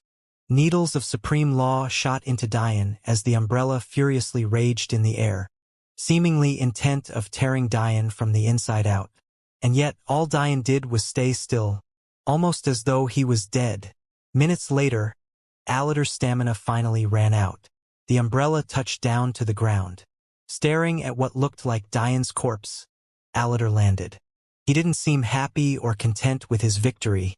All he could think about was his little sister and what must have happened to her. He wanted to get up and mutilate Diane's corpse. But how would that fix anything? Aladar could only turn toward the key at the center of the room. So he slowly dragged himself toward it. But just as he was about to reach it, a golden light suddenly caught his attention. What? Aladar couldn't believe his eyes as he watched Diane leisurely walk out of the hole in the wall, stretching his limbs as dried blood flaked off of him. That's quite some technique. Unfortunately, I don't know if I can ever feel pain the same way anymore, and maybe just as unfortunately, you didn't output enough for it to be useful to me. If Aladar knew that Diane meant that he was trying to use the Florence family technique to absorb the onslaught of attacks as a catalyst to form an ethereal permeation humanoid, who knows how he would have reacted? To think someone would allow themselves to get mutilated just for that. And yet, Diane's wounds were healing at a visible speed. The combination of his aurora and energy cultivation was just too much. How is this kind of healing possible? Aladar didn't know what to think anymore. He could only prepare himself for the next round. Since you're no longer of any use, I think it's time we end this. Diane's humanoid manifestation slowly bloomed under the eyes of Aladar. But something was different. Tattoos of gray and black started to crawl over Diane as the stench of bloody roses filled the room. Diane's hand reached for a dense black light that flew from his weapon's pagoda, grasping it firmly. His eyes darkened into black and lifeless holes, staring emotionlessly at the trembling Aladar. This is death. There Diane stood, matted with tattoos that looked like ancient inscription patterns. And yet his most striking feature was the 10-foot-tall staff that he held in his hand. Well, that was until that staff materialized a blade of fogging darkness. A blade that curved menacingly in the air. The blade of the Reaper himself. The blade of a scythe. The battle was over in moments. Diane's scythe made Aladar's Buddha's rage feel as though it was never there to begin with, slicing through them with an eerie ease. Aladar simply stood no chance. Not only was his energy cultivation lower than Diane's, his stamina was entirely too low and his ethereal permeation seemed to have no answer for Diane's death will. Death chi was like erosion incarnate. Techniques, energy, wills. All of them seemed to wither before it and disappear. There was no purification like celestial will. There was no shattering like ethereal permeation. There was only an inevitable end to a short beginning. Aladar's body withered as Diane clenched his throat tightly. Neither said a thing, only waiting while Aladar's eyes seemed only moments away from losing all life. You have one chance to live, Diane said faintly. His voice seemed layered with the depths of hell itself, booming and eroding even the air as he spoke. Aladar said nothing. To him, his sister was dead and his plan had failed. What use was there in living on? You become my servant and I'll allow your sister to keep her elder brother. There's a price to pay for attacking my fiancé. And this is it. Aladar's eyes flashed at the mention of his little sister. She's alive. Struggling with the last bit of his strength. Aladar nodded his head. If it meant not allowing his sister to despair, lowering his head was something he was more than willing to do. Diane nodded as his scythe disappeared into his weapon's pagoda. You'll have to accept this array. Know that should you ever have thoughts of erasing it, it will kill you. Should you have thoughts of betraying me, it will kill you. There is no out unless I remove it myself. Your soul strength is not as powerful as mine, and even if your fundamentals are good, you have no way of dealing with my death chi. Not removing his hand from Aladar's throat, Diane began drawing an array. But it was pitch black. Taking inspiration from Aladar, Diane inscribed his array with the will of death itself. In reality, the method behind the array was no different than the one he had used to bind the 14 elven subfamilies. However, this time, with the help of death chi, the punishment had an entirely new level of severity. But Aladar could only watch as the black seal entered his pale and withering forehead. This was the price he had to pay. After he was done, Diane released Aladar, washing him over with celestial will to remove the residue of death chi before he walked over to the key. Not bothering with Aladar for the moment, Diane smirked to himself. Looking at his hand, a simple tracking array appeared with the name Alexandria Acacia on it. I think I'll take credit for this, HM? The demon sage's first true victory. The name slowly changed as Diane's eyes flashed with gold. Content, Diane grabbed the key before walking back to Aladar. But as he did so, he suddenly felt information stream into his brain. Information about the epistemic tower and a roadmap spatial tiers. This, Diane chuckled to himself. He had known that the epistemic tower held a map of the gate. But, as the only epistemic tower in the entire universe, it was connected to every gate in this quadrant. Quite simply put, having a road map of spatial tiers here meant having an untold advantage over attacking the other gates. It was suddenly very clear to Diane that he and everyone else had been thinking on too small of a scale. Or, rather, the scale the old man was thinking on simply far outdid everyone else. To transcend means conquering an entire quadrant and reaching the top of the epistemic tower. Sounds fun? Diane chuckled bitterly. This wouldn't be easy at all. However, he had taken a good first step. Or, rather, the secret of this universe had taken the first step for him, making this step much easier. The epistemic tower was never meant to be a part of such a weak universe. The old man had never designed it like that. How ridiculous was it for the most important gate of a quadrant to be attached to such a backwater place? It would have been simply too convenient if that was the case. But, wasn't it true that the Celestial Deer sect was once a main force of this universe? That the Dayu clan was once a main sect of this universe? That the demon Cheelants, although Diane hadn't heard a word from them since accepting Little Black's father's essence, had also once been in this universe. In fact, it was likely that those weren't all of the powerful clans that had once been here. It was clear that this universe wasn't weak when the gates were established. In fact, with so many peak Dao formation experts at its disposal, it wouldn't be an exaggeration to say that it was once among the very best the universe had to offer. To put things into perspective, there was only one cultivation rank separating a Dao formation expert from transcendence. It was the cultivation rank the demon sage had been. A rank of untold power and destruction and the epitome of what someone could hope to be in this realm. The rank of the half-step transcendent expert. And yet, Diane's universe had once been filled with experts just a breath away from this level. Over the stream of time, many forgot the once central universe. Or maybe not many had known about it in the first place. Just how many would have had the right to fight in the epistemic tower when it was at its pinnacle? How many universes would be strong enough to fight the likes of the Celestial Deer sect and clans on its level? And on top of that, the fabric of reality was vast. Even a clan as powerful as the Weta could only claim to understand a small percentage of the universes in its quadrant. Whether intentionally by design or coincidentally, everyone had forgotten about the epistemic tower, even to the point of playing the game entirely incorrect. But one thing was still true. The other epistemic towers were still very much connected to this one, and the competition was still raging on. The key sunk into Diane's skin, disappearing for the time being. Diane winced, his eyelids twitching as he began to feel some of the lingering effects of his death chi. My own will shouldn't hurt me, should it? The truth was that Diane had felt his own organs eroding under that special state, although at a much slower pace than what Alatar was feeling. He had wisped celestial chi through his body to remove it, but he was still feeling some of the past damage. And the trouble was that it was healing much more slowly than his other wounds usually did. How ironic! Diane sighed, sitting in front of the meditating Alatar. It seemed as though he too was trying to get out the last of Diane's death chi. It was clear that Diane's previous celestial will hadn't been enough. It seemed a lot of powerful wills had drawbacks. Demonic will made you more susceptible to losing your mind in anger and loss, and it seemed that death will was almost masochistic. Diane had been worried about this at the beginning, which is why he hadn't used it immediately to take out Alatar. Well, that, and he wanted to get used to his practically all-new body. But this really wasn't convenient. The only good thing was that Diane had a fairly good counter. His celestial will would benefit him greatly. The only problem was that his celestial will wasn't as powerful as his death chi. He still needed to boost it to the 9th level before that. How much power do you have in the Weta universe? Specifically, this gate.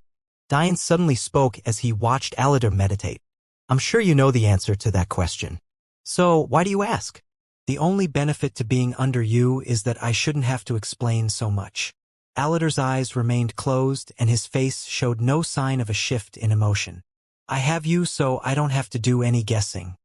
You used more words to explain why you shouldn't have to answer than it would have taken to answer. Alatar's brow twitched. He wasn't used to being refuted so easily. I have no power in the Weedaverse as a whole. In terms of this gate, it's easy to manipulate things behind the scenes. Dian nodded. After hearing Alatar's backstory, one thing had become clear to him. Alatar wasn't working from the shadows to fake out their universe.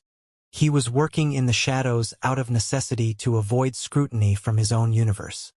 In the end, it was likely the basilisks were the only clan he could actually command without worry. The other clans had to be manipulated covertly. The Phantus was a perfect example of this. Alatar had made use of the fact that they were ashamed of their loss to Madeline to prod them into a fool's errand. Not only had they helped Alatar test his theories, they had plotted the perfect distraction for Alatar. The truth of the matter was that although the epistemic tower was usually accepted as the last tower to be conquered, that didn't mean that it wasn't monitored by the universes. As Dian spoke with Alatar, he suddenly realized the purposes behind his plans. Because epistemic tower was monitored, any movement toward it was usually detected. The only way to get by this was to either somehow directly teleport into it, yet out of the range of the scouts, or get rid of the scouts entirely. But, without the epistemic tower key, all of Alatar's teleportations relied on his strict and grueling calculations. And these calculations became so convoluted and complex when entering the domain of the epistemic tower, due to the excessive amounts of spatial fluctuations, that the best option was to get rid of the scouts. So, Alatar hatched a distraction plan. After studying the Seeklim clan, he came to understand that their clan, although they benefited Dian's universe as a whole, actually belonged to a single entity, the Ragnar clan. All Alatar had to do was devise a sufficient reason for the Ragnar clan to selfishly pull their auxiliary clan away, thus allowing Alatar free reign on the epistemic tower without anyone becoming suspicious to his ulterior motives. So it turns out that the Seeklim clan didn't report to us because they simply weren't there? Alright, Alatar's plan was actually quite ingenious. Because the Seeklim clan was pulled away, it also left the other towers highly susceptible to sneak attacks. As such, Lotus Tower and likely Rod Tower were taken completely unawares. However, Alatar never had any intentions of taking Rod or Looming Tower. He was fully aware of how powerful their protectors were. Even Lotus Tower would have only been a plus. The true plan was to take hold of Epistemic Tower. That said, there was another purpose. The stealing of the Weta clan faith seed. Isn't stealing a faith seed taboo? And wouldn't doing so completely ruin your plans of staying hidden? Alatar's brows twitched for what seemed like the millionth time. You know my backstory. Why would stealing a faith seed from a clan I share a lineage with alert them of anything? A sudden realization hit Dian. Although the Gautama and Weta families had separate names, there was a reason why they were two sides of the same clan once. They had both originated from the same bloodline and had intermarried so often that there were little differences to be had in them. It was just that the main lineage of the Gautama family had better soul talent, thus resulting in their innate aurora users. But the point was that while it was taboo to steal the faith seed of a family and have it enter another, and while it was true that every family with a faith seed had fail-safes against it, what would happen if a faith seed was stolen but remained with this same family? How would the Weta detect anything if the faith seed technically never left the family? Interesting. So, while you didn't know what benefits the epistemic key would give you, what you did know was that being around the tower itself would give you enough of a power boost to be able to take out the first son of the essence gathering layer. But, unfortunately for you, you ended up with the first son of the meridian formation layer. Alatar nodded. What Dian said was true. Although the calculations for teleporting from outside to inside the range of the epistemic tower were too complicated. The variables were significantly lessened if you were just talking about teleporting within the range of the epistemic tower itself. As such, Alatar could make use of the spatial tiers to greatly nerf the essence-gathering first son, kill him, and then take his faith seed as his own. After that, Alatar planned to use the epistemic tower to diligently train. Because he didn't have a tracking array, his actions remained completely covert. So, he could have bided his time, growing stronger with each passing day. Then, once he reached the peak of the essence-gathering stage, he could almost single-handedly conquer this gate alone. Why would being at the peak of the essence-gathering stage be enough for that? Dian felt he knew the answer, but he asked anyway. He was enjoying the exasperated feeling Alatar had whenever he was forced to answer. It was clear Aladar wasn't used to this. Haven't you noticed the vast difference in quality between your universe and others? The only reason you're not constantly fighting against peak essence gathering experts is that the Weta universe doesn't deem you worthy of their best. If it wasn't for your special cases, meaning those of you with faith seeds, they wouldn't send essence gathering experts here at all. It is likely that you, as someone with previously no cultivation, had the ability to leap up and fight experts at even the peak of the Meridian Formation realm. However, I'm telling you right now that that's only possible in this universe. If a competent Meridian Formation expert from the Weta could lose to some with no cultivation, they would have been killed off long ago because of their uselessness. And what's the difference? The difference is quality of wills, techniques, and cultivation. Your universe might see a genius having learned 3 wills as a genius. Diane nodded. This was indeed true. Back at Focus Academy, most only learned a single will. In fact, the only people Diane had ever seen use more than 2 were among the best geniuses he knew. These were people like the Elven campaign leaders, Xianxia, and even the God Clan geniuses. However, in the Weta universe, this is the norm. And none of that is to even touch their technique and superior cultivations. Well, it was enough to beat you, no? Diane grinned. Aladar remained silent for a while before speaking. Point being, the quality of my peak essence gathering cultivation outweighs many from your universe, even to the point of being tied down by army after army of Meridian Formation experts. Understanding, Diane shook his head. So, can you call off the attacks? Or not? I can control the movements of the basilisks easily. However, the other clans have their own goals. The only reason I was able to convince them to attack was by provoking them before sending out an army of thousands to attack Lotus Tower. In all honesty, they have no idea I exist. Diane pondered on this point a bit before he suddenly realized something. If Aladar had no control over the other clans, and the basilisks called for reinforcements in retaliations, didn't that mean that Diane had to fight? There was no getting around it. He couldn't just tell Aladar to stop it. Let's go. Diane stood. It was time to go. He had a sinking feeling that he should hurry. Away from Diane and at the Lotus battlefield, he couldn't have been more right. It had been a day since the Lotus Alliance finally realized they were being played. But another army was already approaching them, and it was clear that this army was much more powerful. Ree stood, stumbling under the pressure of her own weight before Akash caught her shoulder. Princess, you're not in any condition to be fighting right now. It's best you don't. Ree shook her head. I'll be fine. This is the last stretch. After we beat them, it's not like they can call for even more reinforcements, right? After all, there isn't that much time left in this campaign. They need to save time to head back to their gate entrance. Despite the weakness of her words, the determination firing in Ree's eyes was undoubtable. It was clear that she had no apprehensions about their victory. Rolling the ring Diane had given her on her finger, Ree took out 2 of the final remaining fruits before swallowing them. She closed her eyes, relishing in the warm feeling they gave her as they slowly replenished her tired body. She couldn't remember how many she had used, but it was clear that there was no more left to be had. The truth was Diane had made a ridiculous amount, but he hadn't anticipated being gone for so long, or even that this battle would have lasted for just as long.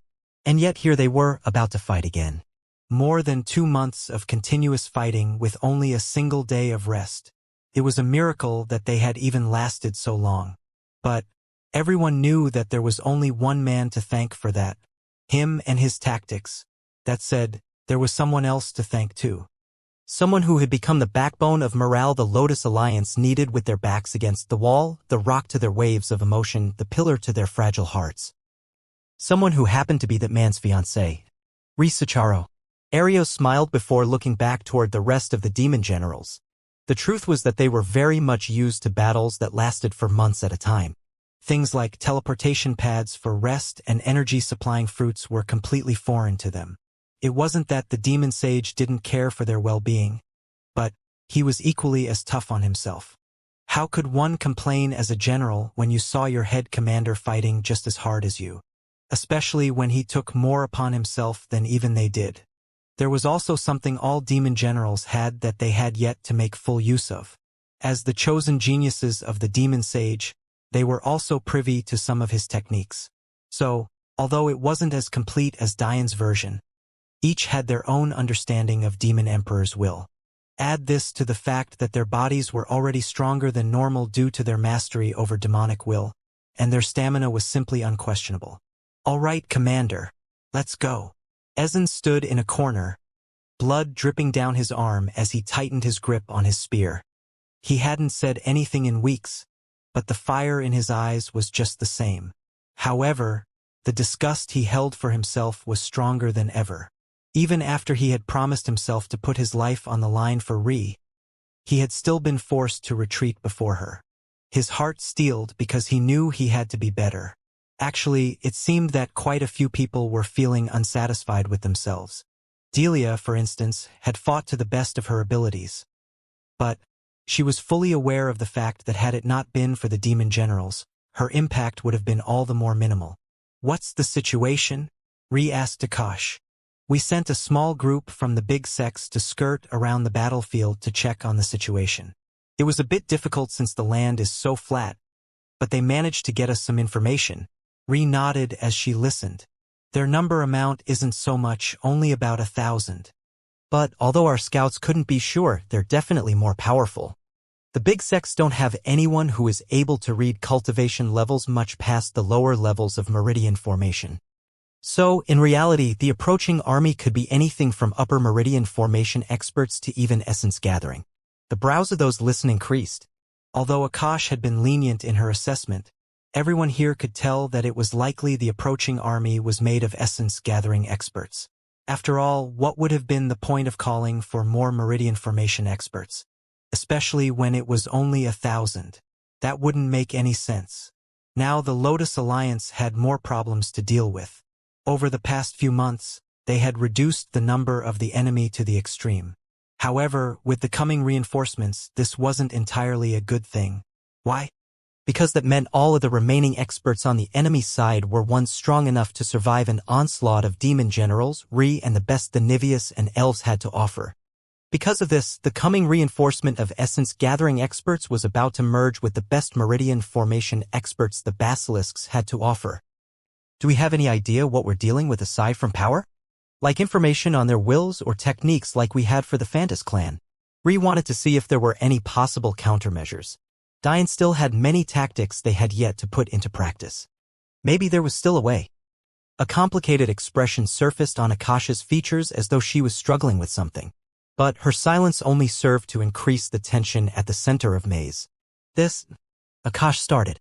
"According to the descriptions we've gotten, they don't match any of the clans we're used to dealing with. But, Ri turned back to Akash, trying to gain something from her reaction. Akash took a deep breath. "I've studied a lot of old accounts of past campaigns to try and prepare myself. And, although I haven't met clans with these descriptions personally, from what I see there is only one most likely answer."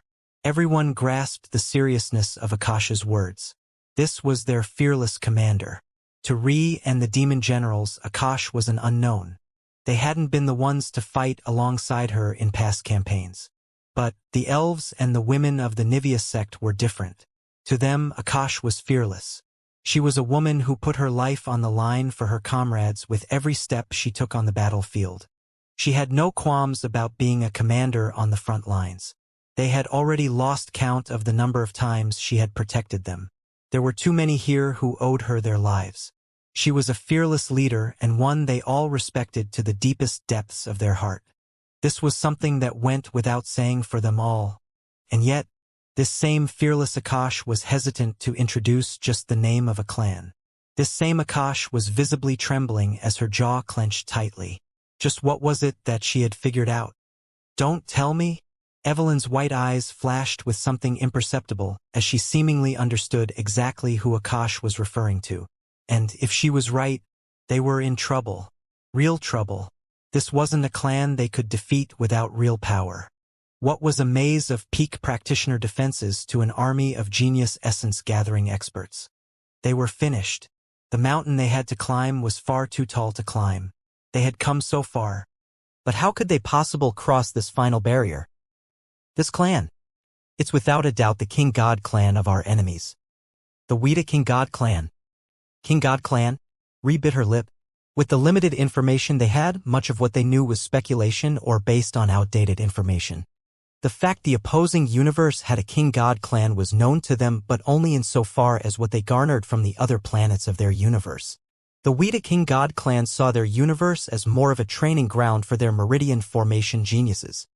In fact, Earth was looked down on even more so than the other planets of their universe. So much so that the Wuxia clan hadn't had a documented instance of coming here in decades. And yet, they were now reinforcements? What was going on? The best explanation they had was that the faith seeds of the Ragnar and Pakal god clans had finally become widespread enough to make Earth a worthy training location again. After all, Kedlum and Thor had only just recently activated their faith seeds. And Vidar hadn't had access to his faith seed for much longer. In the grand scheme, this was only Vidar's third campaign and Thor and Kedlum's second. It would make sense if the Wuxia clan only recently caught wind of it. However, this didn't explain why the Wuxia clan was attacking them in specific. The Lotus Tower was very much known to be the weakest, and since Ri had only just recently revealed her faith seed, it was much too early for them to be attacking for her. But imagining for an instant that they really had come for Ri, if, for example, they had come for the other 3 faith seed wielders, but had caught wind of Ri and decided to direct some attention toward her, why then had it taken them so long? Ri had been fighting for months now. She had been fighting for so long that this campaign cycle was very nearly over. And yet, they were coming now? What do we know about them? Asked Ri. They didn't have time to sit in awe and reverence. They needed an action plan. Kosh shook her head. She was embarrassed that she let her emotions get the best of her. She was supposed to be the leader of the elven race. They were meant to be proud. What was a king-god clan to the ancient elves? Absolutely nothing. Get yourself together, Akash. You're supposed to lead. Biting her inner lips, Akash's gray skin flexed as she steeled her features. The Wuxia clan, from the old accounts I've read, have a grasp on a very mysterious will that gives them ridiculous offensive capabilities. The good news is that this will is rare even amongst them. Only those who've been labeled as vice commanders would have access to the will. In their hierarchy, it is impossible to move up without having first understood this will. They place a very deep importance on it. Another important part is that their commanders are known for making odd movements in battle that sometimes seems absolutely ridiculous but usually end up working in their favor. I'm not entirely sure on how that works, but my best guess would be their second technique of note. Something they call Buddha's eye, I believe. Ri's eyes flashed at this. Could it be a technique similar to the Matilde family's imperial eye? If Diane had been there, he would have agreed immediately. The old man had once told him that the Buddha's eye could perform partial functions of the aurora, but he had also said that it mimicked the Azura's imperial eye's ability to read attacks as well. It was clear that they were using their ability to see through attack patterns to take advantage of the battlefield. It was much like how innate aurora wielders could use their sixth sense to gain a view of the battle no others had. Ri took a deep breath. Is there anything else? The rest will have to do with the logistics of battle. An army of essence-gathering experts. Fighting an army with the ability to fly is troublesome. The problem was that even Akash didn't know how right she was. Because of the difference in purity of essence energy in the Wuxia universe, it was likely that not only could they fly, an ability of all essence-gathering experts, it was also a strong possibility that they could fly for much longer with much better stamina. It was at moments like these that the elves wished they had their peak essence-gathering geniuses here. There was a reason why Akash could lead while only being at the second essence-gathering level. The simple fact was that this gate simply wasn't worth fighting at if you were any higher. Much like first Prince Belmont, even the elven geniuses went to other gates, hoping to become powerful enough to one day come back and conquer this gate. Unfortunately, unlike the Sapientia and Royal God Clan, the Elven Kingdom was in decline and couldn't afford to ship their geniuses back and forth between planets easily, as it was a truly pricey affair. As such, only elven geniuses of this gate had come back to attempt to help in stabilizing the kingdom. If those peak essence-gathering geniuses had fought at Earth's gate, it is true that the Wuxia universe would have retaliated by giving them competition on their level. However, the resources of Earth simply couldn't compare to that of other planets and gates. In other places, ranking well gave them access to cultivation materials that were near non-existences on Earth. And that wasn't even mentioning the fact that due to the expansion of Earth to millions of times its original size, the energy here was even more diluted than on other planets. In fact, the only reason the elves didn't send their geniuses even earlier in their cultivation was because without sufficient power, ranking well enough to earn the necessary resources was a near impossibility. However, there was no use in thinking of such things. Right now, it was only them, and they had to make do. Commander Akash, we still have some lower essence gathering experts in the Fletcher and Noden family, no? With good archery and the Noden family's flight, we can counter that. The demon generals are also more than capable of dealing with aerial combat. In fact, they're probably our best weapon right now. I can fight in the skies if I use my arrays. But I can't draw footholds as quickly as Diane can, so it's best I stay on the ground. If we can force them to see aerial combat as a disadvantage for them, it would be best. It is likely that the maze is useless now, but I don't think we should forget about it entirely. If we can distract the essence-gathering experts from it and leave the meridian formation experts to their own devices, then the maze will still be a good advantage for us. Ree spoke quickly as she tried analyzing all of the information she had. Akash nodded in agreement. I am most used to commanding the elven armies. As of now, we still have about 18,000 with about 2,000 either dead or too injured to battle. Among them, we still have a few tens of essence-gathering experts who've been forming the core of our defenses within the maze. What we can do is bring them out to bolster ourselves, especially since their stamina is relatively intact. Suddenly, the rumbling of the approaching army was too close to ignore anymore. Ree quickly nodded. It seemed we've run out of time. I'll leave the communication up to you, Akash. Also, I hope the Nivea sect will help to the best of their abilities as well. Without waiting for a response, Ree flashed, disappearing along with the demon generals. Outside the maze, BAS and Liska were watching the approaching army. But unlike what one would expect, their expressions contained no joy or triumph. BAS? Were they supposed to come? Liska asked in a whisper as she hovered in the air on an array along with her husband. Ba was silent for a while before he replied, something is wrong. We may have deviated from his plan, but he always expects us to in some form or fashion. In fact, he usually reads our mistakes before we even make them and anticipates how we'll respond to them. That's just the kind of person he is. But this is definitely outside the scope of his expectations. The Weta King God clan being here isn't good for any of us. They've figured something out. Liska's brows furrowed. Are you sure that Aladar didn't want this? He did say he wanted to lure someone here. But the person he wanted to lure should have gone to the epistemic tower, not here. The Weta clan suddenly becoming interested in this gate would only be worth it if Aladar lured the right person. But if he somehow miscalculated and they become interested without the payoff, this could have all been for naught. BS grit hit teeth. There are just too many variables this time.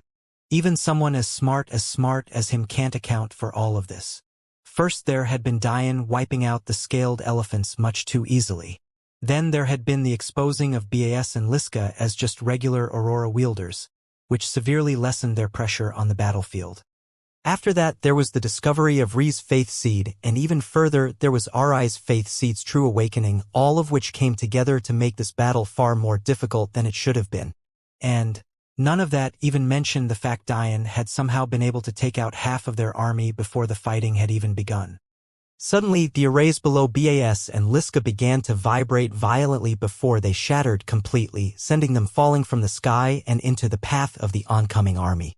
Since when did beasts have the right to stand above the Weta King God clan? The sneer of a woman with long golden hair caused Boss' voice to be caught in his throat. Second daughter. Why would she come? Stepping out of a carried vessel was the second daughter of the Weta King God clan, Silver Weta. Oddly enough, she was dressed identically to her elder brother, Kagan.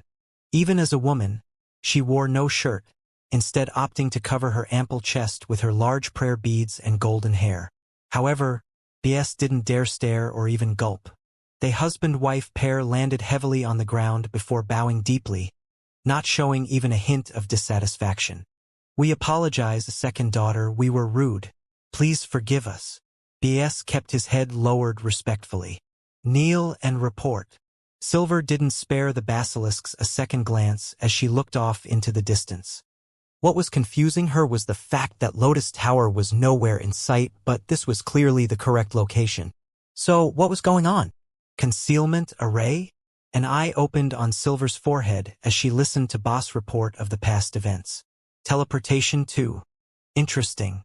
The truth was that as a high-ranking daughter of the Meridian Formation Weta geniuses, she had the right to lead their essence-gathering experts into battle. But it had confused her when her elder brother had told her to come and campaign here, especially with such a power group. And that was especially true because first son had always been wary of second daughter taking his place in the hierarchy. So, for him to tell her about this had been suspicious to say the least. However, it really did seem like something odd was going on. Not only was there really an innate Aurora expert here, he was clearly powerful enough to make up for a numbers disadvantage that had start as 40:1. That in and of itself was ridiculous. That being said, what first son knew and second daughter wouldn't find out for a long while was that second daughter was here to test a theory. In first son's estimation, Dian, or Aladar in disguise, had only defeated him so easily because of the epistemic tower spatial tiers. So, he thought to himself, what would happen if we met on a relatively neutral battlefield? Second daughter smirked to herself as her Buddha's eye seemed to peer through everything. It was time for the Lotus Alliance to learn the true prowess of the Weta sons and daughters. Silver chuckled to herself. It seems brother has given me quite the interesting task. And here I thought he would be having all the fun. To Silver, her universe didn't have an innate Aurora expert. Aladar's existence was assumed to have been wiped out with the destruction of the Gautama family. So, to her, this was the first time she was going to witness the prowess of an innate Aurora wielder firsthand. The Weta family had an inborn disdain for those like Aladar and Dian, mostly due to their history with the Gautama family. As such, Silver was very much looking forward to this. What she didn't know was that Dian wasn't here. This can be quite fun if we do this right. Silver looked off into the distance of the arranging Lotus Alliance. It seemed that they had come out of their maze and were set to fight. Her attention wandered through the forming lining, trying to see where this mysterious innate Aurora user was. But nothing stood out to her immediately, leaving her a bit disappointed. However, when her eyes landed on the demon generals, they couldn't help but narrow. They're dangerous. Among the opposing army, only those 100 left a pressure Silver couldn't ignore. Suddenly, a seemingly simple mission had multiplied in difficulty twice. First by the knowledge of this innate Aurora wielder, and secondly by this odd squad of white-haired devils. Wait, Silver's eyes picked up on something else. Somehow, this core of devils she was worried about were submitting to a woman? Blue-silver hair. Relatively petite. Common-level sword? Elven? Who is that? Silver asked. Bass and Liska, who were still kneeling, followed the direction of Silver's gaze to land on Ri. We believe that that is the woman of the innate Aurora wielder you seek, second daughter. Bass replied respectfully. Then where is the innate Aurora wielder? He should be dead. Silver's brow raised. Dead? When did he die? Bass and Liska looked at each other oddly. Did that matter? But they still answered. He should have died the very first day of our attack. He fell into a death chi trap along with half of our army. Silver giggled at this information. He's not dead. Not bothering to explain any further, Silver turned back to her army, a devious plan forming in her mind slowly. Despite how much she disdained her elder brother for maintaining a position higher than hers, she still had to maintain the loftiness of the Weta family. So, letting Bass and Liska know that the only reason she was sure Dian was alive was because he elder brother had failed to kill him, didn't exactly work in her favor. What Silver didn't know was that the run in her brother had had with Dian was actually Aladar. However, how could she ever make such a guess? To her, there was no reason for anyone to have a need to disguise themselves as Dian. Aladar had only done so as a safety measure. It allowed him to use his innate Aurora freely while also protecting his identity. But in order to deduce something like that, Silver would have to know that A, there was a surviving member of the Gautama family, and that B, they also had an innate Aurora. That would be the best explanation for why someone would impersonate a Dian in particular. Vice commanders on me? Silver's ample chest jiggled as 10 golden-haired commanders stepped forward with stifling auras. Looking over her commanders, she smiled a smile that wasn't a smile. Silver couldn't remember the last time she had genuinely been happy about something. But destroying enemies on the battlefield was about as close as she'd get. There are a little over 100 enemies of any real note, Silver began. That being said, they're only of the lower level of the essence gathering. You as my vice commanders have been handpicked. I won't accept any losses to an inferior universe. AI! The vice commanders slammed both of their fists to their chest in an odd salute. But the sound that caused reverberated through the battlefield, sending rings of ethereal permeation crashing through the air and causing even the meridian formation basilisks to cough up blood. Ri's eyes narrowed at this display. Even she was forced to circulate her celestial chi to remain unaffected. But the rest of the army wasn't doing so well. Even the outer layers of the maze were threatening to collapse. They're trying to destroy our morale. This showing had proven one thing. The Weta army vice commanders weren't simply lower essence gathering experts. It was likely that they surpassed such a level, entering into the mid-essence gathering stages. However, that wasn't the only problem. After the meridian formation stage, strength was no longer only denoted by your cultivation stage. Because of the nature of energy cultivation, essence gathering experts of the same level could be of drastically different power levels. Why? Because not everyone had the same foundation. In the foundation stage, quality was separated by how thoroughly your technique could spread essence energy throughout yourself. However, in the meridian formation stage, quality was determined by how many meridians you managed to open before stepping into the essence gathering stage.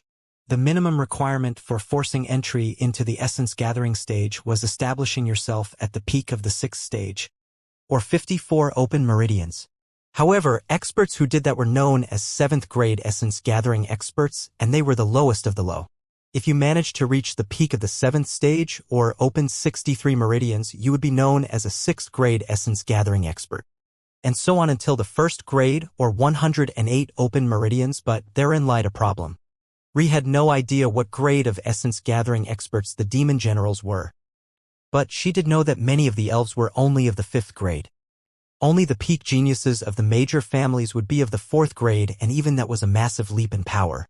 Every grade was like a completely new level.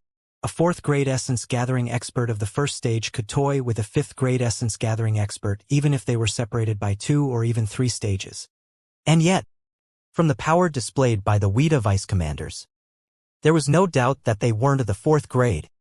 No, the Weta vice commanders were without a doubt lower 3rd grade essence gathering experts. There was nothing they could do about the power difference. Ri couldn't only hope that the grade of the demon generals could match up. From what Diane had told Ri about their origins, it was very likely that they were strong. But it was hard to put in perspective the strength of the demon generals because these were only the surviving members of the demon sage's army. According to Diane, all of the demon generals that headed armies in higher level gates had been killed for their threat. But the remaining demon generals were the much younger ones that had yet to grow to that level of strength. On top of that, they were demon generals the demon sage had accumulated near the end of his life because many of the demon generals that had been there during his prime and before he entered the timeless library had been dead before he even returned. So, the question was, did these demon generals match up to the demon generals the demon sage had in his prime? Or were they lesser versions? The answer to that question could quite literally decide the fate of the Lotus Alliance. Lower 3rd grade essence gathering experts, about 82 to 84 open meridians. This'll be troublesome, thought Ri. Still, she stepped forward as her hair darkened and her black tails whipped out from her. Ri winced as she felt a drastic drop in her stamina. But she knew she had to push herself to the limit or else she wouldn't be of much use on the battlefield. Without her faith seed, she was still powerful, but only when compared to lower meridian formation warriors. If she didn't use her faith seed in combination with her god-level constitution, it was impossible for her to fight against enemies as strong as these. So, she ignored her groaning bones and her tearing muscles, gripping her sword tightly as she stomped into the ground viciously. Cracks spread through the trembling gray ground, stealing the frayed nerves of the Lotus Alliance. Let's go. Ri leaped forward, charging with the demon generals at her back. Silver's eyes flashed, not having expected the Lotus Alliance to initiate the attack. But soon, a smile spread across her face as she leisurely climbed back onto her throne. Let them feel despair. Then, Silver's light laughter sent shivers down the spine of her army as she absent-mindedly groped her chest. We'll make them turn against each other. Away from that battlefield, Dian had brought Aladar out to the first floor of the epistemic tower. It seemed he could will himself to different levels, but there was also a cap. Much like what the old man had said, Dian would need to have sufficient success outside of the tower to earn higher levels within the epistemic tower. Big brother! Kyara ran over to Aladar, happy to see him again. But when she saw how weak he looked, she snapped an unhappy gaze toward Dian. What did you do to my big brother? You bully! But before Dian could answer, Aladar suddenly kneeled down, pulling his little sister into a tight embrace. He didn't say anything, but this was the most emotion he'd shown in a long while. Even Kyara was confused about what was going on. She was being hugged so tightly that she couldn't even lift her arms anymore. Dian smiled, walking past the siblings and toward his own. Successor, you finally came back. I beat this Persona game months ago. How could you leave your mistress bored for so long? Dian's brow twitched at Freener's antics. Mistress? Madeline would laugh, but Ri would kill me. You're too much. Sorry. I didn't expect to take so long either. Dian patted Lila and Zaire's heads. It seemed they had been bored for a long time too. Freener smiled. Although she liked teasing Dian, she really did appreciate this successor. They could have very well ended up with a horrible leader, but Dian was caring and thoughtful much of the time. He was definitely someone Freener found worthy of her loyalty. What do you plan on now, successor? Dian thought for a bit, looking back at the two hugging siblings. Aladar, what do you want to do? Do you want to stay here? But if so, what about your little sister? Aladar looked up, wiping his face to try and hide his glistening eyes. But he seemed unwilling to let go of his little sister. I don't think I can leave her. Dian thought for a bit. The basilisks are the only ones truly under Aladar's control. He simply uses them to manipulate the other parts of Weta universe. Aladar, what exactly is the nature of the relationship between you and the basilisks? It's not complicated. It's just that I saved BS and Liska once, and they're fiercely loyal beasts despite what the legends say. They agreed to help me, and I agreed to help them rank highly. All right, then, come with me. You'll stay in my ring along with everyone else. Ring? Aladar looked up in confusion. Yes, I have a spatial ring capable of holding living people. Aside from that, there's no real use in letting you stay here if you want to stay with your little sister. The gates would only be useful to you if you were in the epistemic tower. Aladar nodded, patting his little sister's head before composing himself. Kyara's large black eyes blinked as she looked up at her elder brother. She had never seen him act like this, so she was surprised into silence. Let's get going. Everyone flashed into Dian's ring as he stepped out and into a void tear, heading toward Lotus Tower. What Dian didn't know was that as he made use of the epistemic tower's key to speed through the gate, a massive shadow was lurking and waiting for the opportunity to strike. In fact, describing this shadow as massive didn't do it justice. This entity was so large that it dwarfed planets and even stars. Maybe if Dian had had the proper perspective, he would have realized that much of the darkness of the spatial pockets weren't just darkness at all. It was the body of something unimaginable. Suddenly, a booming voice rang out, causing the shadow to tremble with anger. It will never be your time to prey on my grand disciple. It's best you continue to be quiet. Know your place. The old man's voice raged at the shadow, his anger clear. A raspy voice rang out in response. We'll see how long you'll last. You want to put your hope into another little boy? I'll tear him apart like I did the last one and make sure you watch. The battlefield was getting chaotic. The demon generals fought hard to keep the essence-gathering experts in check. But, having realized how powerful the demon generals were, they had formed squads to team up against them. Arios fought against at least 10 on his own. Twin black blades that curved to 10 inches graced each hand as he crouched with his every attack. The Sicarius family was known for its assassin techniques, but these twin blades were more their signature than anything else. This was why Diane had gotten the feeling that Ava's main weapon wasn't a whip, it was because she had twin blades of her own. But if her last name was Sicarius and she used their trademarked weapons, her identity would have been revealed much earlier than she wanted. But, as Arios fought, it was becoming very clear to him how troublesome the Wuxia clan was. If it was one-on-one, he had no issues killing them, even to the point that it would be easy. However, in a group, when their goal was to whittle down the morale of the lower-ranked warriors, it was nearly impossible. The roars of Diane's vice commanders rang through the battlefield, laced with music in their attempt to keep the fire within everyone lit. However, the problem was that there was only so much music Will could do. It followed a law of diminishing return. The more it was used in quick succession, the less of an effect it would have. So, while the Meridian formation experts of the Wuxia universe were finally free to attack the maze without reservation, the Lotus Alliance's reserve troops could only inch backward in despair. Although the numbers advantage the Wuxia had was less than before, it was still about 90,000 to 18,000, and that advantage was only becoming more and more clear. But they continued to fight, albeit desperately. There was no other choice. This was life and death at this point. Retreating in the gates was very difficult, especially when out of the scope of the stability of the Earth Tower. To retreat in such an unpredictable landscape was suicide.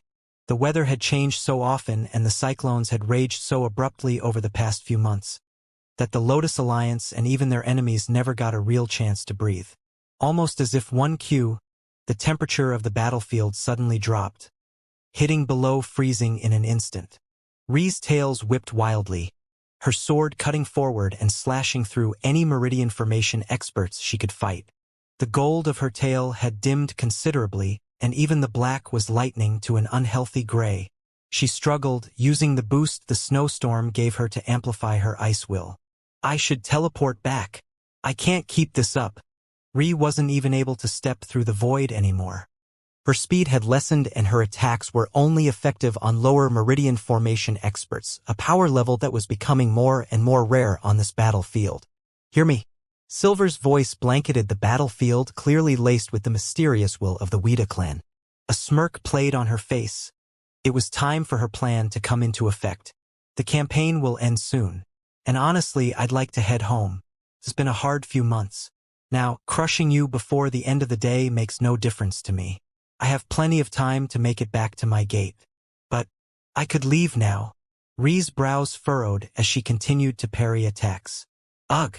Ree felt a sword slice into her shoulder for what felt like the millionth time. But when she tried to circulate her essence to heal herself, she suddenly felt empty. However, there's a price. Destroy the teleportation pad within your little maze, and I'll only kill those outside, leaving you alone. Then, I'll be on my merry way. A cruel smile curled on Silver's features. BAS and Liska had spent months analyzing how the Gorilla's Den formation worked and had concluded that there must be a relay station for the teleportation. So, as soon as Silver heard that, she had devised this plan.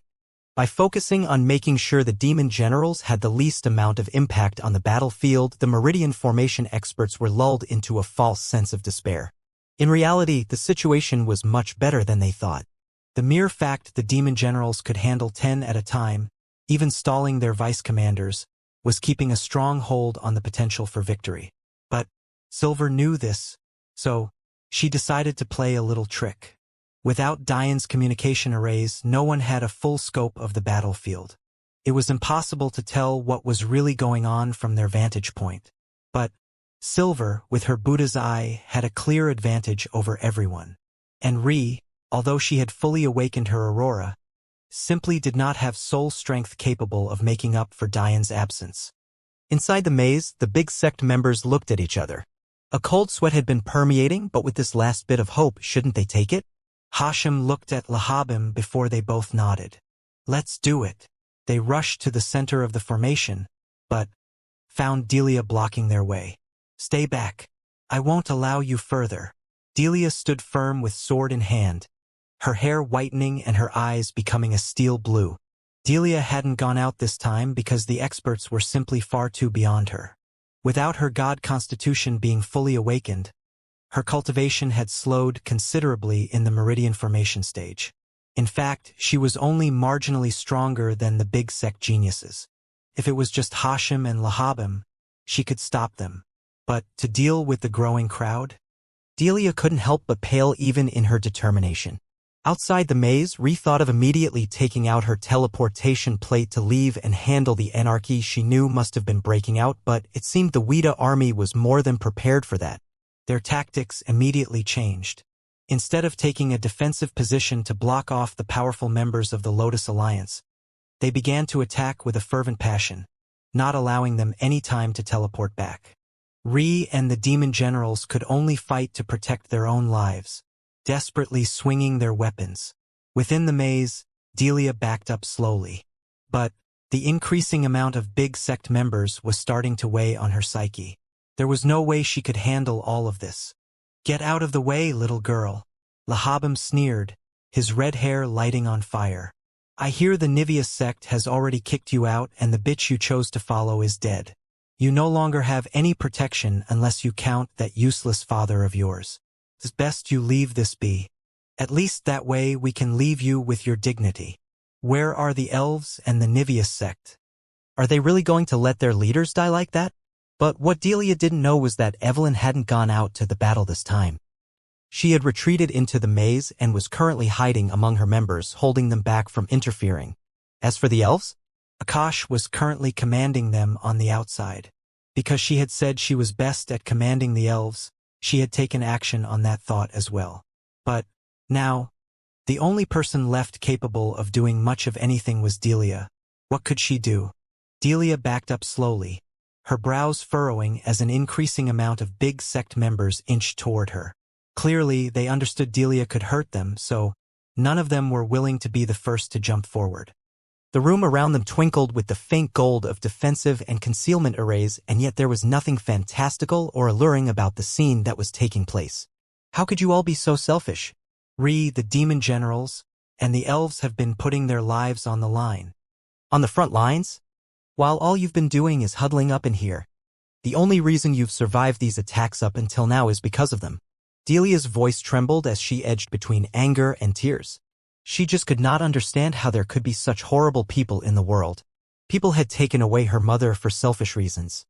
They had destroyed her father as she once knew him for selfish reasons. Selfish people were all the reason Delia needed to push herself. But she still remained naive to her core. She still couldn't fathom how Evelyn, a big sister she had once looked up to, had betrayed her. She still couldn't understand how the seemingly nurturing matriarch of the Nivea sect had played a hand in forcing her to lower her defenses, just to trick her in the end. Even now, she would never think that Evelyn was simply ignoring this situation. Even now, she couldn't understand how these people could turn on the ones who had been preserving their lives for all this time. However, Delia's pleading fell on deaf ears. "Stop spewing your nonsense." Hashim pulled his black rod from his back, his dark skin rippling as he steadied himself to attack. "I owe this Dayan Dick a debt of revenge. Because of him, our quotas have been decimated. Although I would have liked to pin his woman beneath me, having her die in a sea of enemies will have to be a close second." Delia's lip trembled. She had never felt such a level of disgust in her life. "Enough talking. Even if she was here in front you wouldn't be able to do that." Lahabim sneered, jeering at Hashim. "But this Delia girl is decent. After the army leaves, we can have our way with her, no? Are you retarded? The trackers heavily penalize friendly fire within the gates. There's no need to go overboard." Hashim glared at Lahabim, but his point had hit on the second reason no one was willing to attack just yet. No one was willing to take responsibility for the loss in ranking their sect would suffer should they be the one to attack. That's why they were trying to scare Delia away. That said, at the end of the day, what was more important? A ranking? Or your life? The truth was that intra-universe fighting was looked down upon for the anarchy it caused. As such, part of the ranking system, in order to temper the competitive spirits into the right avenues, was a penalty for such things. The reason Dayan never got penalized for attacking Evelyn was because he had yet to activate his tracker, and he is the only one within this gate capable of manipulating the trackers in such a way. Almost reading their thoughts, Delia gritted her teeth in anger. I don't care about my ranking, nor will I be scared away by the likes of you. It's either you attack or you leave. The members of the big sect twitched at Delia's response. If you want to die so badly, let us help you then. Lahabam's fiery red hair raged as he pulled out his saber. Go on, Hashim, teach her a lesson. Hashim's lip curled in disgust. Why don't you teach her a lesson? The big sects could only watch as their two geniuses bickered back and forth. The only two remaining that could possibly influence the decision were Orbis and Jessica, but they seemed to be struggling with the decision themselves. But in the end, they too stepped forward. You two stop your nonsense. The four of us will attack together. This is a matter that concerns the survival of our sect. Jessica stepped forward, her wind will picking up at her feet as she planned to strike. Orbis followed whatever words Jessica said. As soon as she made a decision, he too made his. His feet stomped into the ground, causing a dense clump of earth to begin to coat him as a large embroidered hammer appeared in his hand. Delia's features steeled. It was likely that the rest wouldn't attack after all. These four were the best the big sect had to offer, their very best seated geniuses. The only one missing was Venus. Listen, Delia. We'll give you one more chance. Jessica tried to mediate once more. I was recently promised to Oliver Sapientia in marriage. You could say we have a faint connection, no? I wouldn't like to have to hurt you. Delia's brows furrowed. Big sister's brother? Delia had known for a long time that Oliver had feelings for Venus, not Jessica. Even back years ago at the Legacy World opening, he had doted on her. So, why was Oliver marrying Jessica? Orbis was as shocked as anyone. He felt as though his heart was breaking. After years of pursuing Jessica, she had just gone to someone else?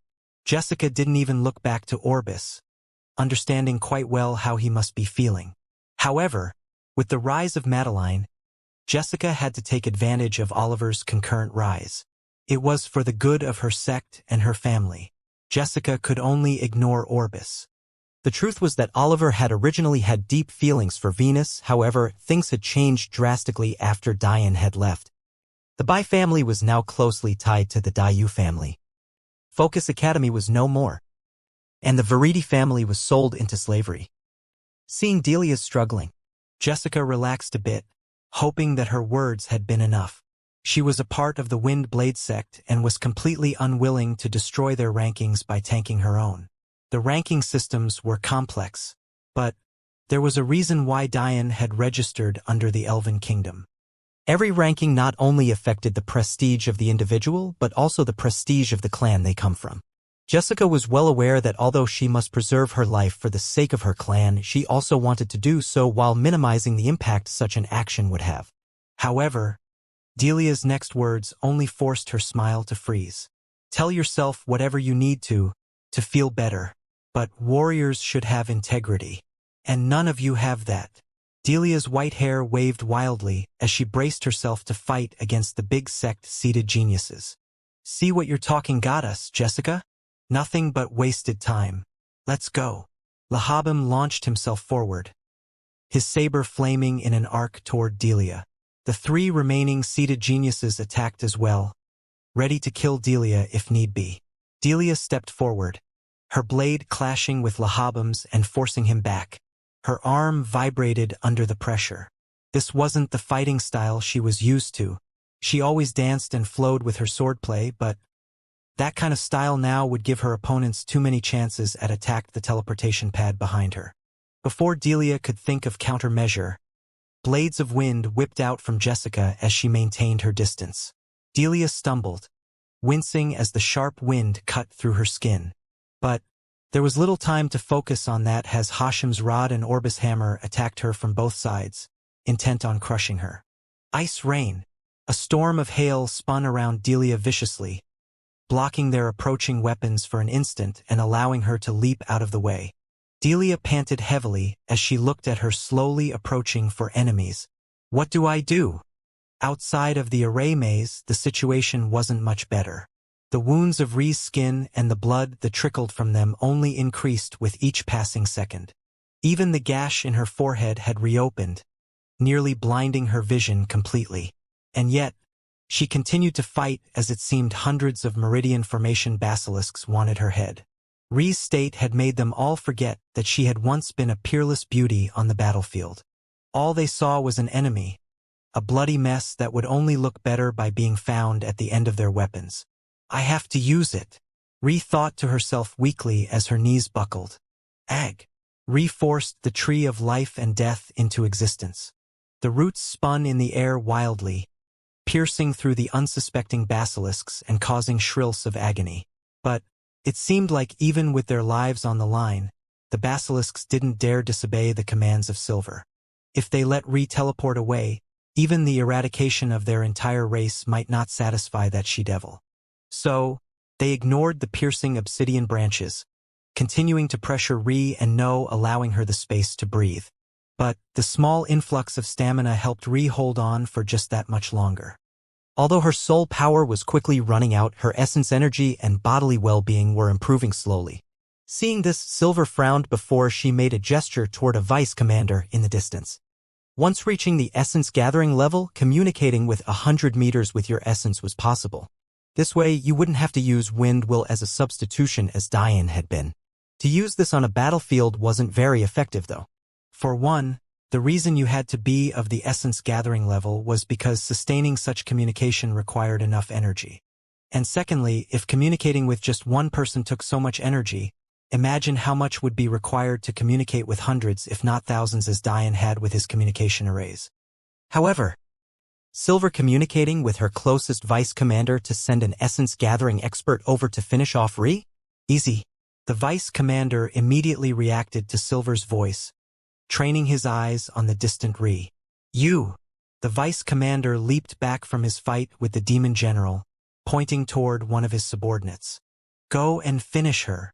The essence gathering expert nodded, training his blood lust onto Ri's injured figure. The expert was a middle-aged man who had been fighting amongst the Weta for a long while now. His talent wasn't exceptional. As such, he had had to slow down considerable when he was in the Meridian formation stage in order to become a 4th-grade essence gathering expert. Although this was a far cry from the 3rd-grade levels of the vice commanders, it was still very much respectable. Especially in comparison to the universe he was about to fight right now. The man flashed forward, edging toward his prey. Silver watched from atop her throne, a smile playing on her features as her plan was set reach its conclusion. With the death of Ri, whether the warriors within the maze had broken to her demands before or not, they would definitely break now. After that chaos was sowed successfully, Silver could go about destroying the outer portions of the army. Then, would she really let those members of the big sect go? How ridiculous! Silver chuckled to herself. You expect me to have come all of this way just to kill a few nobodies? If I don't conquer a tower, what's my purpose here? The Weta King God clan had attacked such a lowly planet. This was already beneath them. If they somehow came back with no real fruits for their labor, wouldn't that be much too embarrassing? The members of the big sects were destined to die. They just didn't know it yet. So, as the seated geniuses edged toward Delia, and the lower 4th-grade essence gathering expert edged toward Ri, and the demon generals and the elves could only watch helplessly, locked into their own bloody battles, despair loomed over the Lotus Alliance. Delia fought hard, even to the point of becoming as bloodied as Ri was on the outside. She lost count of how many wind blades she had narrowly dodged and how many times her arms had threatened to shatter under the might of the saber, rod and hammer that constantly bombarded her. And yet she stood firm. The truth was that Delia still had no idea whether her god-level constitution was of the top 3 or of relatively normal stature. Without having awakened it fully or even to a great enough extent, there was no real way to tell. However, the way she fought now, anyone would be hard-pressed to label her as anything normal. It seemed like she was awakening her own ferocity with every blow she parried and every strike she withstood. She thought of how much she wanted to see her dad become the man he used to be. She thought about how she wanted to bring her mother back under her very own power. She thought about how she wanted to be as mentally strong as someone she always thought of as her elder sister, Madeline. With every thought, her ice path slowly raised itself up, resonating with her constitution. There were many paths to every will, each as important as the next. However, when one found the perfect path for them, the ease of progression was something to marvel at. The infinite ice hell constitution was within the top 3 without a doubt. The goddess disposition provided unmatched purity and elegance. A wielder of such a constitution would reach the epitome of grace and gentleness. They would be caring and loving, but also soothing and gentle. Elven Queen's reign was slightly different. This was a path of sovereignty, a domineering and unyielding path. But it also contained an undoubtable righteousness and fervent passion for good. A wielder of this constitution would be demanding but would have a heart as soft and delicate as the clouds. However, Infinite Ice Hell was something completely different. It was a path of rage and endless permeation, a cold-to-the-core mentality that refused to allow anything to escape it. This constitution allowed the ease of a path that many found unattainable within the Ice Wills, the path of the Absolute. The seated geniuses began to shiver as they suddenly realized their wills and cultivation weren't shaking off Delia's ice as easily anymore. Their actions had sealed her heart to emotion. The only thing Delia saw was an endless white that coated her vision. It was an endless white that she attributed to the death of her enemies. Her will was dominant and her ice was absolute. Outside the maze, Rhi was struggling on her own as well. She tried to spur on her void will and tap into a next level like Delia had. But the truth was that Rhi had been fighting much harder and the stress of the battle was much tougher on her than anyone else. Not only had she carried the worry of Dian with her for days before he relieved her of that, she had also pushed herself far past her limits afterwards. The demon generals were essence-gathering experts and demonic will cultivators. Their bodies had access to far more stamina than Rhi's did.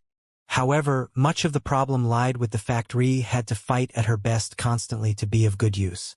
Although beating 6th and even 8th level meridian formation experts from their universe was very much easy to Rhi, the experts of the same level from the Weta universe were simply too much better. Rhi had only just awakened to Faith Seed fully. She had stifled her will progression trying to follow a path that just wasn't hers. And now she had to fight enemies of much higher cultivation than herself. It was simply too taxing. So, when Rhi noticed an essence-gathering expert rushing toward her with a despicable grin playing on his features, she couldn't help but laugh bitterly to herself. Her soul strength was already tapping out after a few minutes of using the Acacia family technique. Her improved stamina was dropping even faster than that, and it seemed like even lifting the sword in her hand was too much effort. Ezen watched from afar, trying to spear his way toward Rhi much like the demon generals and Arios were.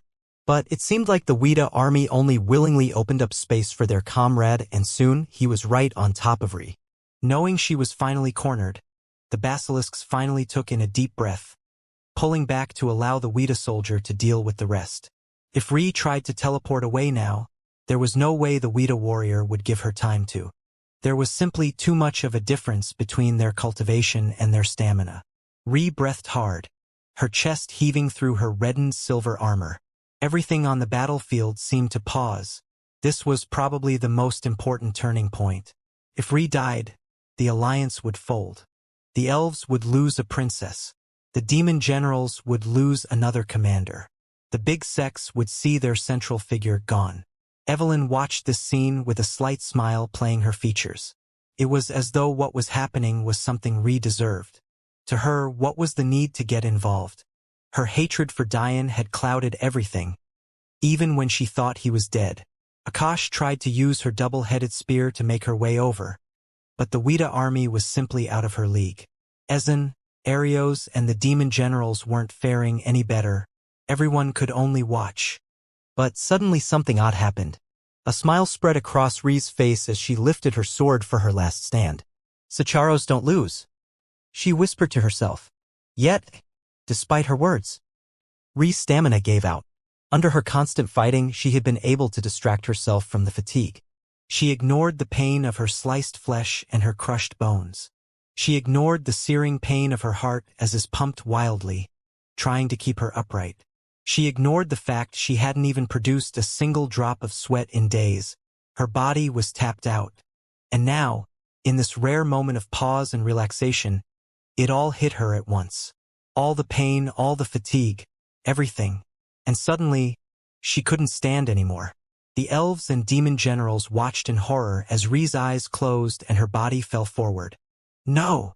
No one had any concept of who uttered those words, but it seemed to be the thoughts of everyone. They had watched their princess fight with her everything for months. And even now, her sword was raised high as she lost consciousness. Ri's graying tails retracted completely, her darkened hair returning to its previous blue-silver color. But she never hit the ground. Everyone watched in shock as a handsome young man seemingly appeared from thin air, his back to the essence-gathering expert. Something had changed about him so fundamentally that it felt as though they were witnessing the appearance of a god amongst men. The tattoos on his back glowed faintly with a golden hue as black flames slowly circulated around him, permeating such a scorching heat that even the Weta army backed up, unwilling to get close. Diane's heart shook in anger as he held the fragile Ri in his arms. Her face held such a peaceful smile that one could almost forget the damage she had sustained. Picking her up, Diane nestled Ri into his chest, circulating his celestial will and aurora as he slowly healed her. Before, the battlefield had only held the semblance of silence. It was a state that had still held the clanking of swords and the raging of battle. It was just much quieter than before. But now, everyone seemed locked in place. Even the big sect members had turned from their battle with Delia to focus on the appearance of this young man. Diane lowered his head, kissing Ri's forehead softly as she shifted in her sleep to lie more comfortably in his arms. His actions couldn't have been more gentle. He treated her so delicately that it was impossible to conclude that she was anything but extraordinarily precious to him. "You've done enough. I'm here now. I'll handle the rest." Silver's brows raised at the appearance of Diane. She had always been quite open with her sexuality, but it had been quite a while since she had last been interested in a man. Bas and Liska, who were still kneeling before Silver's throne, couldn't help but look back. But the sight they saw sent shivers down their spine. Although Silver had told them that Diane hadn't died, they had only accepted it because they didn't dare to refute the second daughter of a king god clan. However, wasn't the evidence directly in front of them now? Is this the innate aurora wielder? Silver's grip on her breasts tightened ever so slightly, a faint excitement blushing her cheeks. "Yes," Bas responded softly, a bit off-put by the fact it wasn't only Silver reacting so strongly to Diane's appearance, but also his own wife. He nudged Liska, causing her to turn away in embarrassment. Diane's body had changed completely. There was a reason the martial world had more beauties than the mortal realm did, and that reason was energy cultivation. The purification allowed for by essence energy was so dramatic that Diane's features had gone from comparably handsome to most others, to almost otherworldly. It was as though all shackles that had been fettered to him were removed. He was quite simply in his perfect state. But just that wasn't enough to make someone like Silver nearly lose control. She had many attractive men in her harem, and even if they weren't to the level Diane reached now, the difference wasn't drastic enough for such a reaction. The reason lied in Diane's power. Silver had never felt such a stifling atmosphere come from a young man her age. His presence, his demonic will, his demeanor, she wanted it for herself. However, Diane didn't care. Looking down at the soundly sleeping Ri, he diligently circulated his wills to heal her, even including his essence energy. With his new energy cultivation, Diane's ability to heal had reached new heights. He was no longer limited by the quality of his body, or even Ri's.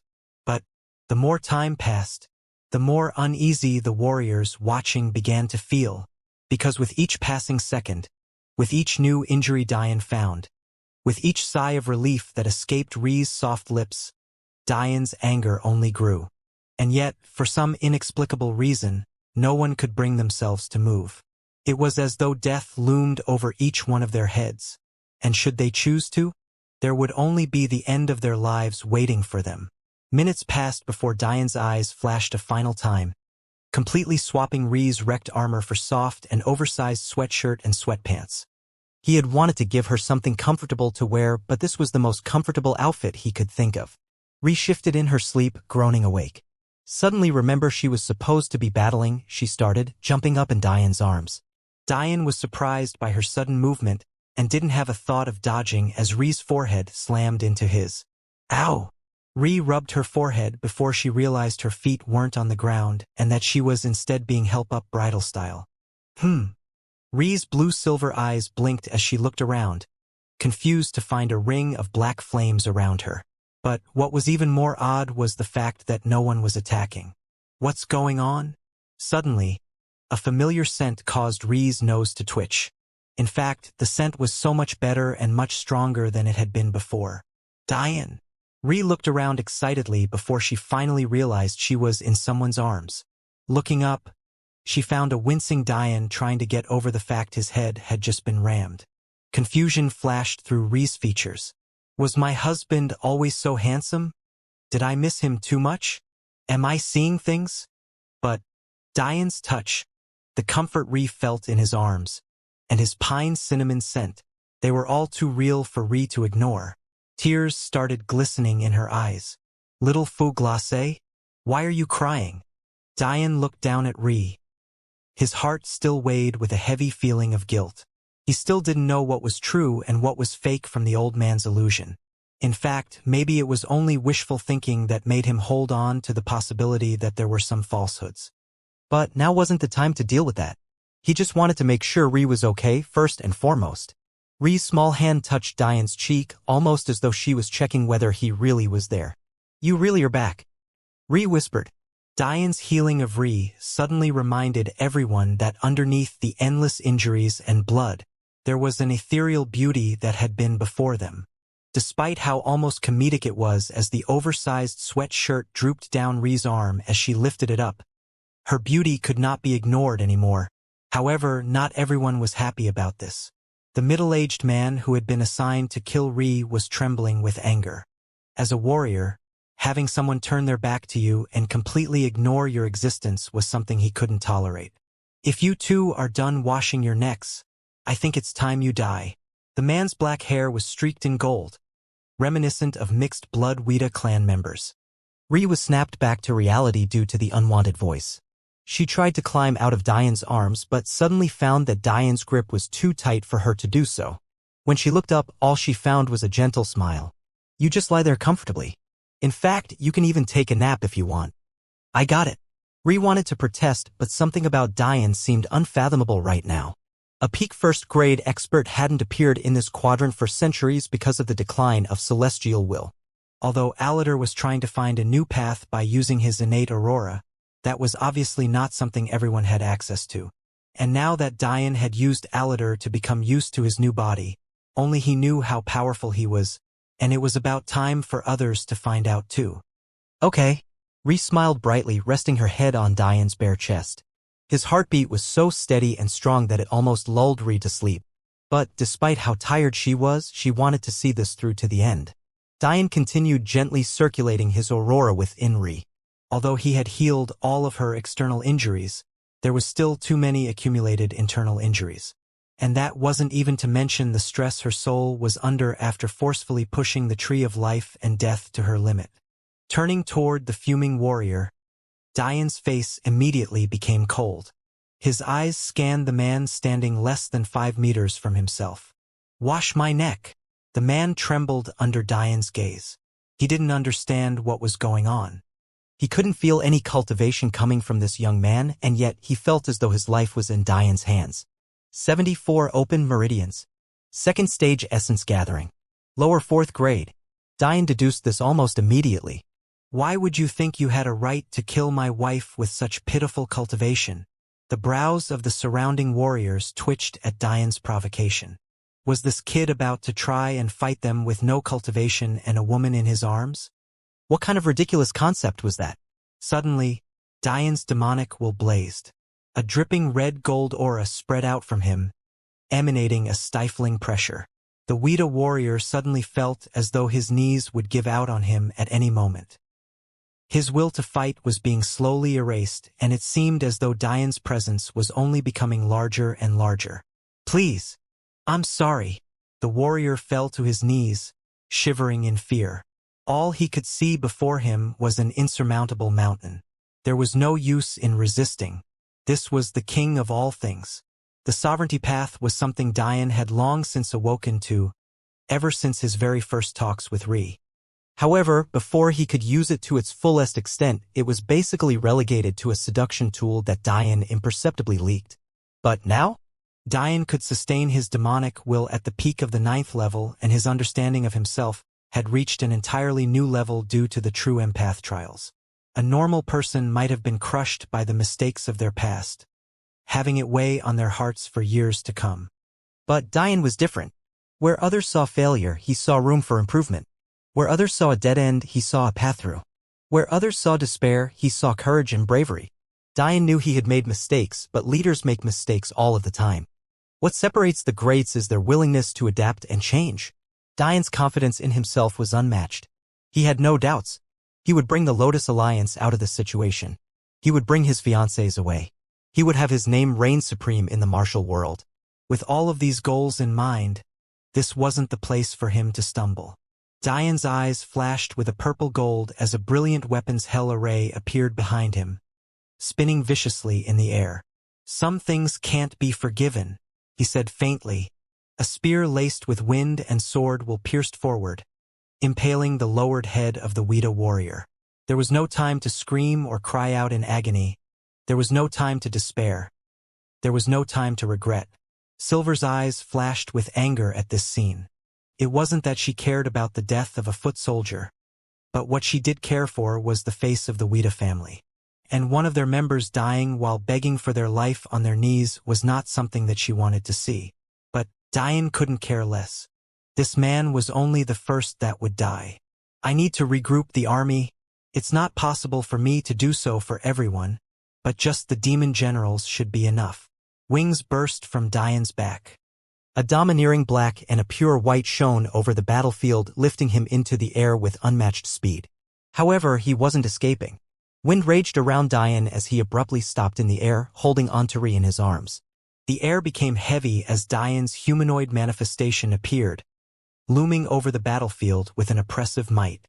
Dian's soul strength immediately climbed to the peak of the Blossom stage. However, this time Dian felt no stress. His body felt light and comfortable. This was his perfect state. The wind whipped beneath Dian, laced with roaring black flames. The armies were forced to retreat. Many were only of the Meridian formation level. Their power simply wasn't enough to deal with the fusing of Dian's wills. He was simply too domineering. What is he doing? Silver's eyes narrowed. She was used to being a step ahead of her enemies. She had never used tactics in the strictest of sense, but she always had plots that often worked in her favor. Psychological manipulation, allocation of warriors, concentration of forces, these were all things the Weta family with their Buddhas were good at. But Silver couldn't make heads or tails of Dian's actions. She could only watch as hundreds of meters of space opened up beneath his feet along with a steadily growing array. Ri looked so very fragile in Dian's arms, but the security she felt was unmatched. It was as though anything Dian did could only lead to victory. So when Dian looked up and winked at his demon generals and tens of miniature arrays sped out from him and toward them, people could only watch with bated breath. Ario's eyes flashed as he suddenly realized Dian's intention. A large array coupled with many smaller ones? I don't know what happened to you in the past few months, but you've suddenly become a monster. With that last thought, Arios disappeared from where he stood along with 100 other demon generals. Before anyone could wonder where they went, the massive array below Dian's feet suddenly glowed with unparalleled brightness. As the light slowly faded, the only thing that was left was complete shock. Using the same principle of a larger teleportation relay station and many smaller teleportation arrays, Dian had arranged all of his demon generals below him.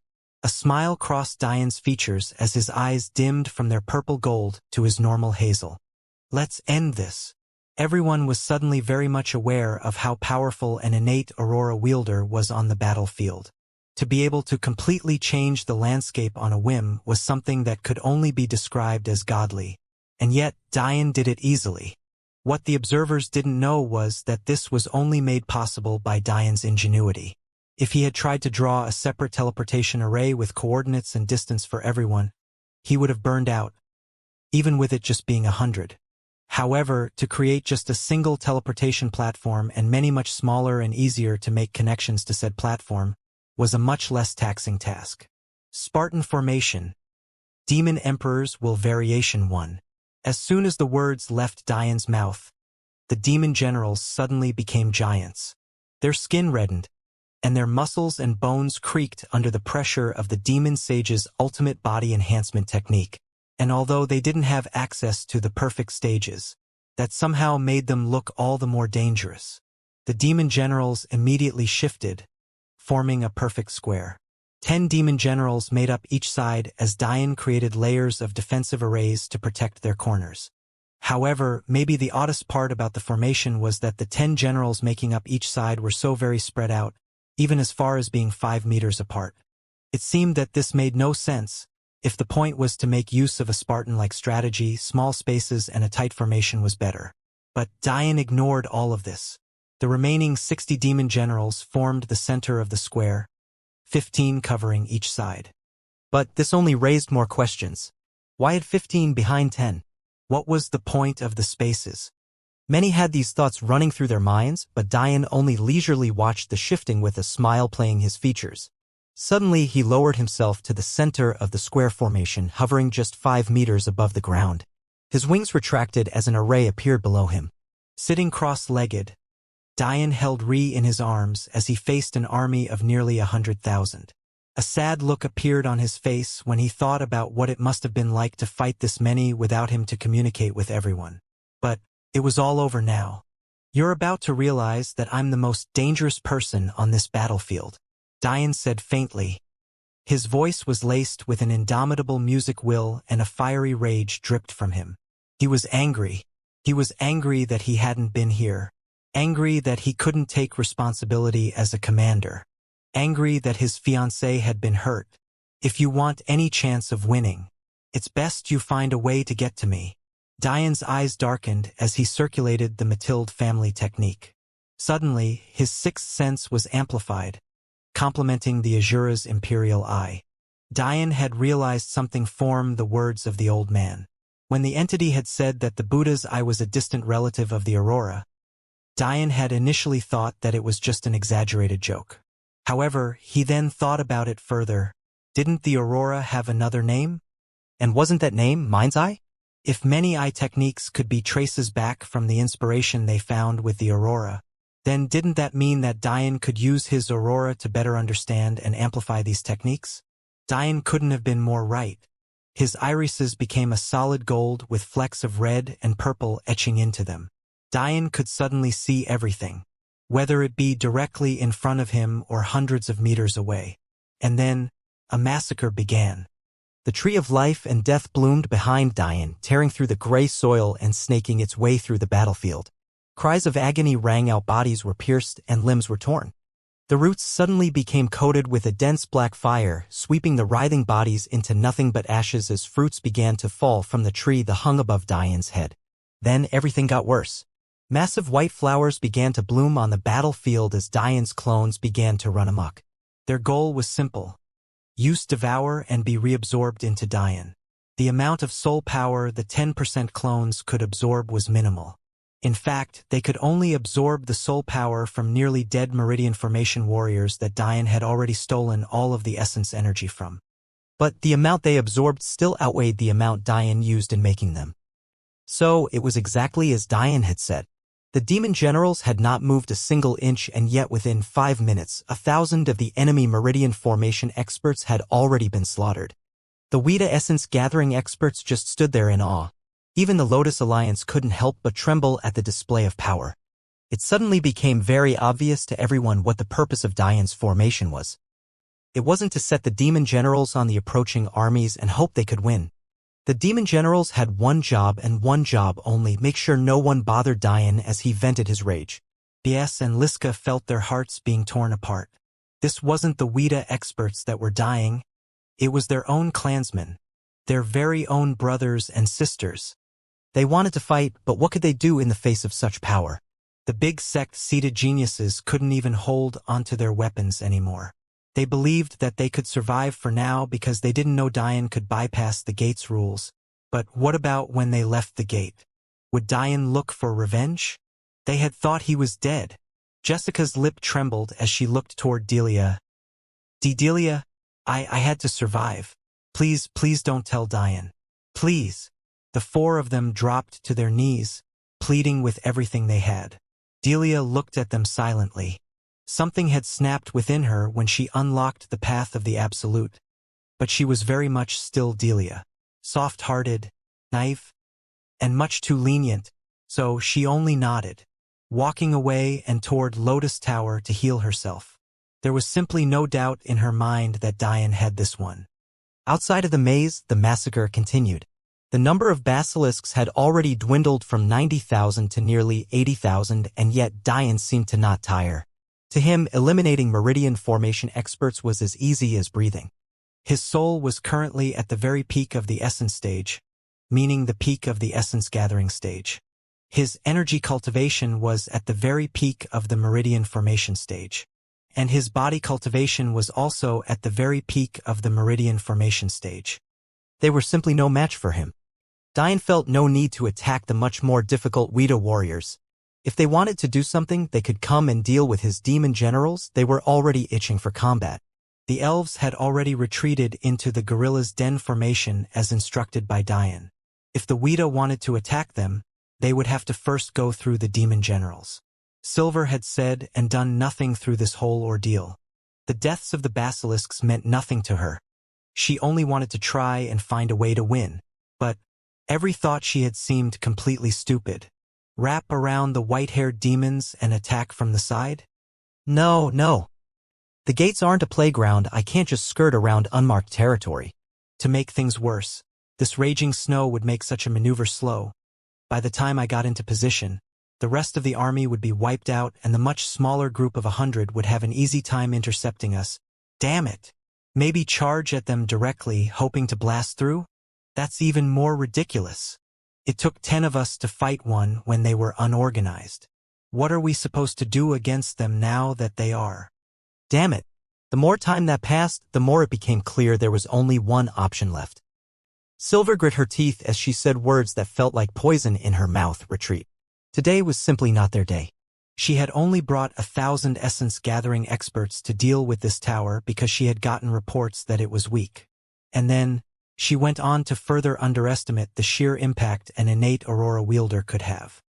Had the Weta army come with 100,000 essence-gathering experts, what Diane had done wouldn't be possible. It would take too much focus to use his tree of life and death against warriors of that caliber. But this day was different. This day was a triumph for the Lotus Alliance.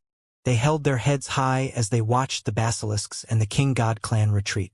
This was a battle they had fought for nearly 4 months. And yet, it had ended because of one young man within the span of a few hours. Some felt shame, but others began to carry a deep reverence for Diane. And others seemed to have fallen even deeper in love. Relayed on Diane's chest. She hadn't made it through the battle.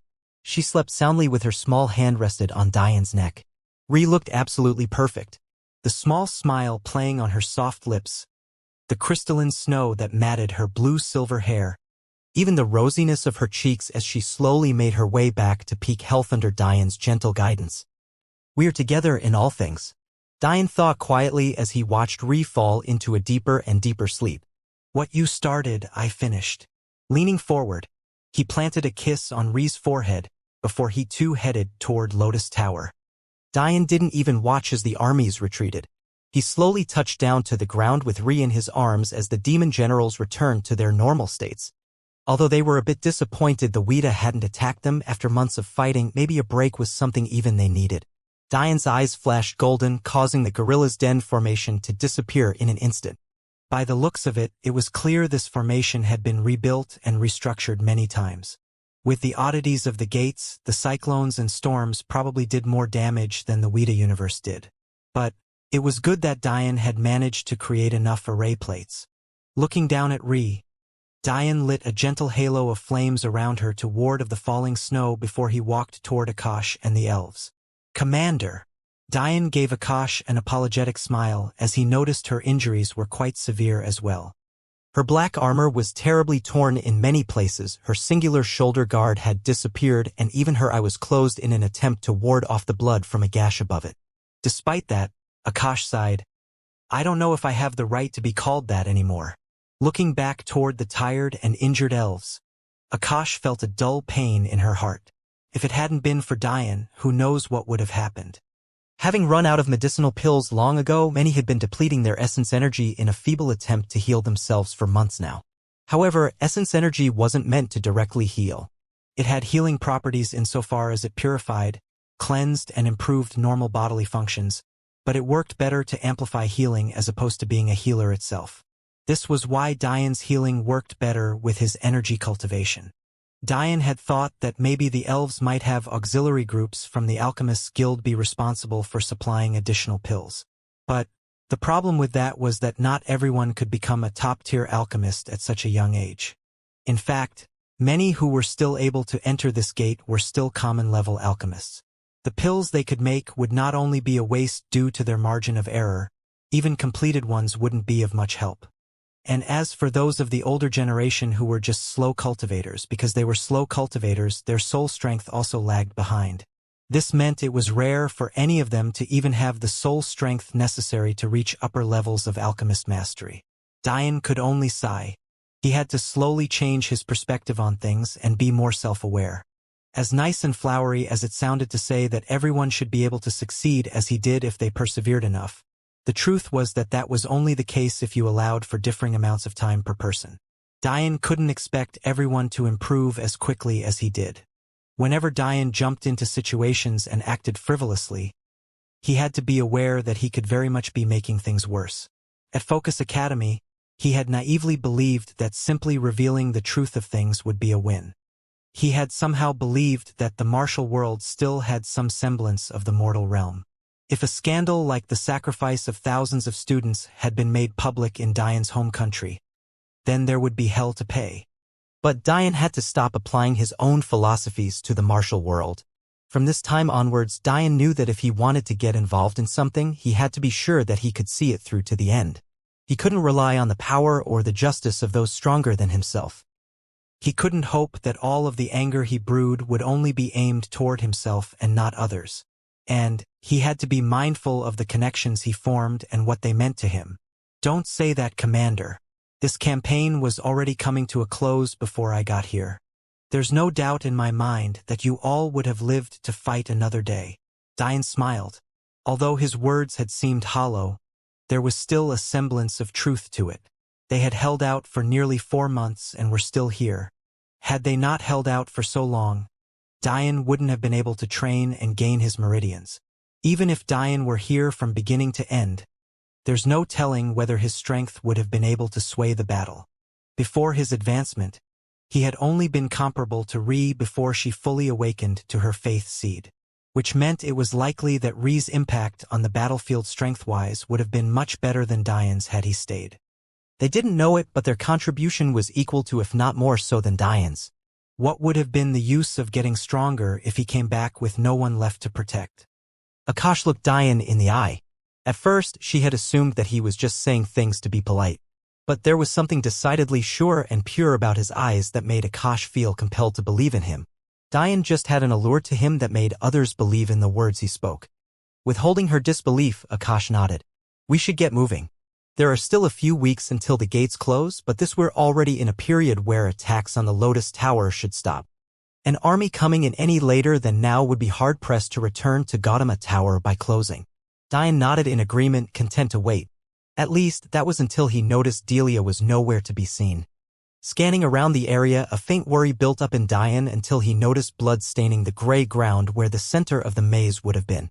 Anger steeled Diane's features as his eyes froze over, boring holes into the group of slowly retreating big sect members. Because of the nature of the maze, the top had obviously also consisted of concealment and defensive plates in order to defend against aerial attacks. This meant that the snow hadn't impacted the area. And yet, there was slowly reddening snow in a place where there should have been no fighting to begin with. Diane's first thought had been that maybe someone had teleported to the central station and that was the cause of the blood. However, there were no severely injured people in the area and the blood was too fresh. But that wasn't the deciding factor. The blood was much too spread out. An injured person wouldn't have the need to move so erratically. And even if they did move at all, it would have been in a straight line toward Lotus Tower. That meant there had been a fight there. But why would there be a fight at the center of an intact maze? Noticing Diane's expression, Akash looked toward the big sect members as well. But her vision wasn't as good as Diane's, so she didn't immediately catch that something was amiss.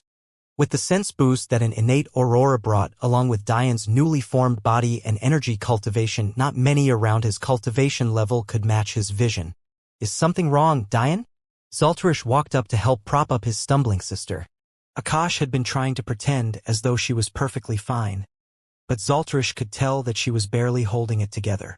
Noticing Akash's weaknesses, Diane turned back to the pile of energy fruits behind him. He had piled a lot from killing the basilisks but had never had a need for them. "Commander, we should distribute these fruits. They're excellent for healing and should give us enough strength to make it back to the gates." Nodding appreciatively, Akash slowly replenished herself as Diane handed her a few for herself. Turning to Zaltarish, who was in a much better state, Diane asked a question that had been weighing on his mind. What happened in the maze? Zaltarish looked at Diane in confusion. He had no idea what Diane was talking about. The elves hadn't been in the maze at the time Delia was fighting. They had only retreated after Diane appeared. Seeing Zaltarish's confusion, Diane changed his question. Did anything happen that would have caused people to turn on each other? A flash of realization crossed Zaltarish's features. The female leader of the King God clan did say at one point that if the warriors in the maze stopped us from teleporting back, that she'd leave and let them go. Diane's jaw tightened. So that was why they were in such a horrible situation. It wasn't just the army pressuring them into not being able to teleport, it was also the faint pressure of internal tension. It seems he would have to be even more careful when dealing with the Weta in the future. They had the first semblance of tactics Diane had seen in the martial world. I have something to deal with. I'll have to leave this to you, Commander. Diane turned to walk toward the big sect members as they nursed their wounds. Seemingly have finally pieced something together. Akash's features flashed with worry. Diane, wait. You should hold back until we leave the gate. There's a massive penalty for infighting. They've likely been punished severely already. Diane shook his head. It's deeper than that.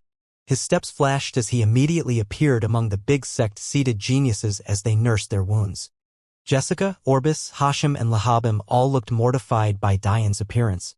He had been hundreds of meters away, and yet he had somehow appeared directly before them as though he wasn't holding a woman in his arms at all.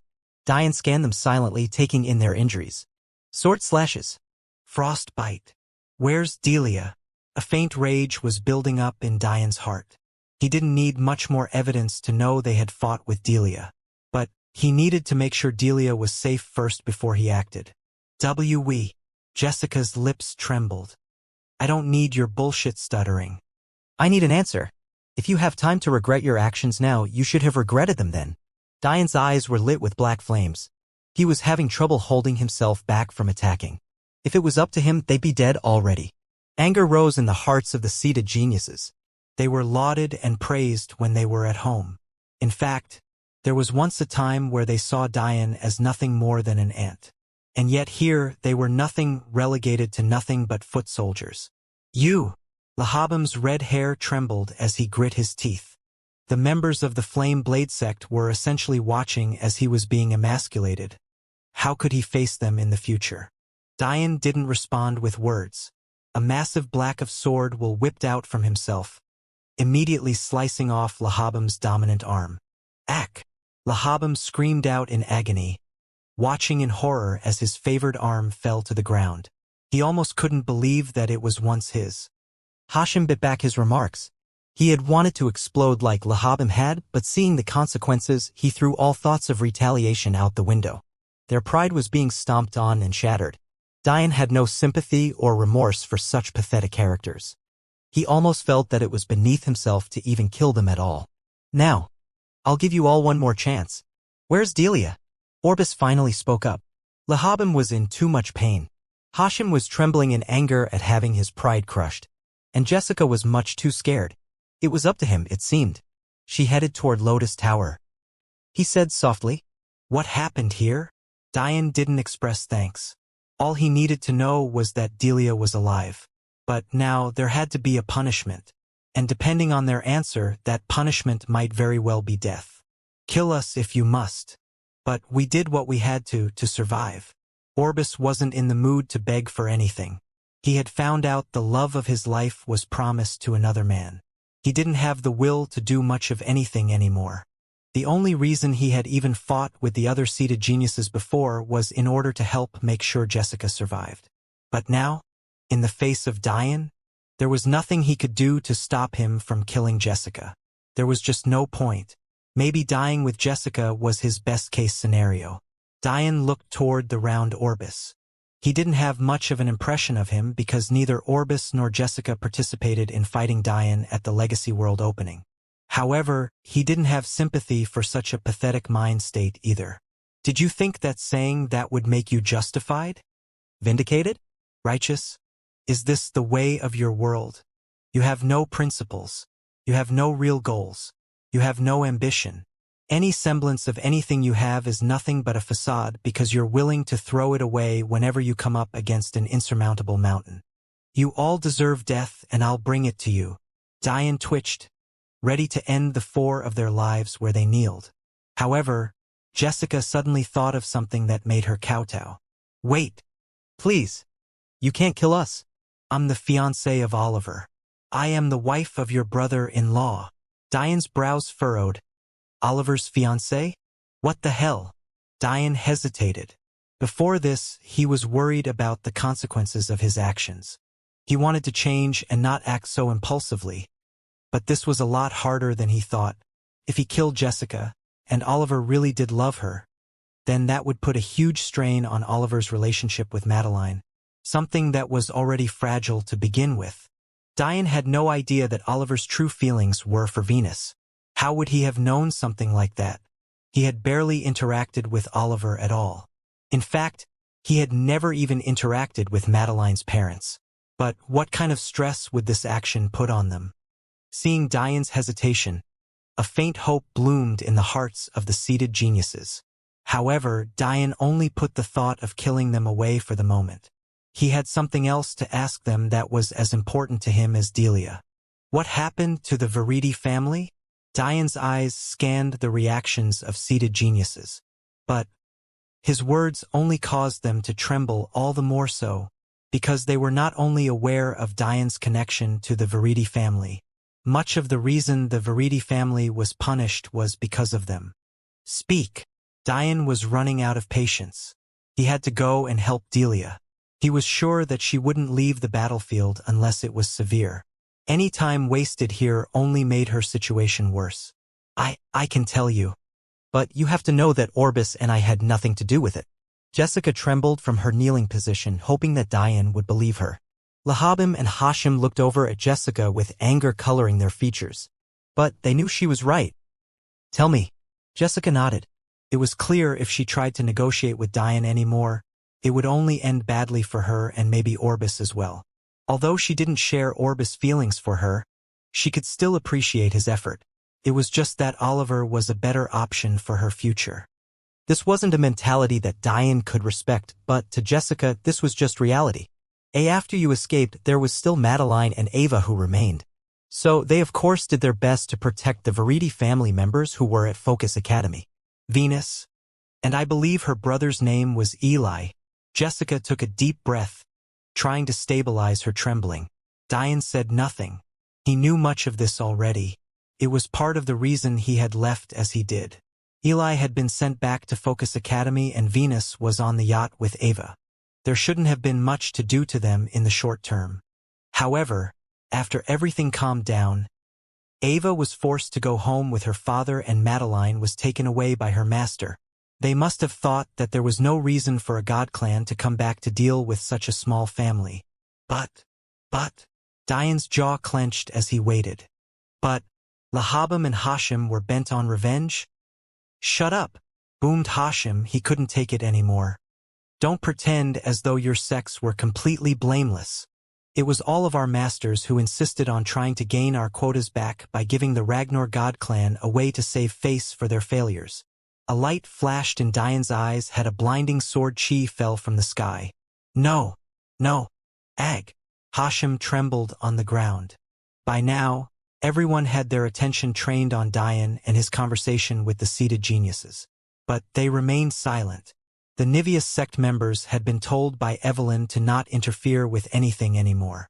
The elves trusted that Diane wouldn't act without rhyme or reason, and the big sect disciples were simply too weak to help their seated geniuses. And now they could only watch as Hashim's legs were cut from his knees. The worst part was that as he was threatening to bleed out, a trail of black flames charred his wound closed. The whites of Hashim's eyes rolled back as he passed out from the pain. But a slap of wind woke him up before he even had any chance to rest. Cruel. Too cruel. The thought ran through everyone's minds, but Diane wasn't done and nowhere near satisfied. Finish, Diane said plainly. Or WWE. Jessica's lips trembled as she took deep breaths to try and calm herself. Our masters sold the Veridi family to the Ragnar God clan as a scapegoat for the scandal in order to earn a larger quota. Orbis spoke out for Jessica. Seeing that she was clearly not Diane's, breathing became shallow as he tried to stabilize his beating heart. His gaze shifted to the writing Lehabim and Hashim. The pale look on Lehabim's face was becoming closer and closer to a sheet of white as his arm lost blood. Hashim couldn't even look up properly. He was crying, his tears melting the snow that fell to the ground. Before I kill you, I want you both to know that your sex are gone and dead now. This isn't a matter of if. It's a matter of when.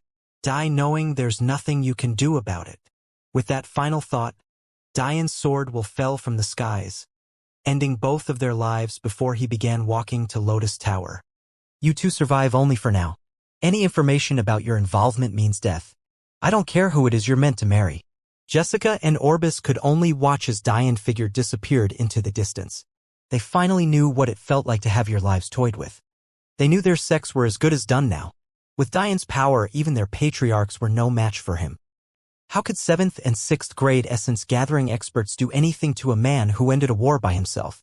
And the worst part was that if Diane ever decided that Orbis and Jessica played a part in Eli and Venus being thrown into slavery, they were dead. Moments later, Diane walked into Lotus Tower with Ree still sleeping in his arms. It didn't take him long to spot a bloody Delia, breathing heavily even in meditation. She sat near the edge of the Lotus Tower gardens, but she had left a clear trail of blood along the once lush and beautiful greenery. The anger that Diane had tried to temper raised in his heart again. Ever since he had come to this martial world, the cruelty of its people and rules had been grating on him. And maybe the worst part was that he was beginning to realize as he matured that maybe the mortal realm wasn't so different. Maybe his anger had clouded his judgment into making him think that the mortal realm was somehow some utopia in comparison when that was really far from the case. The only difference between the mortal and martial realm is that the people here had power. And what Diane was beginning to realize was that power doesn't change people, it just makes them more of what they already were. If the mortal realm suddenly gained the ability to extend their lives by hundreds of times, or the ability to grow strong enough to take your destiny into your own hands, would the outcome really be much different from what Diane was witnessing here? The martial realm was a place where no one hesitated to turn on their own comrades that had quite literally just been putting their lives on the line for you, just for a small chance at survival. Were the big sect geniuses truly stupid enough to believe that Silver would let them go should they follow her orders? Diane doubted it. No one is that stupid. They simply latched onto their last fading hope. They latched onto the easy way out. They didn't want to fight against a mountain they deemed unclimbable. Delia? Have some of these fruits. Delia's head snapped up. She had been too focused on healing and recovery, even to the point where she hadn't heard Diane approach her. Diane was slightly startled by the cold blue in Delia's eyes. It was odd. Her hair was no longer white, but her eyes still permeated with a dense ice that made even Diane uncomfortable. Delia? Is something wrong? Diane felt silly asking this question. Of course something was wrong, she was littered with injuries and had lost far too much blood. But he still felt that there was something off. Delia seemed confused herself. She felt that something in her had changed, but she didn't know what it was. It had to have something to do with her god-level constitution, but she hadn't had any constitution awakening pills. So she had no concept of what could be different. Diane shook his head. It's all right. We can figure it out later. What's most important is that you recover. After shifting a bit awkwardly because he wasn't willing to let go of Ree, Diane managed to take some energy fruits he had stored in his ring and gently lay them in Delia's lap with wind will. A small smile graced Delia's lips in that instant. The thought of someone who had become as powerful as Diane still seeming like a scared child when it came to not wanting Ree to feel uncomfortable, or how he was still so thoughtful to her in that same instant. It made her realize that the world she had been hating all this time still had some good people in it. Well, that and Dian did look silly trying to figure everything out with his arms occupied. After nibbling on a few fruits, Delia felt much better. Although not fully healed, with her essence energy replenished, it would only be a matter of time and rest. However, Dian didn't leave her. He instead chose to sit cross-legged and speak with Delia. It wasn't that he wanted to romance Delia in any way. If he was being honest with himself, he simply didn't have feelings of that nature for her. But he owed it to both Delia and Ava to figure out whether or not the illusions of the old man were true or not. Someone might think that there was no use in doubting the illusions anymore now that it was confirmed that something really had happened to the Verity family. However, Dian remembered quite clearly that during the trial, Jade wasn't sure what happened to the Verity family either. She spoke in maybes and not absolutes. Maybe the old man just made a good guess. And maybe he specifically went with guesses that he knew would hit the deepest parts of Dian's feelings. If that was the case, maybe Delia had never seen him as more than a friend at all. As Dian spoke with Delia, he learned a lot. He learned about her troubles with her father. He learned more about the Clight God clan and how they had taken her mother from her. He learned about what Madeline's relationship meant to Delia, and how in a lot of ways, Madeline was more like the mother she hadn't seen in more than a decade, rather than just a big sister. Seeing Delia open up, Dian did the same. He had never really felt as though he had issues sharing about his parents. In fact, he had told Madeline about his parents on their very first date together. Although it was something that pained him, he had always felt that it was a story he should tell with a smile on his face. The truth of the matter was how he felt inside about it wasn't smile-worthy. In fact, it was something that still hurt him very deeply. If not, the trial wouldn't have been much of a trial for him at all. But sometimes finding strength in pain is better than ignoring it altogether. And maybe thanks to that, Dian had gained a good friend in Delia. Far away in a completely separate gate, the battle for an otherworldly legacy had ended, and while thousands were disappointed, there was one beauty in particular that was quite content. Wreathed in flames of dense purple, Madeline meditated silently. Her already pristine body was reaching a next level of evolution as her every cell seemed to be being flooded with this new and untold energy. The curve of her features, the softness of her skin, even the small smile that graced her lips were only becoming more impeccable with each passing instant. For some inexplicable reason, her glasses burst to ashes. If anyone of the Sapientia family had saw this, the level of shock would have been unmatched. The spectacles of the Sapientia family were not made of normal material. In fact, they were tempered and forged within the peak most levels of gamma energy found in the peak most levels of the Sapientia family. While Madeline clothes burning away made perfect sense, for material tempered by such a high form of energy to burst under these flames. Just what were they? Not many knew or understood the Sapientia family. In many ways, they were the most powerful of clans in existence, and yet, they didn't make moves to conquer much of anything, but they held a strong presence everywhere. In Dian's universe alone, they had a god clan on every planet for 5 total. In fact, the truth of other universes may not be so different. Maybe the most surprising part was that many of its branches were limited by the god clan title, but were only labeled as such, because they never made any move to conquer even the planets they lived on, let alone any entire universes or quadrants. Maybe this was why powerful clans allowed them to maintain such a powerful hold on information, communication, and economy. However, no one in the martial world was that naive. To believe that a group of powerful experts would never become greedy and want more was nothing but the wish of a fool. The reason why the existence of the Sapientia god clans were allowed was because of one major thing: they had no unity. Or, they did a very good job of pretending they didn't. As Libro had once told Dian long ago, the Sapientia god clan was the only clan that allowed entry of non-Sapientia-born people. Because of this, there was little loyalty or leadership among even the highest echelons of the Sapientia. It really did seem like they only existed for the pursuit of knowledge. They were archaeologists and historians, they were merchant and peddlers, they were professors and cultivators. But as Eric Sapientia had lamented, they weren't conquerors. In fact, the Sapientia, who would have been the foremost leaders in tactics should the martial world have made rampant use of them, didn't actually have any books on such things at all. In fact, this was very deliberate. The Sapientia family went out of its way to remain as unantagonistic and as disjointed and ununited as possible. However, there was still something odd that many picked up on. There was no unity, and yet Sapientia family members were clearly marked with golden eyes? There was no unity, and the Sapientia family all had the very same glasses? There was no unity, and yet the Sapientia family insisted on those who joined changing their last names and publishing their works under the Sapientia family name? There seemed to be something odd going on, and yet no one could ever place their finger on it. So many ignored it. The Sapientia family had contributed too much and were far too useful and docile to be done away with.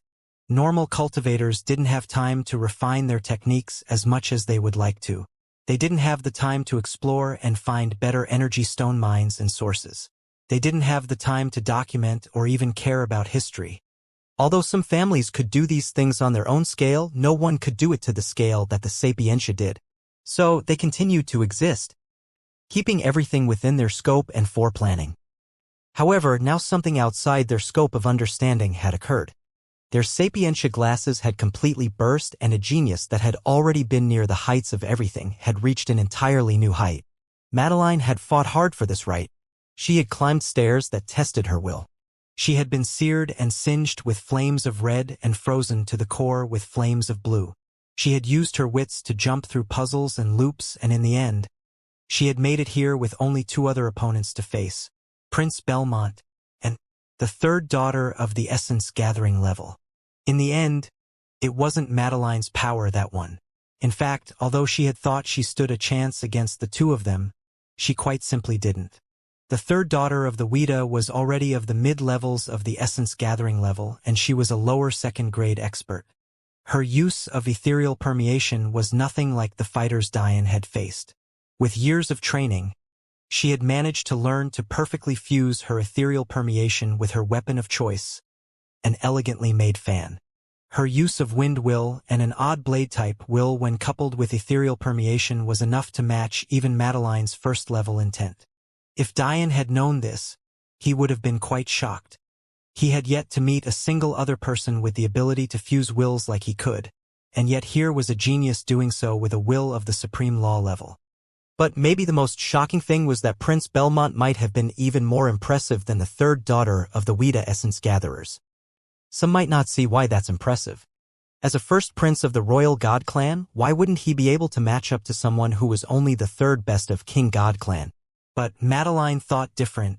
Not only was Prince Belmont from a vastly inferior universe with vastly inferior resources and energy density, he was also 4 cultivation levels lower than the third daughter. Prince Belmont was somehow able to completely dominate the third daughter of the Wuxia, with vastly inferior cultivation despite being from an inferior universe. And maybe the worst part for third daughter? He was younger than her too. Before the battle had even really began, Madeline was completely outmatched. Due to no fault of her own, she also held her own age disadvantage.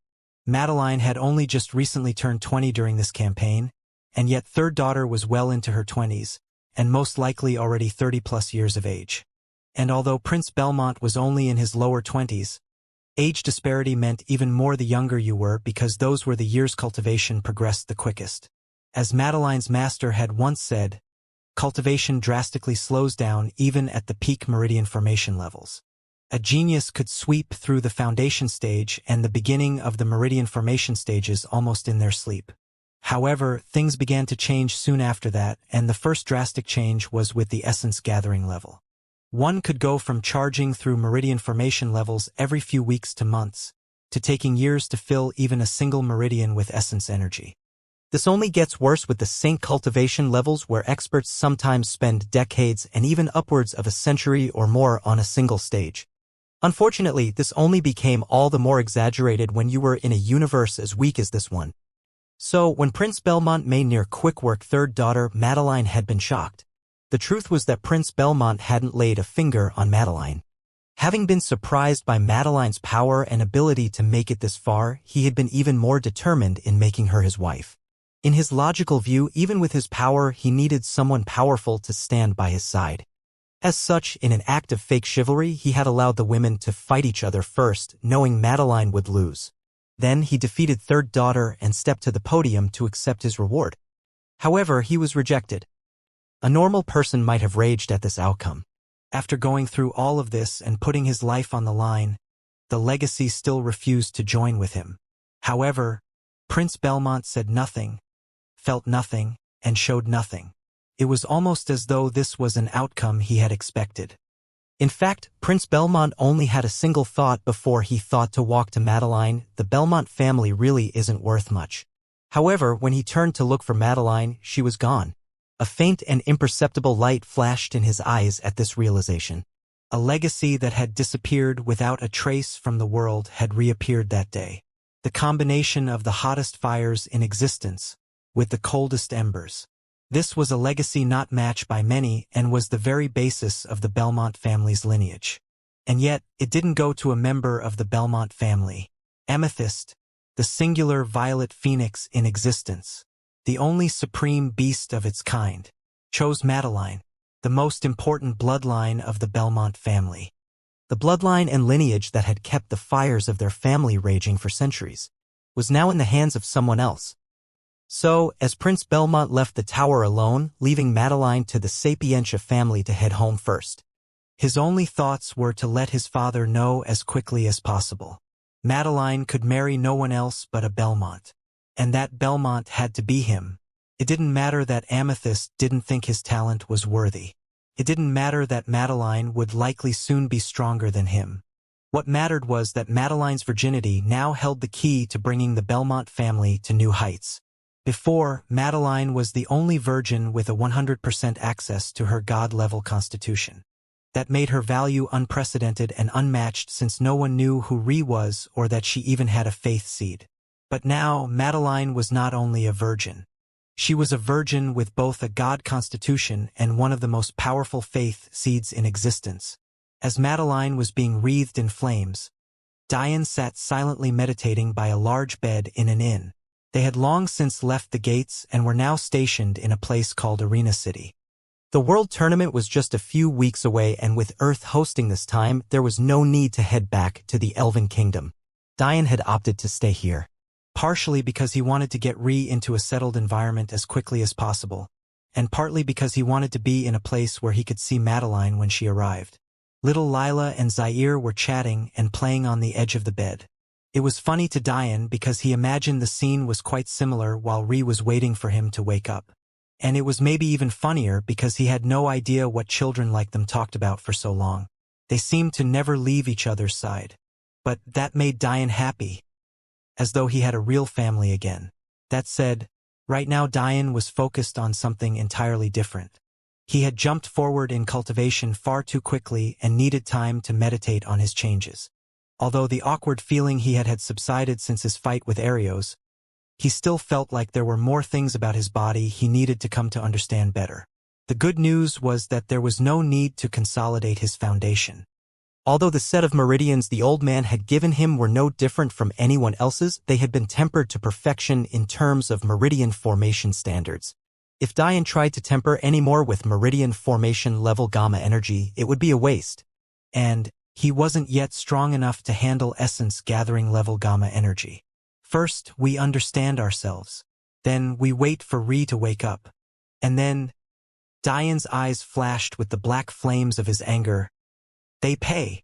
Ree shifted in her sleep, her nose twitching as it breathed in a familiar scent. Confusion filled her senses as she tried to open her eyes to no real avail. Her vision was blurry, but she could feel a cushioned softness around her. But her face was on something hard, yet springy. Ree trailed her hand along what she lay on, trying to figure out why her fingers kept dipping in and out hard trenches. Finally, her hand reached high enough that it fell into something wet, causing her to startle fully awake. Diane chuckled to himself, wiping his mouth from where Ree's fingers had been. "You're quite handsy in your sleep." Ree's blue-silver eyes blinked, finally clearing enough to realize she was lying on Diane's bare chest. The truth was that Diane hadn't been anywhere near Ree when he climbed into bed to sleep. But, in typical Ree fashion, she had ended up draped all over him. It was like she could track Diane down even in her sleep. "Diane!" Ree's voice was hoarse from such little use, but she jumped up excitedly. "You're here." Ree grabbed onto Diane's neck tightly, burying his face and neck in her long blue-silver hair. Yeah, I'm here. Diane smiled, holding on to Ree's little waist. She was still wearing a baggy sweatshirt and pants, and Diane had to admit she looked quite adorable right now. Not willing to let go of Diane, Ree laid there for a long time, half-mounted. Tell me what happened. Ree had wanted to stay awake until the end, but it was clear she was just too tired to make it. Diane stroked Ree's hair, thinking back to that day. I just scared them away a bit, it's no big deal. Ree rolled her eyes. I don't mean that. I don't remember you looking like this. Gasping, Diane feigned a pained expression. Was I not handsome before? Ree pulled up from her tight hold on Diane's neck, propping herself up to stare at his face. However, even as she scanned him, it was Diane that couldn't help but be lost in her beauty. It had been almost 2 weeks now since they arrived at Arena City, and aside from some periodic rolling, Ree had been completely incapacitated. Diane had almost forgotten how captivating her eyes were. Tilting his head up, Diane kissed Ree, relishing in the softness of her lips. Forget me. Why are my fiancés so beautiful? Diane grinned, sliding his hands under Ree's sweatshirt to trail his fingers over her soft skin. Ree pouted. She wanted to know what Diane had experienced, but he was too busy teasing her. And the problem was that she was heating up far quicker than usual. Diane. I feel hot. Ree didn't know what was going on. She had liked sex before, sure. But she had never held her breath in anticipation of it as much as she did now. Diane hesitated. Although Ree was awake, he wasn't sure if she had fully recovered yet. If you take into account his new energy cultivation, he felt like starting would open a dam he wouldn't be able to easily close. It was as though energy cultivation allowed the potency of Diane's demonic bloodlines to increase manifold, finally permeating throughout his body as they should have before. However, Ree didn't seem intent on waiting for an answer. Diane barely had time to put up a concealment array before her lips collided into his. A low growl escaped from Ree as her soft tongue tangled with Diane. Their clothes burst to non-existence, even severely reddening Diane's torso in the process as she inadvertently tapped into her void will. Diane felt as though he was strapped into a ride he didn't have control of the beginning or end of. Ree's supple body weaved around Diane, trailing what seemed like every inch him with small nibbles with her adorable canines. The heat she felt in her chest at the sensation of hands running over her and her hair made her feel as though she could explode at any instant. By the time her hands finally made it down to Diane's member, she didn't even pause at its increased size. The sounds she was making didn't even sound human anymore. Diane smiled to himself. Seemingly understanding what was going on, he flipped Ree over. Ree moaned in displeasure, but Diane didn't seem to mind. You're the queen of beasts, Diane said softly, lightly kissing Ree's ear, but you shouldn't forget who your king is. A look of defiance flamed into Ree's blue-silver eyes as they formed into slits, her canines lengthening ever slightly as she began her attack on Diane. Both of her soft hands grabbed onto his shaft as she lay beneath him. Diane groaned lightly, propping himself up above Ree's exquisite figure. Ree's hands ran along his shaft, her thumb rubbing into tip as her other hand gently rubbed his balls. Diane felt as though he would explode at any moment, and that was even before Ree tilted her head up, biting his lip to pull him down into a deep kiss. All this time, despite Diane's words, Ree had been in control. He hadn't even been able to think straight for long enough to realize he hadn't made use of any dual cultivation techniques to conquer Ree. But there was little he could do. Something had seemingly snapped in Ree, and her bestial aura was affecting even Diane. It was as though Ree had manifested her own sovereign will and it was completely dominating right now. Diane grunted as his shaft convulsed. But before he could finish, Ree's hands suddenly stopped, shifting her hips to slide Diane's tip along her wet slit. You can only finish if it's inside of me. Ree's eyes flashed with a gold. Diane's eyes had reddened too much to notice. He didn't even last a single stroke. An endless gush released into Ree, causing her to moan in delightful pleasure. Her small hands wrapped around Diane's wide back as her legs held onto him tightly. A light giggle filled the room as Ree basked in her victory. Diane took a deep breath. You little minx. Ree's walls convulsed around Diane, almost to remind him who had won before she kissed his jaw lightly. Don't be mad, my king. Diane couldn't help but chuckle to himself as Ree poked fun at him. She seemed really proud of herself. Diane hadn't even been that quick on the day they lost his virginity. But Embarrassment wasn't a word Diane knew the definition of. Now shamelessness. He knew a thing or two about that. Suddenly, the room started to twinkle with a faint celestial light. The flames of Diane's aurora blazed with a purple gold right along with it. You can have round one. Diane pushed himself up, grinning widely as he watched Ree's soft skin and supple breasts redden. Ree's breath quickened, but her lip twitched as though she was trying to pretend like Diane's slowly accumulating will was having no effect on her. Cheater. Ree pouted, feeling her blood flowing wildly. However, Diane only continued to grin as he grabbed Ree's waist, pushing his shaft in deeper and deeper. Wait. Ree's lips trembled, her hips wiggling as she tried to escape. My turn. Diane flipped Ree over, lightly pressing her face into the soft bed cushion and pushing himself in even deeper. Ree's feet curled upward as her ass shook involuntarily at the completely new stimulation. She came immediately, unable to stop herself from going limp and trembling in pleasure. Diane leaned over top of her, moving her hair out of the way to kiss her ear. I hope you didn't think that was all. Diane's hand trailed along Ree's soft back before he grabbed a handful of her plump ass. It's a king's job to service his queen. Ree's face buried itself into the bed's pillows, her knees propping her ass up as Diane had his way with her. She didn't know how much time passed or even how often she climaxed. But what she did know was that she wanted more and more. Ree's feral cries filled the room, her hands gripping and tearing apart the sheets as her bestial side relished in the feeling of being taken. She didn't even notice when Diane pulled her up by her neck, holding onto it gently as he pounded into her. By the time Diane stopped, it was already evening. An entire day, and all Ree had to show for it were wobbly legs and a smile that was so self-satisfied that it could light any night sky. When Ree finally came to her senses, Diane was snoring lightly. She watched him silently for a long while before the dull ache between her legs made her giggle to herself. You must have been trying to break me, King. Ree kissed Diane's partly opened lips softly before settling onto his chest. Diane shifted slightly, wrapping his arms around Ree's waist as he smiled to himself. The king had to put on a good show for his queen. Ree rolled her eyes. Diane never seemed to sleep too deeply, and that was something that worried Ree, honestly. Even during his coma, he was constantly muttering calculations and deductions. In fact, being in a coma might have been the only time Diane got any real semblance of rest. I let you win. Why else would I allow your cheating? Diane's eyes remained closed as he chuckled. I didn't cheat. I simply used the tools available to me. You mean like memories from a person who lived thousands of years? You must have gotten that position from her memories too. Ree's eyes glimmered when she remembered the feeling of being pinned down beneath Diane. There was a submissive feeling to it her beast side couldn't help but gravitate toward. Diane didn't know how to respond. Could he say that that was a position quite commonly used in the human world? How would he explain how he knew about it? Well, this is awkward. By the time Diane finished explaining, Ree was in a fit of laughter, very much content to make fun of her fiancé. All right. Every young boy is curious. It's not my fault. Ree giggled. Diane Sacharo. Boy genius. Focused.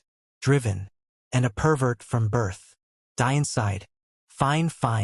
You win. I'm a pervert. Suddenly, Diane grinned. But now this means there are only two left in this world who can deal with that, and for now, the job is solely yours. Ree smiled lightly, resting her hand on Diane's chest. I don't think I mind that too much. Even though today seemed excessive, if I didn't lose consciousness, I feel like I would have still wanted more. A serious expression colored Diane's features. I saw you awaken your faith seed completely. Or, I guess, what seemed like a complete version. I'm not entirely sure on how faith seeds work exactly. I'm sorry I can't be of much help. Ree shook her head. I don't need to know everything now, we can slowly figure it out together. But, didn't the celestial deer sect used to be extremely powerful? Wouldn't they have faith seeds then? So why doesn't your master have memories on it? Diane pondered a bit. I know for a fact that the celestial deer sect has at least one faith seed tied to their lineage. The first white mother transcended, so it's likely she left behind her faith seed. However, I don't have access to the rest of the celestial deer sect's history because my master locked it away. It's likely her memories on faith seeds were locked away too then. Why are you so sure about the first white mother? Diane nodded as he answered. He told Ri about his experience in the epistemic tower and what it meant for them in future. He also told her about how the old man was technically his grand teacher many times removed, and how one of his disciples had been the first white mother. With that information alone, it was perfectly reasonable to assume that she had a faith seed. In fact, it was the only conclusion. After thinking for a while, a sudden thought flashed in Ri's mind. Wait, since the epistemic tower is one of 100 of them, it does the same job as every other epistemic towers, no? Since it connects every gate in this quadrant, doesn't that mean we can use your ring to directly bring the elves back to our universe by using the gates as a spatial jump point? Yes, that should be possible. But whether we should do it or not is a completely different question. Ri waited patiently for Diane to continue. If he said it wasn't a viable thing to do, she knew he had a very good reason for saying so. I don't think we'd have any problems finding universe chaos should it be within this quadrant. In fact, it's a near guarantee that universe chaos is within this quadrant because the old man confirmed for me the story Prince Belmont told.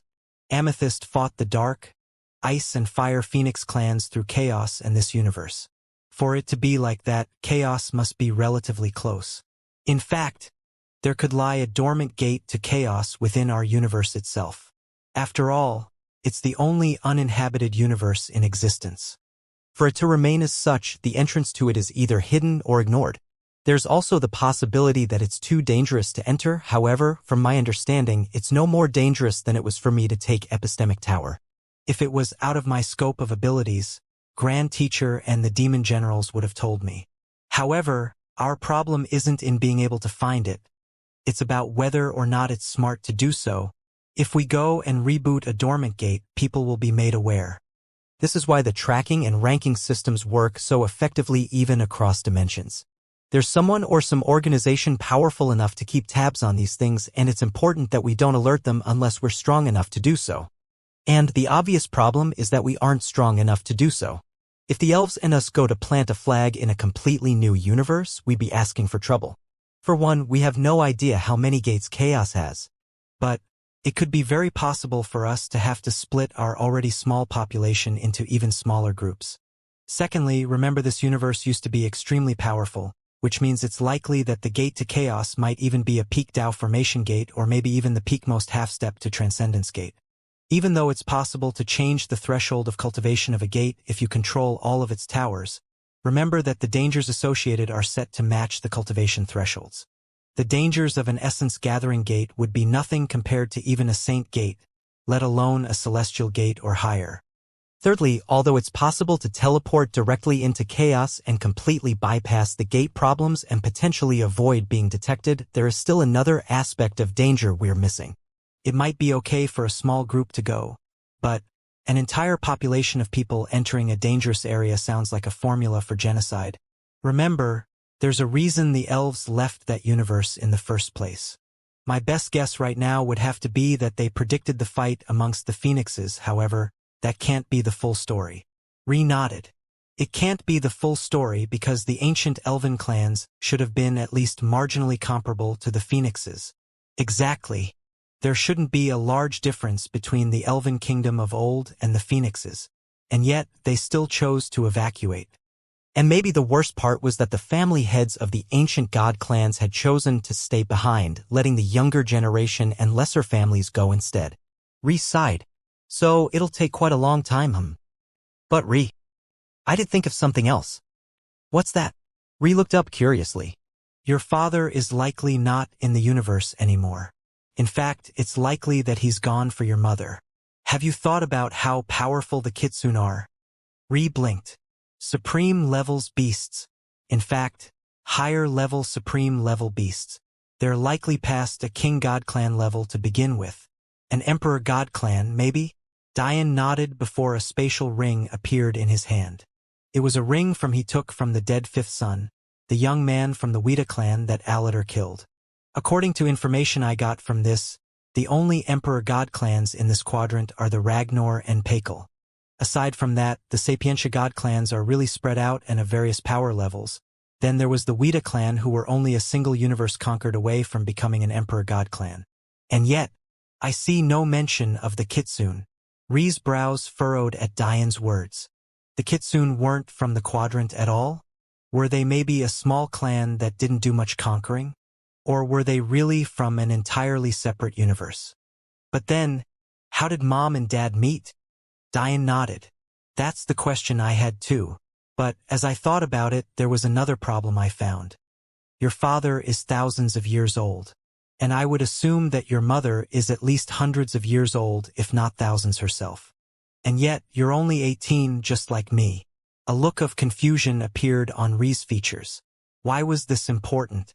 Diane continued, knowing Ri might have been confused. Once you think about it for long enough, you'll notice something really important is missing. It's a massive loop in all of our understanding, actually. Because you're only 18, that means your parents have been in this very universe within the last 18 years. You've met your mom and your dad, enough to even know their face and enough to even know their faces within the Elven Kingdom itself. However, isn't there something wrong with your parents leaving this universe, while they're both hundreds if not thousands of years old? Diane's words led Ri, making her realize the conclusion that had been blatantly in their faces all along. A sudden realization hit Ri. The gates.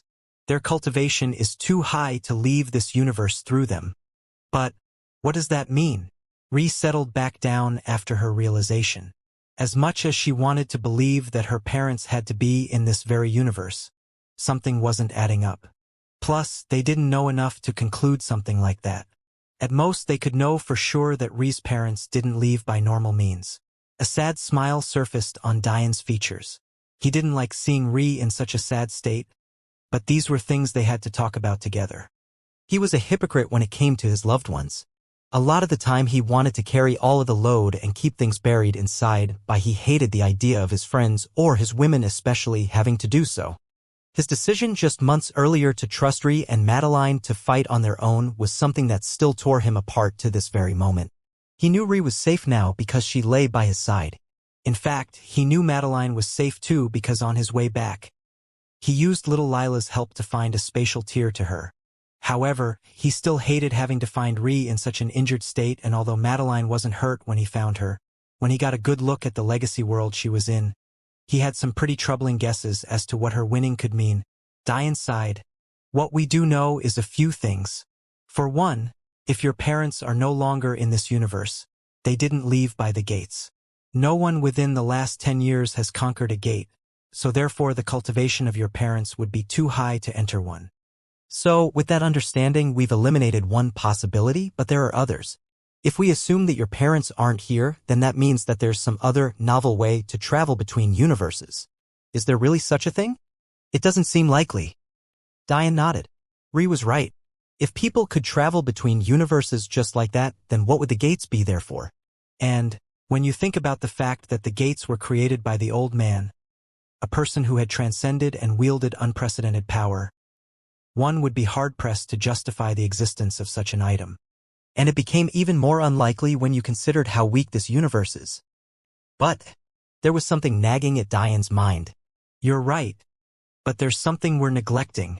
You mean how it is my mother got here, right? This was something Ri had begun pondering as soon as Diane mentioned the problem with her parents leaving this universe.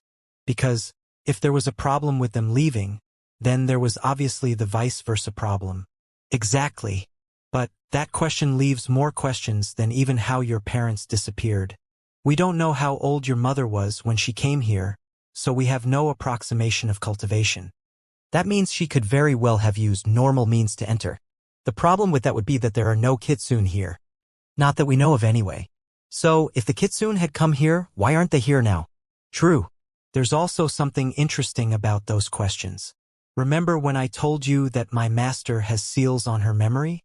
And that those seals most likely lock away pieces of information about the destruction of the celestial deer sect. Ri nodded. Well, one of the things that were included in her memory was the oddity of the color of your aurora. This was something I found odd for a long time. In fact, it was the main reason it took me so long to figure out you had conflicting constitutions. You mean, After we met Bas and Liska, I confirmed my theory. The characteristic gold color an aurora gets denotes an innate wielder. A white color denotes humanoid species such as the elves and humans. But Beasts have aurora matching their species and species type. Boss Aurora was a blazing red. Liska's was a pale silver. And yours is a striking blue. So, you think the kitsune used to be tied to the celestial deer sect? It's still too early to conclude that because my master alluded to the celestial deer sect being in conflict with the Qilin and dragons because of her husband and Little Black.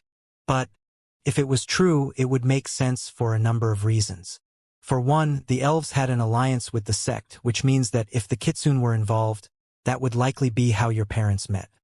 Secondly, if the kitsune were in an alliance with the celestial deer sect, it would also explain their disappearance from this universe. If a big war happened and their side lost, it would be unlikely for them to have survived. Their state could very well be similar to the celestial deer sect. However, there's a problem with that assumption. If they're destroyed, why did my mother leave? Unless we're assuming incorrectly.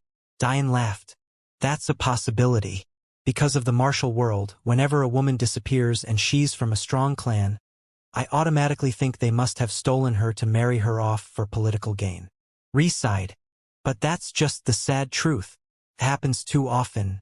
If you hadn't helped the elves so much, and I suddenly revealed my talent, even the Grand Elders might have used that as an opportunity to try and sell me off for their benefit. Leaning down, Diane kissed Ree's forehead.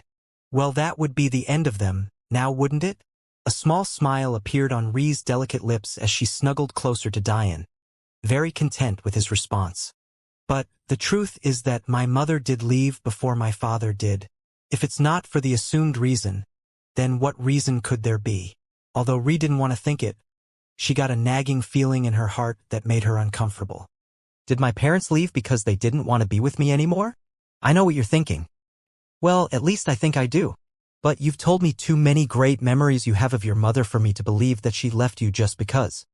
I'm looking forward to meeting the beautiful Japanese woman that birthed my little faux glacé. Diane smiled, pushing himself up from the bed and kneeling beside Ree. Diane shook his head as his eyes scanned Ree's body. He felt like he had never just paused to appreciate it because whenever Ree was in the nude, she was usually pouncing on him. Something he couldn't complain about if he was being honest. Moonlight trickled in on Ree's soft, silk-like skin as she blushed under Diane's gaze. It wasn't as though he had never seen her in the state, but this was the first time he was staring so intently. It made her heart skip a few beats. Diane's large hands started running over Ree's perfect curves absent-mindedly, as though he was trying to ingrain her figure into his memory. Ree was petite, only being about 168 centimeters tall, but her proportions made Diane's breathing stagger. Her breasts weren't large but were supple and soft, still being ample enough to fill even Diane's large hands. Her hips were wide and giving, curving to the size of her plump ass to perfection. In fact, Ree's body hadn't changed even one bit since the first time Diane met her. Even then, when her looks were supposedly average, she had not only made Diane fall for her. The sway of her hips, the form of her shape, the tone of her body, had all mesmerized Diane to no end. Pervert. Ree's voice was like the flap of the wings of a butterfly almost losing itself in the wind. But that only served to transfix Diane even more. For the fiery Ree to suddenly be so shy and reserved, it was almost like Diane was seeing a completely new side of her he had never witnessed before. What was maybe the most enrapturing about Ree, though, were her eyes. Diane felt as though he couldn't stop smiling when he looked into them. He had completely forgotten that they had been speaking about an important topic just before this. Seeing Diane's gaze and the flex of his toned muscles underneath the soft moonlight, Ree felt a faint wetness begin to coat her treasured place. She suddenly felt though the heat she thought had subsided was building up again. Diane seemed to notice that the reddening of Ree's skin was no longer due to embarrassment, which made him chuckle to himself lightly as his gaze shifted to her delicate pink folds. Raising his thumb to it, he gently stroked the small patch of hair, causing Ree to shift her hips in annoyance as though to say, "Touch it directly, you idiot." But Diane smirked to himself as he didn't comply. "Let me give you a massage." He reached for Ree's hips, turning her over as he began to gently press into her toned back. His celestial will and aurora trickled in, pouring through Ree's body and causing her to sigh in comfort. As Ree's breathing became deep and relaxed, Diane worked his way through her body. double and triple checking her injuries were healed to perfection as he enjoyed the softness of her skin. What do you mean by Japanese? Ri said softly, suddenly remembering they had been having a conversation before this. Diane had called her mother Japanese, but Ri had no idea what that could mean. How could she have a concept of what was Japanese when this was the martial world and not the mortal world? A sudden realization came over Diane. He had never thought about it deeply before, but many of the things he had seen in the human world, whether that be cultures, religions, and the like, often had representations in the martial world. When Ri had fixed the conflict in her constitutions, it wasn't just that she had become a beauty worthy of rivaling Madeline, it was also that she had gained faint Japanese characteristics, or more accurately, what Diane deemed characteristically Japanese features, reminiscent of someone who shared half of their genes with a parent of that origin. The Japanese are a race of people from the mortal realm. One of their legends includes myths about the kitsune. What's interesting is that the way they look is quite similar to how I assume your mother would. And someone half Japanese from the mortal realm would look a lot like you, too. Although I doubt they'd be as beautiful, Diane said teasingly. Ri giggled lightly. Diane never seemed serious enough when it came to these things. So, that must mean that the wills of the martial world heavily influenced the mortal world, no? Diane nodded.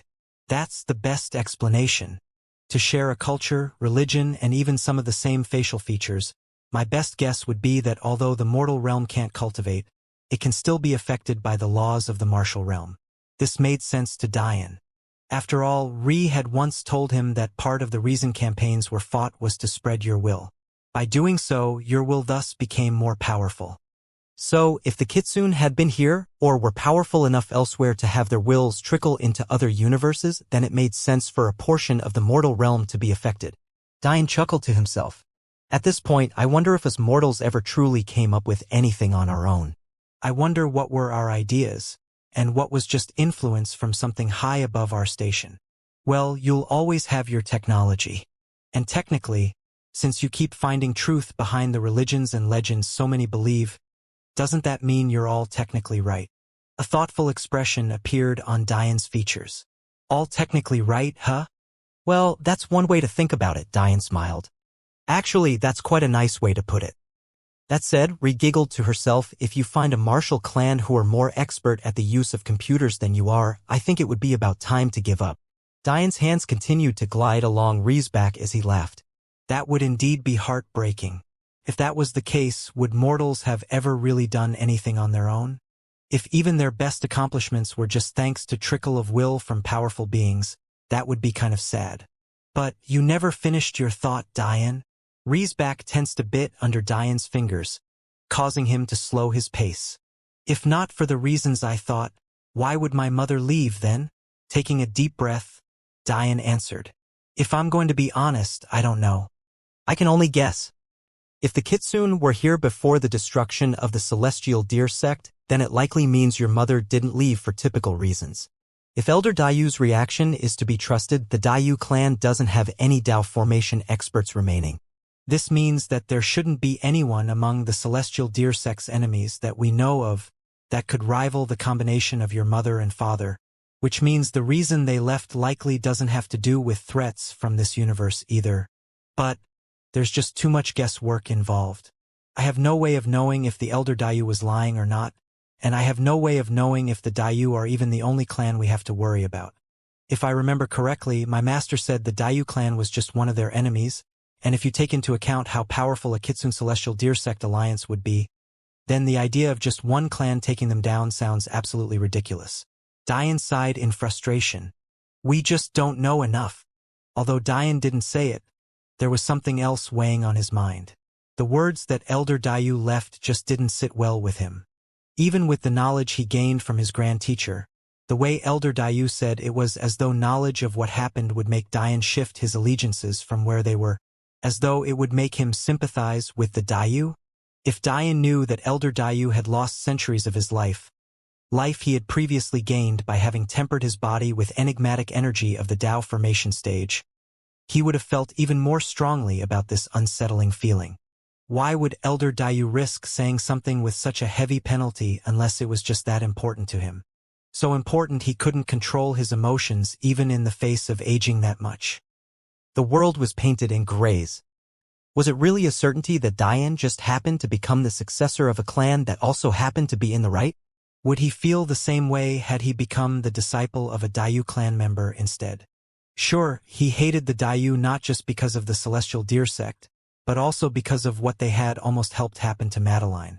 If it wasn't for the Dayu, Kami Akihiko would have never had the technique necessary to take Madeline's talent, and Dian would have never had to fall out with the Kami God clan, almost die, or risk his life at all. However, how could Dian know whether or not the Celestial Deer sect had ever done something horrible in their long history? Was he meant to believe that, in its many millennia of existence, no one of the Celestial Deer sect had ever done something comparably horrible? He would be naive in thinking so. That said, Dian did have a cheat he could use to figure this all out. He just wasn't willing to use it. Little Lila was much too young to have to be involved in such things. Although Dian didn't know about the treaty, even if he did it wouldn't matter. Little Lila wasn't born at the time and is therefore not bound by it. The reason the old man couldn't tell Dian, even though he had the power to surpass the treaty because he was of comparable strength to its creator, was because there was still a connection between him and the treaty. Meaning, even if the treaty wouldn't affect him, it would affect Dian by proxy of the old man's connection to it. However, little Lila wouldn't have this problem. She wasn't tethered to the connection, and although the treaty could bind the words spoken, it couldn't bind thoughts. If it did, wouldn't Madeline's master or elder Dayu die every time they thought of the treaty? This ultimately meant that all little Lila had to do was be present during a questioning. But, was it worth it? To Dian, the answer was no. Dian sighed. Let's talk about something else. Like? Dian grinned. Your body. Ree giggled, can't you not be a perv for once? Well, excuse me, MS. Dian, I feel hot. Making fun of your wife's libido is a good way to shut it off. Shut it off. Dian wrapped his leg over Ree to sit on her soft thighs. Suddenly feeling a thick and heated rod slap onto her cheeks as rough and strong hands continued to massage her back, Ree's heat started steadily climbing again. Ree pouted. So I let you win a few rounds. Now you're getting cocky? Dian grinned, sliding his hands down to Ree's ass to press its soft flesh into and around his cock. Sure, if you can call an entire day a few rounds. How'd you go from helping me heal and clear my meridians to bullying me? Well, okay. I'll give you two choices. I could go back to helping you heal and get comfortable with your new faith seed awakening. Or I could show you how I won those few rounds again. Ree didn't respond, instead sliding her ass up until Dian tip rested just at the edge of her entrance. Dian couldn't help but gulp at the sight, but the sensation of Ree's delicate juices coating him ever so slightly made him want to thrust forward all at once. I choose both. Ree turned her head back, smiling to herself at Dian's entranced gaze before lowering herself onto him. Stoop, Ree wiggled out of the large bed, avoiding Dian's evil hands. They had woken up relatively late in that morning and Ree wanted to get moving. She had never been to Arena City before and more importantly had yet to be on a real date with Dian. Dian had told her that Uncle Acacia had come to see her and took little Lila and Zaire back with him. Also, Delia had insisted on going off to train on her own before the World Tournament, so right now it was just the two of them. Everyone else was either elsewhere in Arena City or had gone back to the Elven Kingdom to recuperate. But because Ree had said she was sore this morning, Dian had used that as an excuse to use his Aurora to heal her. But, in typical perverted fashion, he had almost gotten too handsy. Dian chuckled to himself. Okay, let's go out today. Truth be told, Dian wanted to do this as well. After all, the only way he'd find information of the Veridi family was by going out. On that front, there were a few things Dian had learned. For one, the Ragnar family was the only god clan that made excessive use of slaves. Although this was odd to Dian, when he thought back to Red and Blue and their scarred features, his heart couldn't help but tremble in anger at the thought of the Ragnar clan mutilating Eli, Uncle Ale, and Venus. However, there was another important point. The Ragnar clan always seemed to be making odd moves. The more than a year Dian had spent away from this world had almost made him forget that, but now it was once again in full display. They had asked the Elven Kingdom for nothing but transcendent stones for passage into this universe. They started a war with the Pakel for a seemingly not-so-useful technique. They forgave large portions of the Storm family, despite them having defected and left a stain on their family.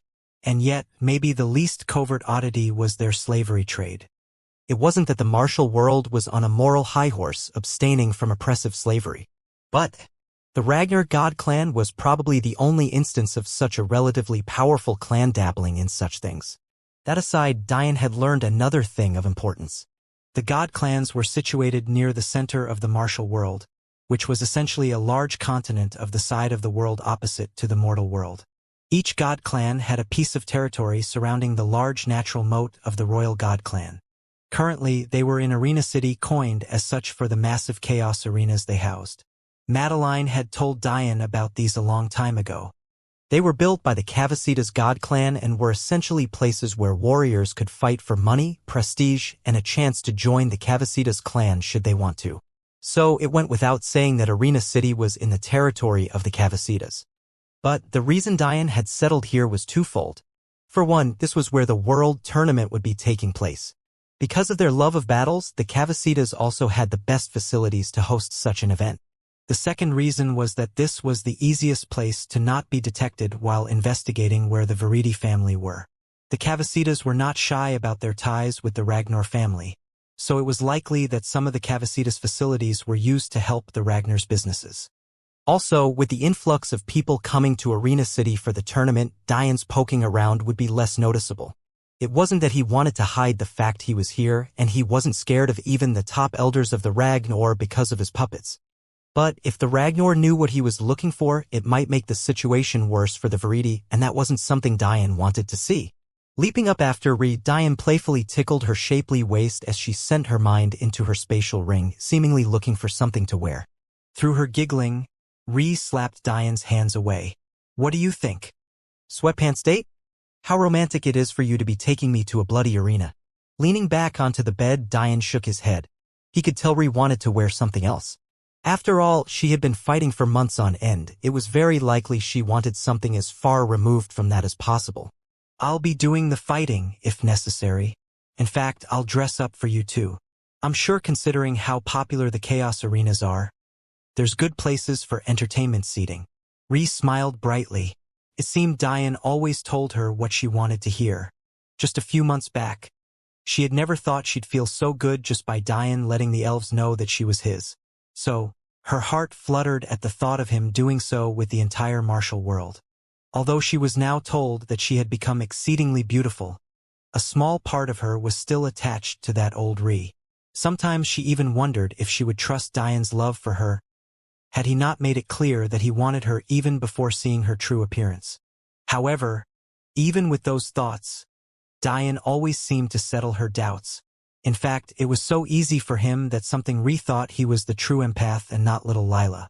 Strong arms lifted Ree up, causing her to gasp in surprise. Pervert. Ree giggled as she noticed Diane swing her into bridal position. But his hand had conveniently wrapped around to rest on her breast. Diane grinned. I don't know what you mean. Ree could only roll her eyes as Diane brought them into the room's bathing space. A while later, Diane sat on the edge of the bed watching Ree get ready. In the martial world, there was an odd mix of modern and what seemed like ancient clothing. There were kipeos, changpaos, and kimonos, even including ancient clothing from non-Eastern mortal realm cultures. And yet there were also a lot like Delia who wore clothes that would make them nearly indistinguishable from the current mortal realm population. In the end, Diane chalked this up to the leaking of wills influencing the mortal realm again. After all, it made little sense to think was the vice versa. Why would the martial world take stock in trends of the mortal realm, a place many of them despised? Even Delia had labeled him a commoner when they first met. So, to please Ree, Diane wore dark jeans and a white turtleneck sweater, and long black coat that reached to his knees. It was suffice to say that Diane didn't like having to dress like this. The whole concept was ridiculous to him. But he couldn't very well wear sweatpants when Ree was shining so brightly. Turning back toward Diane, Ree blushed under his gaze. Does it look okay? Perfect. Diane answered absent-mindedly. Ree was only wearing a minimalistic, thin-strap blue dress that stopped just barely above her knees and a white knitted poncho. However, The dress clung tightly to her curves, making Diane's gaze heat up. Ree smiled, walking to Diane and pulling him up. "Let's go, then." Diane didn't even manage to regain his senses until they had walked out of the door. Ree's long blue-silver hair, the purity of her eyes and the perfection of her curves was almost too much. Couple that with the fact her delicate and soft shoulders were exposed as the poncho slipped down and Diane felt like staying in again. Ignoring the entranced glances they got walking through the inn lobby, Ree dragged Diane out of the entrance to step onto a cobbled road. Getting a good look around, Arena City was definitely much larger than the Elven City. Even the inn they had been in was only called as such because of odd disconnect between mortal and martial world language. In fact, the supposed inn would be known as a hotel in the mortal realm. It had more than 10 stories, and the room Diane and Ree had been in was a suite on the top floor. Not knowing which direction to head in, Diane's eyes flashed in a purple gold as he searched for a dense center of fighting spirit and martial experts. Not long after, his eyes trained on the tallest pagoda he had ever seen. It was entirely black, and the tiles looked sharp enough to cut even the strongest of experts. In fact, the tower was so tall that Diane could see its peak even while looking past the inn they had been staying in. "That way," Diane said with a light smile, shifting his hand to grip Ree's. During their walk, Ree seemed oblivious to the gazes she was receiving. She was too transfixed on Diane. The way they laughed and talked with each other seemed so natural that even the small interaction made Ree's heart warm. "What do you mean Uncle Acacia was acting weird?" Ree asked playfully. She found it funny that Diane was teasing her uncle, but was also very happy that Diane was getting along with her family. "The entire time I spent with him was odd. He was shifty, always looking around as though someone was going to sneak up on him. Even when he took Zaire and little Lila away, he propped them up on his shoulders and flashed away at top speed even though he could have just walked." Ree grinned. "You know what that means, don't you?" Diane looked down at Ree as they thought of the same thing. "His woman is here," they said almost simultaneously. Ree giggled lightly. "I've always wondered who she was. She must be quite powerful if Uncle Acacia is so worried about being found. What do you think happened between them?" After a bit of pondering, Ree responded with a shrug. "I'm not sure. All I know is that their relationship wasn't a secret to the older elves, or else it wouldn't have been so easy to sell me as his daughter. But if she's too powerful and the elders know about her, it may have been odd to them that you were allowed to stay with Uncle Acacia for so long. Then again, you disappeared from the public eye a lot. What I do know, though, is that I don't think it ended well for them." Diane remained silent as Ree collected her thoughts. It seemed that this was important to her. "Uncle never treated me poorly. In fact, he treated me exactly how he would a daughter. Even now, he dotes on me unconditionally. But it always seemed as though the love he showed me was about more than just my being his niece. Of course, he loved me for that, and he highly respects my dad. After all, that's his big brother. But you think there was some part of him that wished you really were his daughter by that love of his?" Ree smiled, wrapping her arms around Diane's. "You read my mind too well. He loves her, but he never talks about her. Yet, at the same time, it's almost like a fantasy world of his and I'm a character in his dream. I always wonder how he'd react if he ever met her again. Maybe we'll have to play Cupid then." "After all, we have a cheat code." Ree's eyes widened before she started laughing. "Only you would call your little sister a cheat code." The idea of a little girl bringing together powerful saint-level experts sounds adorable, though. Diane smiled, already devising a scheme. Sacharo meant sugar for a reason, after all. Soon, Ree and Diane reached the entrance of the Chaos Arena. There was a neat and orderly line filled with what looked like fairly rich individuals. Well, more than seemed. The entrance fee was in Saint Stones, something Diane was fully aware no one on the level of what Focus Academy had been on, or even those on the level of the big sects, could afford. Unfortunately, Diane didn't know much about the hierarchy of clans, especially those between the levels of the big sects and the god clans. He was absolutely certain that there had to be those bridging the gap. After all, the most powerful experts of the god clans were of the celestial realm, and yet the big sects only had essence-gathering experts to follow. Logic dictated that there was an in-between, and it was likely that much of these people were of that in-between. Soon, Ree and Diane made it to the front. A tired young man with heavy bags under his eyes stood at a podium-like structure next to the entrance. Without even looking up, he began his same monotone speech. Welcome to the Chaos Tour. Payment is based on cultivation level as well as the level of access you want. If you are powerful, you pay less. No negotiations. Diane remained silent, allowing the young man to continue. The business plan of Chaos Arena was simple. Although they had many fighters prepped, they also like an audience participation element as well. Therefore, it was more benefit to them should the experts be powerful, thus why they lowered the cost for more powerful individuals. That said, observers were well within their rights to turn down challenges and just enjoy the show, should they choose. After all, Chaos Arena doubled as an entertainment center for the martial world. VIP areas are accessible only to notable officials of the martial continent, or members of the god clans. Please be aware of this and avoid such areas should you not have the background to do so, or else Chaos Area security will be forced to take action. Lastly, there are special rules in place due to the coming World Tournament. We have many more tourists, and even powerful clans coming from the other 4 planets. It is best to be cautious and patient when you see a new face. This is not only for your benefit, but for the good and peace of Chaos Arena. I don't sense any cultivation from either you two, so the fee is 10 Saint Stones each. Diane sighed. 10 Saint Stones was an exorbitant price to others, but it meant nothing to him. That said, he didn't feel like paying more just because his cultivation was too pure for the Chaos Arena employee to sense. Check again, Diane said faintly. His essence energy projected from himself, blanketing the area around him. The eyes of the young man snapped up, his eyes widening when he senses how young Diane was. You have to remember, to many of the martial continent, surpassing even the 9th level of meridian formation was impossible. So, for Diane to release his cultivation to the extreme like this, all people felt was the pressure of an essence-gathering expert. And not just a normal essence-gathering expert. The density of Diane's essence energy was comparable to a 7th grade expert at the peak of their essence-gathering cultivation. In fact, it was ever purer and denser than that. When that was coupled with Diane's youth, the young man couldn't help but shiver. He didn't even dare to look at Ree despite how beautiful she was. This young man that he had never seen before could very well be one of the experts from the 4 other planets he was talking about. Shaking his head profusely, the young man apologized again and again.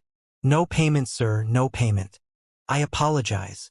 When the young man had said payment was based on cultivation level, he had neglected to highlight how cultivation level was tied with age. If an old man with 1 foot in the grave had stepped up with Diane's level of cultivation, he would have had to pay the full 10 stones. However, Diane was a talent, and what more could the Chaos Arena want? Smiling, Diane walked through the large black doors and into a lobby area with a few elevator doors heading to various levels. Let's head to the VIP areas, Diane said, looking at Ree. Ree pouted. Your cultivation is really scary, you know. I should be practicing instead of having fun. Don't be like that, Diane said playfully. I still remember when you were beating me up. Give me more time and an old man to help me cheat, then I'll be right back to that. Ree, of course, said this in jest. She was fully aware of the grueling process Diane went through to earn his meridians. In fact, many might not have even remained sane after experiencing something like that. And yet, here was Diane, smiling as brightly as ever and seemingly only caring about the others around him. It wasn't lost on Ree how well Diane treated her and how thoughtful he was. If I didn't get more powerful, how would I survive your attacks? Ree blushed adorably at Diane's innuendo, her canines shining through slightly, through her smile. Pervert. Changing the subject, Ree continued. Are you sure we should go to the VIP area? Diane chuckled. I think you're forgetting something very, very, very important. Ree looked up at Diane, confused. The guy said important officials and God clan members, no? Ree's eyes twinkled with a sudden realization. She couldn't help but giggle to herself. She really had forgotten something quite important. But that was more so because she was used to completely hiding her identity.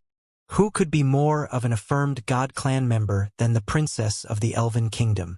Plus, her husband is quite dashing, so of course he also deserves a seat. Ree rolled her eyes. Okay, Mr. Jaws, let's go. Scanning the elevator lobby, Diane saw quite a few. Each seemed to have its own floor cap, and Diane assumed that only the elevators able to reach the top floor would lead to the VIP areas. From what he knew about the Chaos Arenas, there were many fighting stages. However, that was only when the fights had little investment attached to them. It would essentially be like a free-for-all where even 10 or more battles could be taking place at once. Within Chaos Arena, there were of course rankings separated by cultivation level that many fought to improve in. It was also likely that with the World Tournament happening, the Cavasitas God Clan would put some special events in place. This would mean that maybe the free-for-all would only be appetizers for some lucrative main events. With a smile, Diane and Ri walked to an elevator at the far end of the large lobby. It unsurprisingly had the fewest people hovering around it waiting for the receptionist to let them in. "Why can't we go in?" "I'll have you know my father is a reputable official in the Royal God Clan Bank. I have no need to be a member of the main clan to go in." "I've been here before." A young man's face burned in a rage as he bared down on a deadpan young lady. She didn't seem too impressed by his display. After years of dealing with the most prestigious clans and young masters and mistresses there were, the idea of dealing with the son of a mere banker didn't seem all that daunting to her. "I've already explained.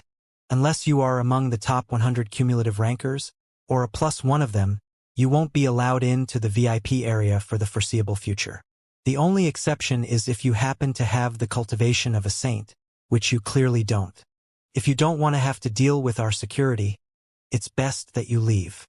The young man trembled, but it seemed to be more in embarrassment than anything else. He had promised his friends to bring them to the VIP area. In fact, he had even brought a young lass he was trying to win over. And yet now, here he was, being embarrassed by some no-name. Diane and Ri remained silent, waiting for their turn.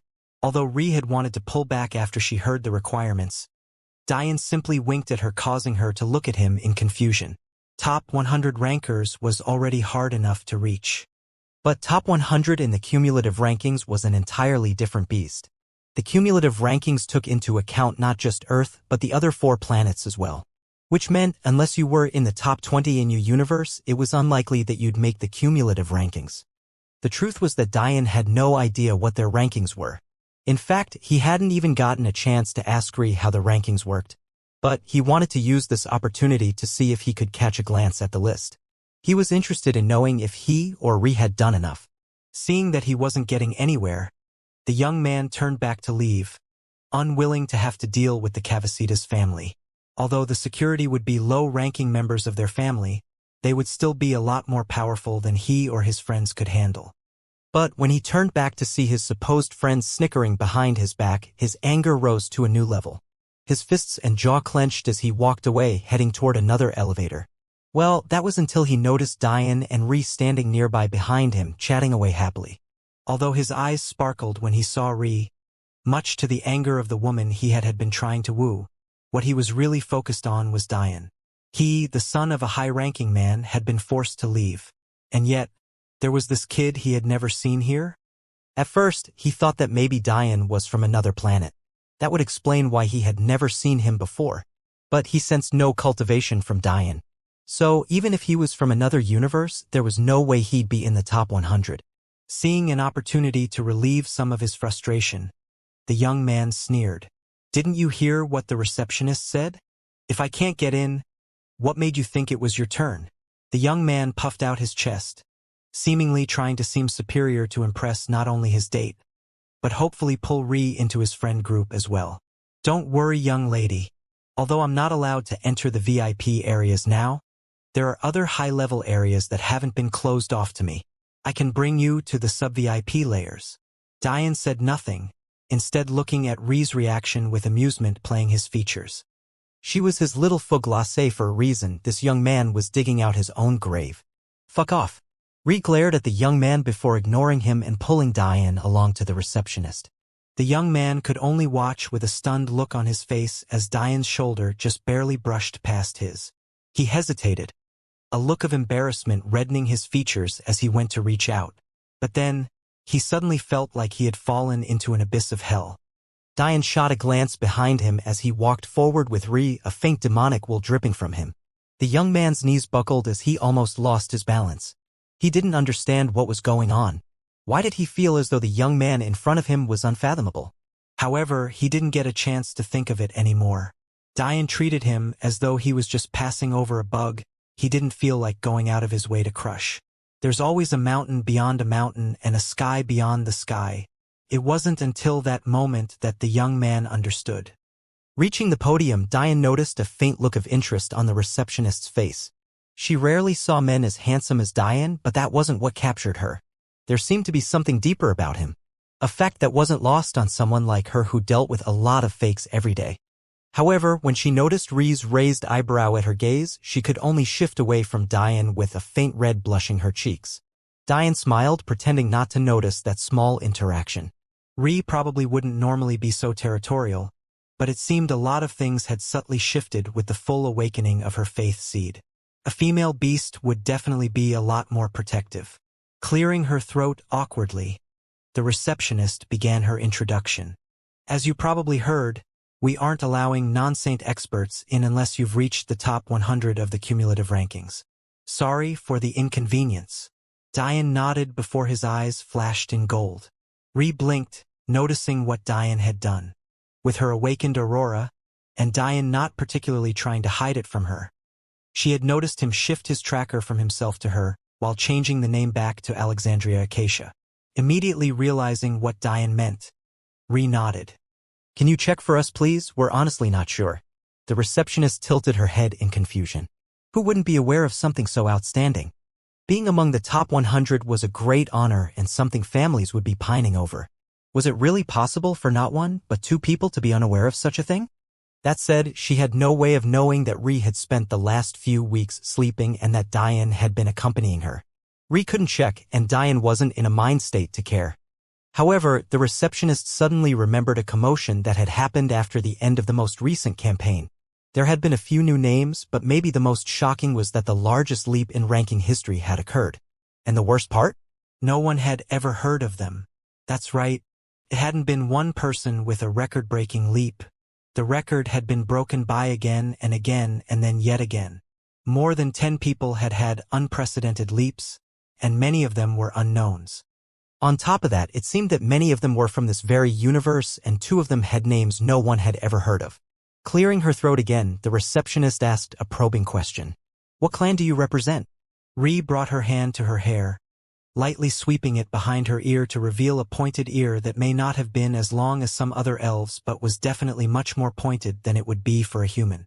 I represent the Acacia family of the Elven Kingdom, Ree said with a light smile. Suddenly, the sound of a dull thump resounded behind Ree and Diane.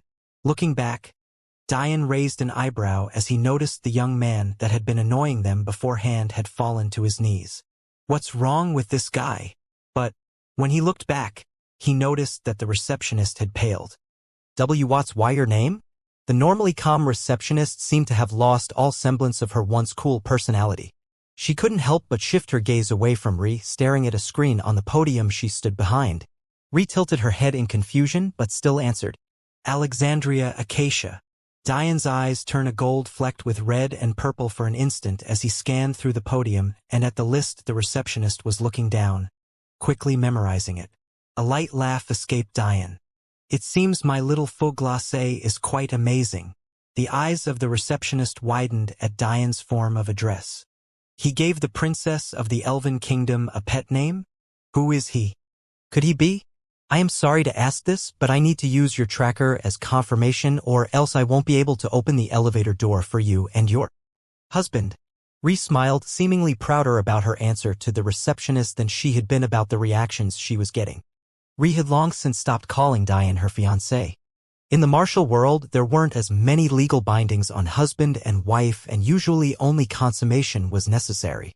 However, even that was more socially constructed than concrete fact. As long as 2 accepted each other, that was enough. With how many planets and universes there were, it was impossible to maintain a singular and uniform system. Knowing this, Diane had accepted and stepped into the role happily. Suddenly, with Ree's words, the lobby quietened significantly. People had already been paying attention due to the yelling young man, but with Ree's reveal as the Elven princess, many finally got to put a face to her legend. Alexandria Acacia. the only woman other than Madeline Sapientia that had burst onto Earth's ranking list during her first campaign. Alexandria Acacia, the princess to an elven kingdom that had once rivaled the Belmont family. Alexandria Acacia, the daughter to a man many thought was the most powerful in this universe. She hadn't appeared in more than a decade, but here she was. And she had not only appeared by herself but with a young man of near unmatched aura. A young man she called her husband. In a lot of ways people were as curious about who Diane was as they were about Ri. But all thought of Diane was completely erased when eyes finally landed on Ri. The room suddenly lost a collective breath and the hearts of many skipped. Many never thought they'd ever see a beauty to rival Madeline. And yet, in just the past few days they had seen 4 others. And now Ri made the 5th. The 5 beauties of the universe had suddenly becoming a domineering 6. The receptionist didn't seem to know what to do with herself anymore.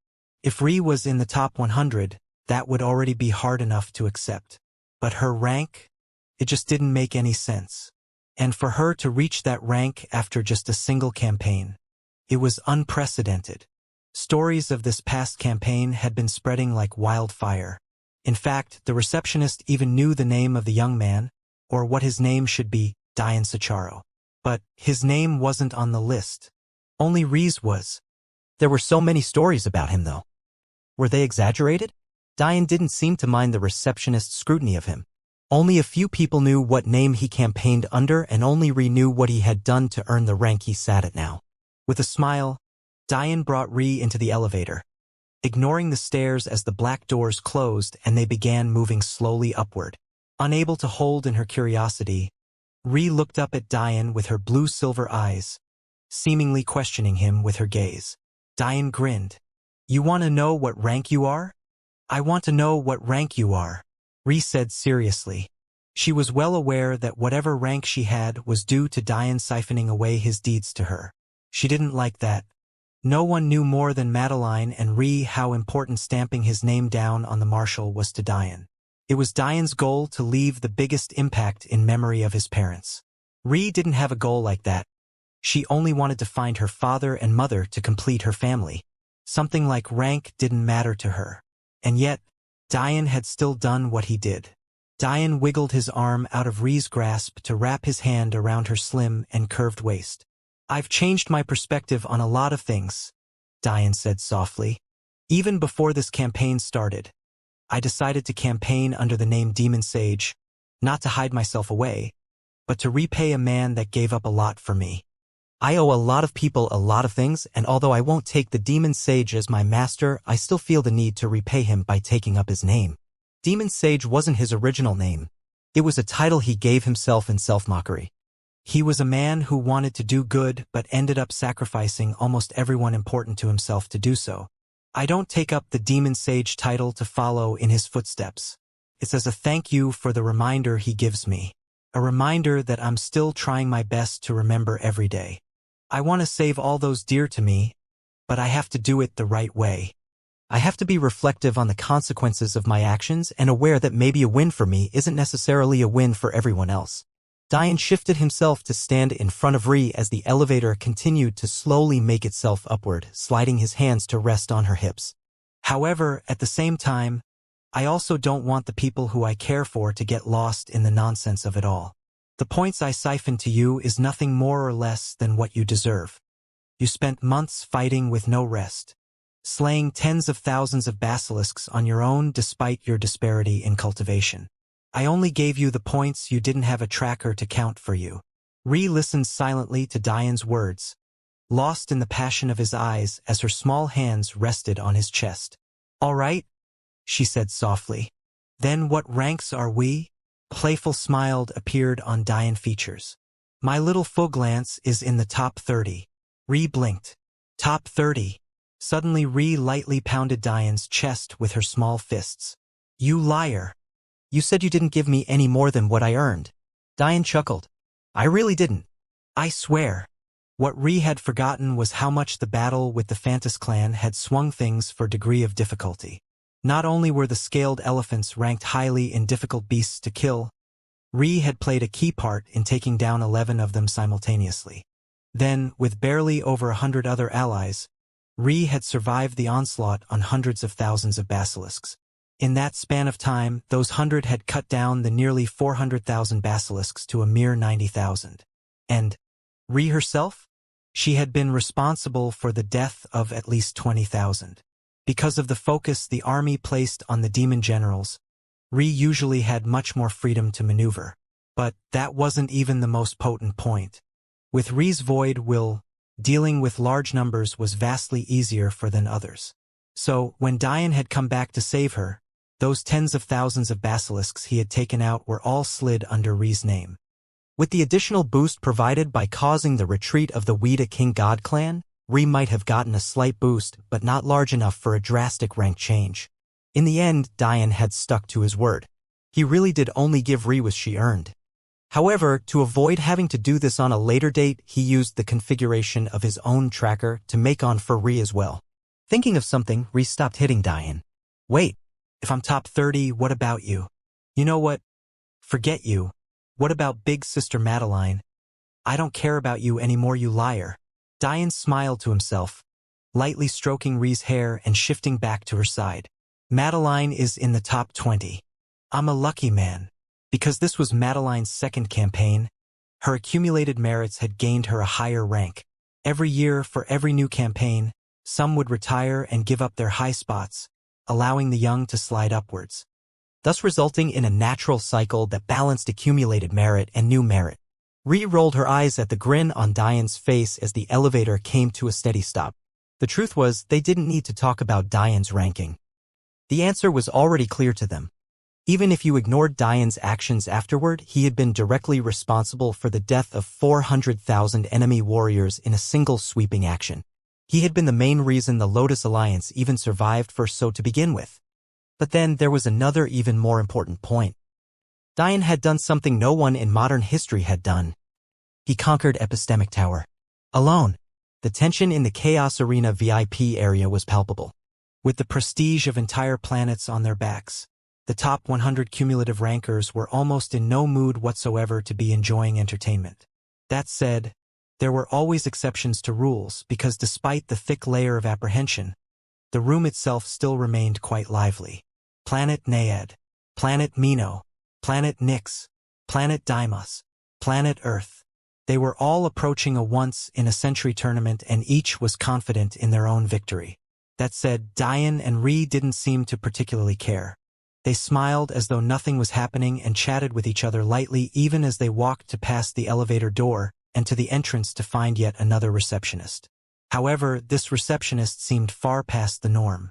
It was suffice to say that he wouldn't be cowering in the face of Ri's name. If he really was the only representation the Chaos Arena had here, and they were allowing Saint-level experts up, there was no more needed to be said about his power. Completely ignoring Dian's presence, the receptionist nodded toward Ri before stepping into the already open doors and into an elegant lounging area, expecting Dian and Ri to follow him. Although Ri wasn't very happy about Dian's treatment, Dian himself didn't mind. It wasn't as though he was trying to keep his identity as the Demon Sage secret, it was only that he hadn't known until just recently what his rank was. He had only temporarily transferred his tracker into Ri in order to duplicate one for her. However, it was better this way. He'd be able to separate who was truly dangerous and who wasn't much easier. If you weren't intelligent enough to understand that he was more than what met the eye, you wouldn't be worth his time. The lobby area was interestingly designed. Surprisingly, the room was almost like a sheer cliff. The entire center of Chaos Arena was hollow, peering down to the arenas below. The surrounding space was filled with circular tables and a combination of semicircular and near-circular couches. Since it was just the two of them, meaning Ri and Dian, it would likely make the most sense for them to sit as a small table with a semicircular couch. Although Dian's mind was thinking about trivial things like that as he followed the receptionist while chatting with Ri, to everyone who was already inside the VIP area, their gazes immediately focused on their approaching figures, quietening down slightly. What name would you like to register your fighter under? The receptionist asked Ri, finally sending a glance toward Dian. Fighter? He's not my fighter. He's my husband. Ri's brows furrowed at the questioning of the receptionist. For the first time, a flash of emotion appeared on the face of the receptionist. He had noticed Ri and Dian's intimate interactions, but it wasn't odd for powerful women to use handsome men to sate their own desires. So, the receptionist had just assumed that Diane doubled as a sex friend and a fighter. After all, the goal of today's special events was to pit the rankers head-to-head without actually spoiling the outcome of the coming tournament. Of course, it wasn't mandatory to participate. Watching was definitely allowed. But the receptionist had just made the wrong assumption. "I see," the receptionist said, quickly recovering. He sent a second look toward Diane, trying to see what it is he had missed. But he sensed nothing coming from either Ri or Diane. For Ri, her ranking made up for what the receptionist assumed was a lack of cultivation. But Diane had no such fallback. A robust laugh came from the corner of the room. Imagine a man having to rely on his wife to do things. "If you marry your fighters so easily, beautiful miss, why not let me be your fighter too?" A large man with tan skin sat on a couch much too small for him to fit properly. He was surrounded by others with tan skin as well. Diane immediately realized that they weren't from Earth, but there was something distinctly Middle Eastern about them. Diane's eyes faintly glanced over the large man. He was probably 3 meters tall, and his waist was seemingly a meter thick to its own. But he was worthless. Diane barely spared him a glance before he scanned the rest at the table. Disregarding all those that weren't worth his time, Diane immediately picked out 6 troublesome characters. But the problem was, everywhere his eyes shifted, he began to pick out more and more. And yet, there was one striking thing that caught him off guard. They were the only ones from Earth here. Seeing Diane's disregard, a rage built up in the heart of the large man. But what was most interesting was the reaction of a beauty that shared the section with the Middle Eastern lookalikes. Her beauty was breathtaking. Her skin was a healthy and shining bronze. Her hair was a jet and straight black, and yet her eyes were a cool dark blue. Her features were sharp and her nose was pointed. But her traditional dress style seemed to be what took her already outstanding features to a new level. She looked like an Egyptian queen, wearing a linen dress embroidered with rich gold and jewels, and yet maintaining a minimalistic and conservative smile. And yet, Diane had spared her but a glance. In fact, there were 3 other beauties of that level in this very room, and each and every one received a glance of pure nonchalance. However, when Diane turned to reassure Ri that her didn't mind such ridiculous words, the twinkle in his eye was clear. He had sights for no one else besides his wife's. He had grown, or at least, he was trying his best to pretend he had, and hoping that if he willed it enough, it would become the truth. Diane chuckled. "It's okay, old man. I got it. You couldn't start until you had a representing member of Earth, right? Unfortunately, many of our members are still recuperating. So, they'll have to settle for me, no?" Diane's hand domineeringly slid to Ri's waist before he brushed by the receptionist. The truth was, Aladar's plan of attack had worked even better than he thought.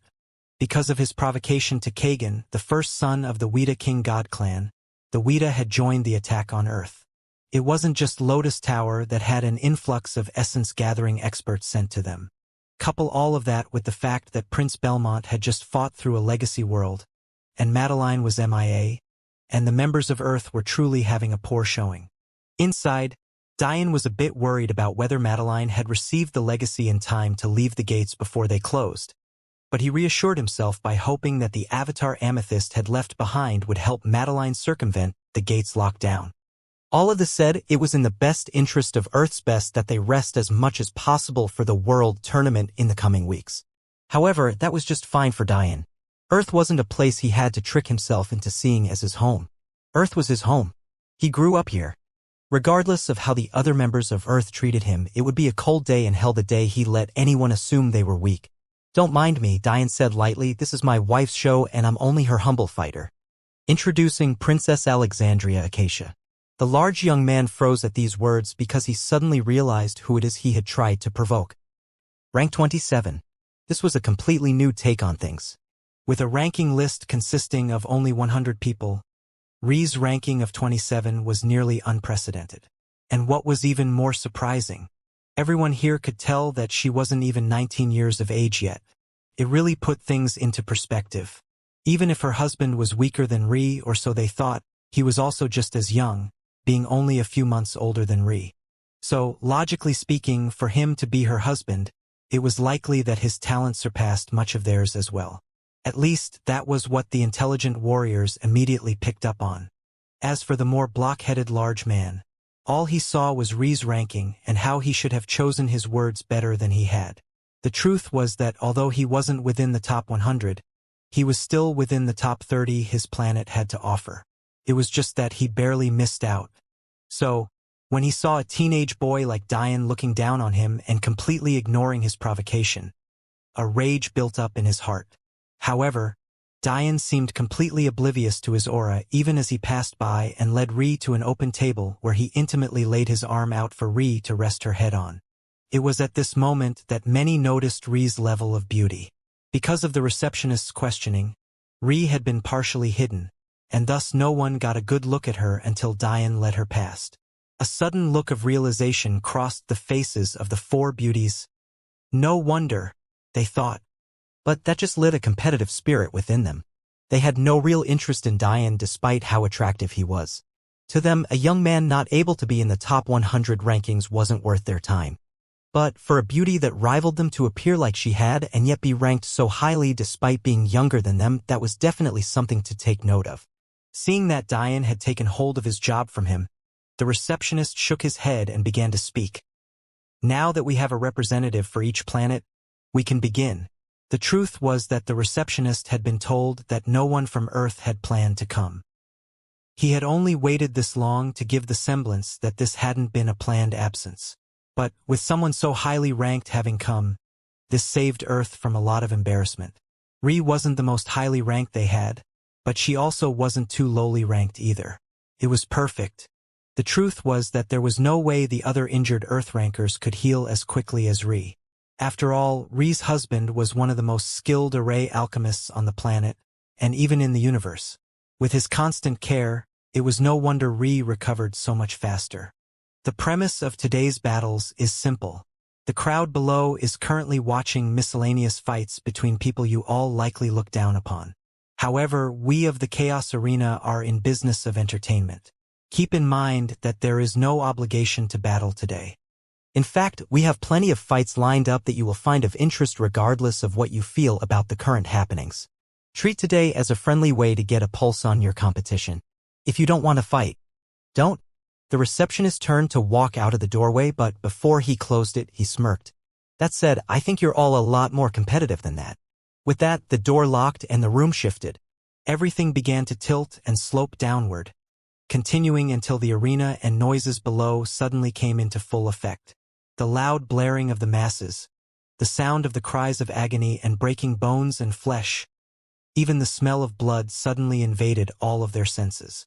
They were only 5 stories up, which made Diane think what the rest of the building's height was used for. He definitely remembered it being much taller than the inn he and Ri had stayed in, and the inn was 10 stories. Shaking his head, Diane looked down at the table in front of him, suddenly remembering he hadn't eaten in weeks. He had spent all of his team constantly healing Ri, and because of his new energy cultivation, he hadn't particularly felt it.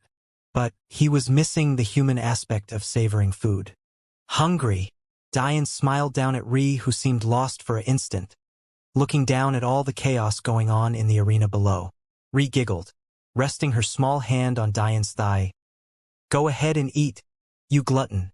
Diane grinned when he noticed the food mechanisms were near identical to Heaven's Wine.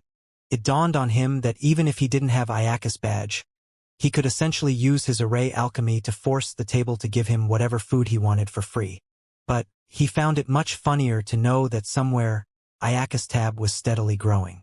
In fact, he wondered if he'd meet Iacus again soon. He found it odd that someone as powerful as him wasn't at the gates. Or at least, Diane hadn't seen him. It was quite possible that maybe Iacus campaigned on another planet. It didn't take long for Diane and Ri's table to be filled with food. But it was clear to everyone that only Diane was eating.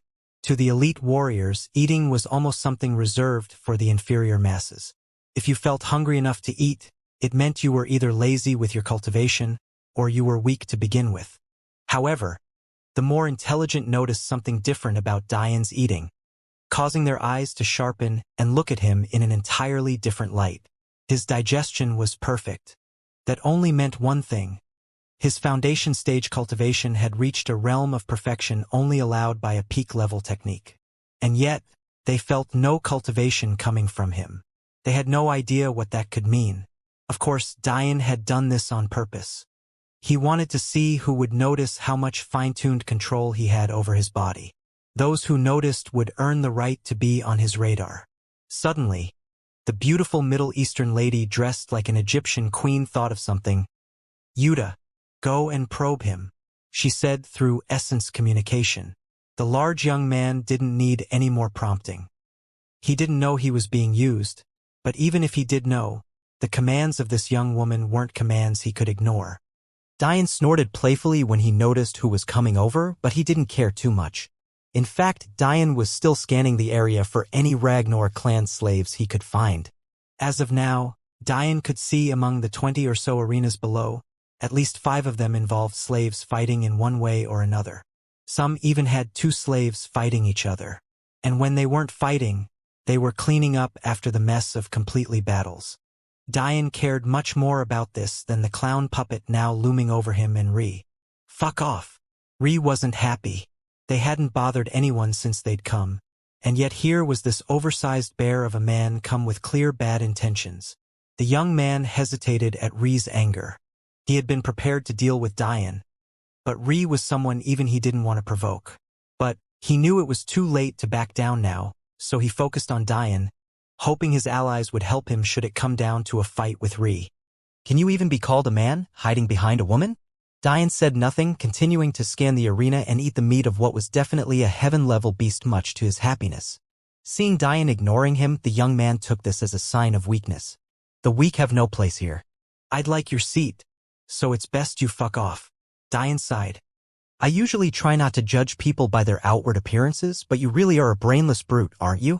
"What did you say?" Worst yet, Dian continued, ignoring his question. "You say I'm hiding behind a woman, but you're taking orders from one right now. In fact, you're hoping to use her as a shield to protect you from my wife's anger. You're quite the manly man, aren't you?"